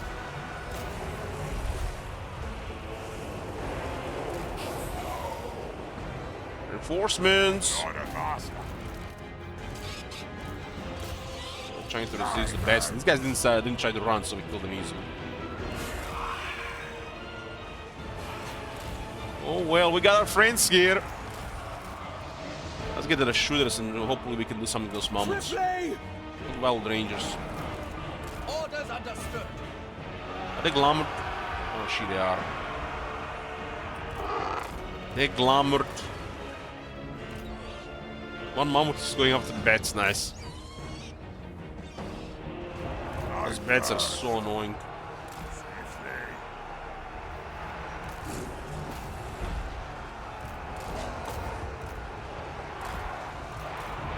But I should go after that shooter in the back.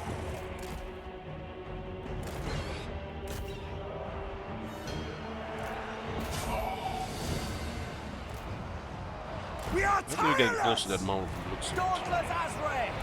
Straight away! Targets! getting shots there. The curtain rise against us. Looking good so far. Let's see if Wild Rangers can kill the mammoth. Bats, disengage, disengage, disengage. Fuck that.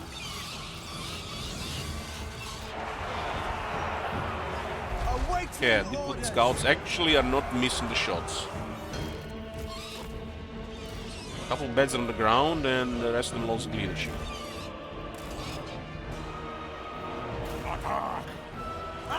Oh, how you like them arrows, Mahmoud?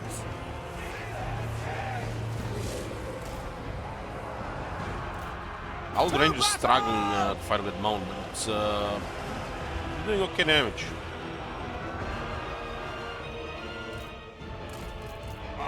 Lord is going down slowly. Children of Athelloren! At pace! I'll come back. Let's help the rangers there. Cannon raids, not doing much here. Bows of Athelloren! Quickly! To the top of the hill, man. Just separate that shit. Dauntless Azray! Deepwood archers! Point blank shots. Loose! Bring it down. How the fuck is that mammoth been moving in these dense trees? Bring it down. Damn thing killed the 121 of our dudes.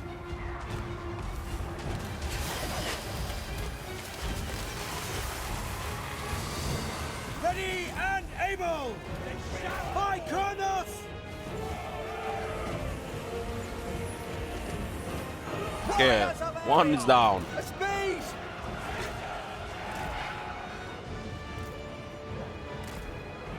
The right side is getting destroyed. At pace!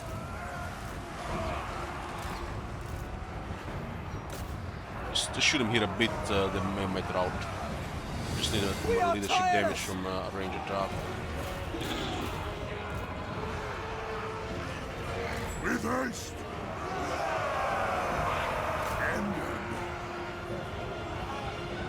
Our aim is true! Release! Why did the guy get terrified there?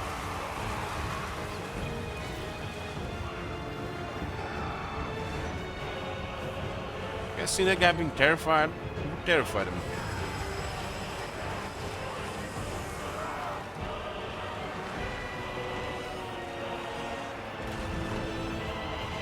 That's looks like a bug. Cannon raids died there, right? You got terrified by dead cannon raids. Orders! By Kurnos!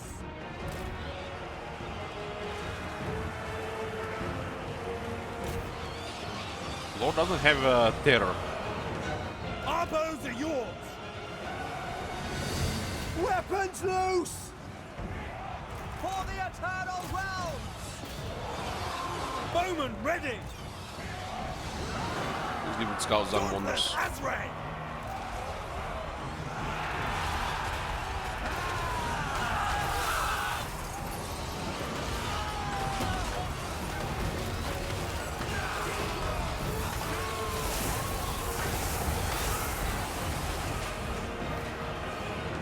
There's still one more mammoth there, exhausted. We have a couple of shots left, should be enough to scare the mammoth. Hold fire! Wildwood Rangers! Man, the good help reinforcements made all the difference. You serve me! Man, this is not a horrible Norscan army. We still beat it with a shit-borrowed army and a small garrison. Defenders of Athelloren! And Mo's gonna murder shit there. Let's make sure there's no contact with infantry for now.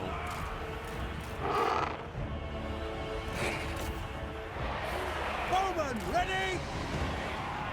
Lord and Master! Even the bats are still up. What the hell? Rip their souls out! Children of Athelloren! Archers ready! Now! With haste!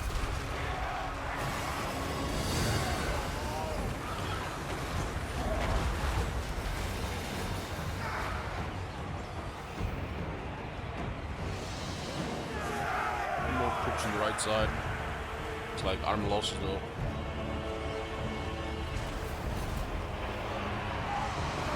The army still seem in a better shape for a follow-up. I mean, these guys don't have like stuff like regiments renown and stuff.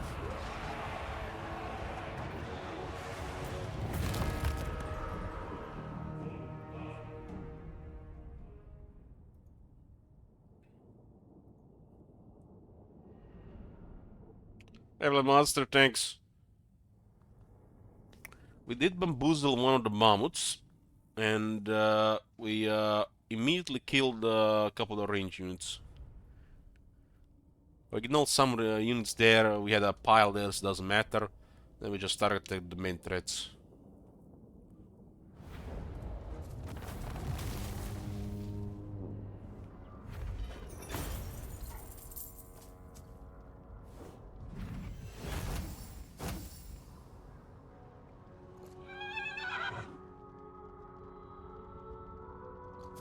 And Camrians are so sad without some proper experience to get attack values. Felman Ingerson, the Vazak, finally gets a proper army. His second chance again for revenge. And he can't even deal with this vampire army. And we are not even vampires.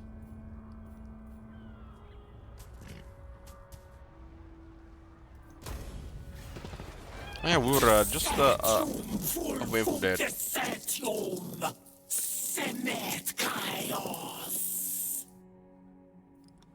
Can't give them peace, they're just gonna bother blood then. And the war front expanded here.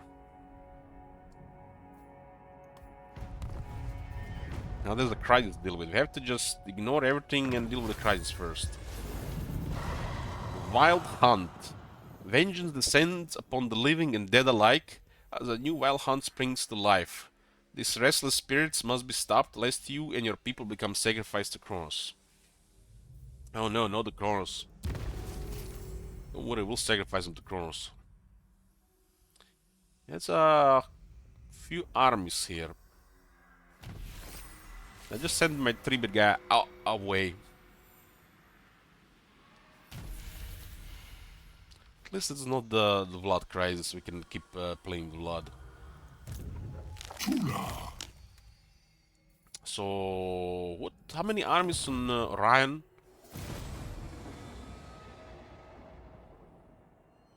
What's this?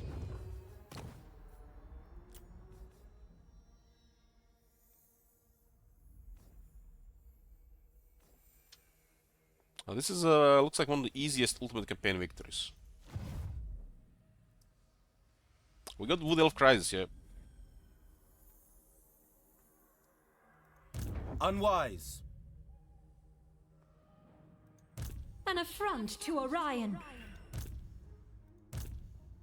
Man, if I only had one more army in the forest here, they'd kill all this shit. All this shit. Draika will be there in a couple turns. Well, the forest is gonna get crippled, but it doesn't matter, we'll rebuild it. Doesn't matter. I'm more curious to see if the Vlad can actually fight off some of the Geld's armies. Never. I can't.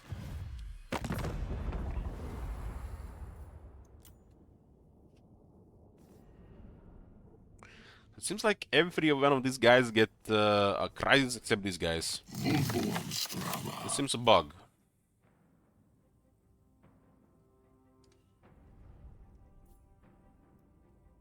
Hope Ryan raised the oak. Kid Wizard, you're a hater. One 3-man army with lightning strike finished in more than one turn. Yeah, pretty much.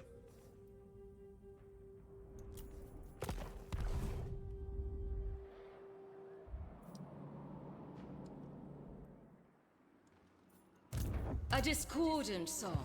Pretty much. Well, it's a lot of enemies here.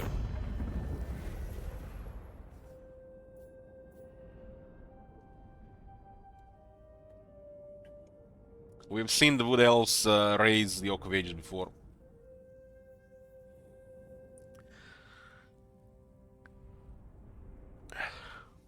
Hey, Mercos.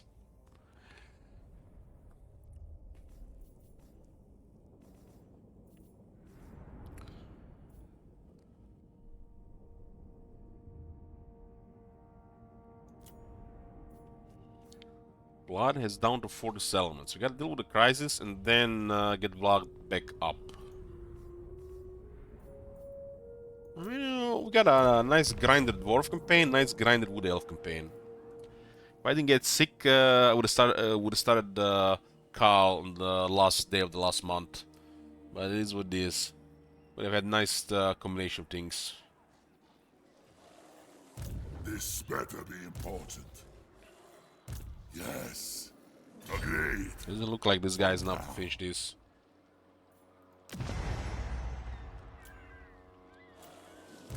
More sleep shines. Shut up! Can't do much here.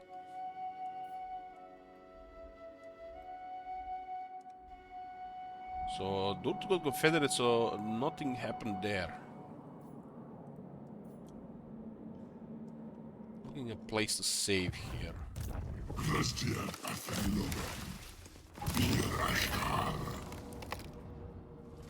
Good night, old man.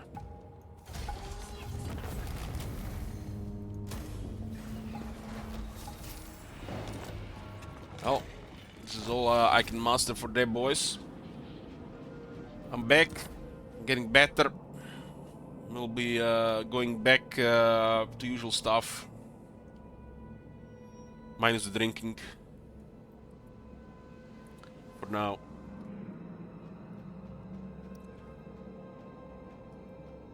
Plans are to play this campaign, Dwarves campaign, some point start the Cal campaign, and then mix between these three.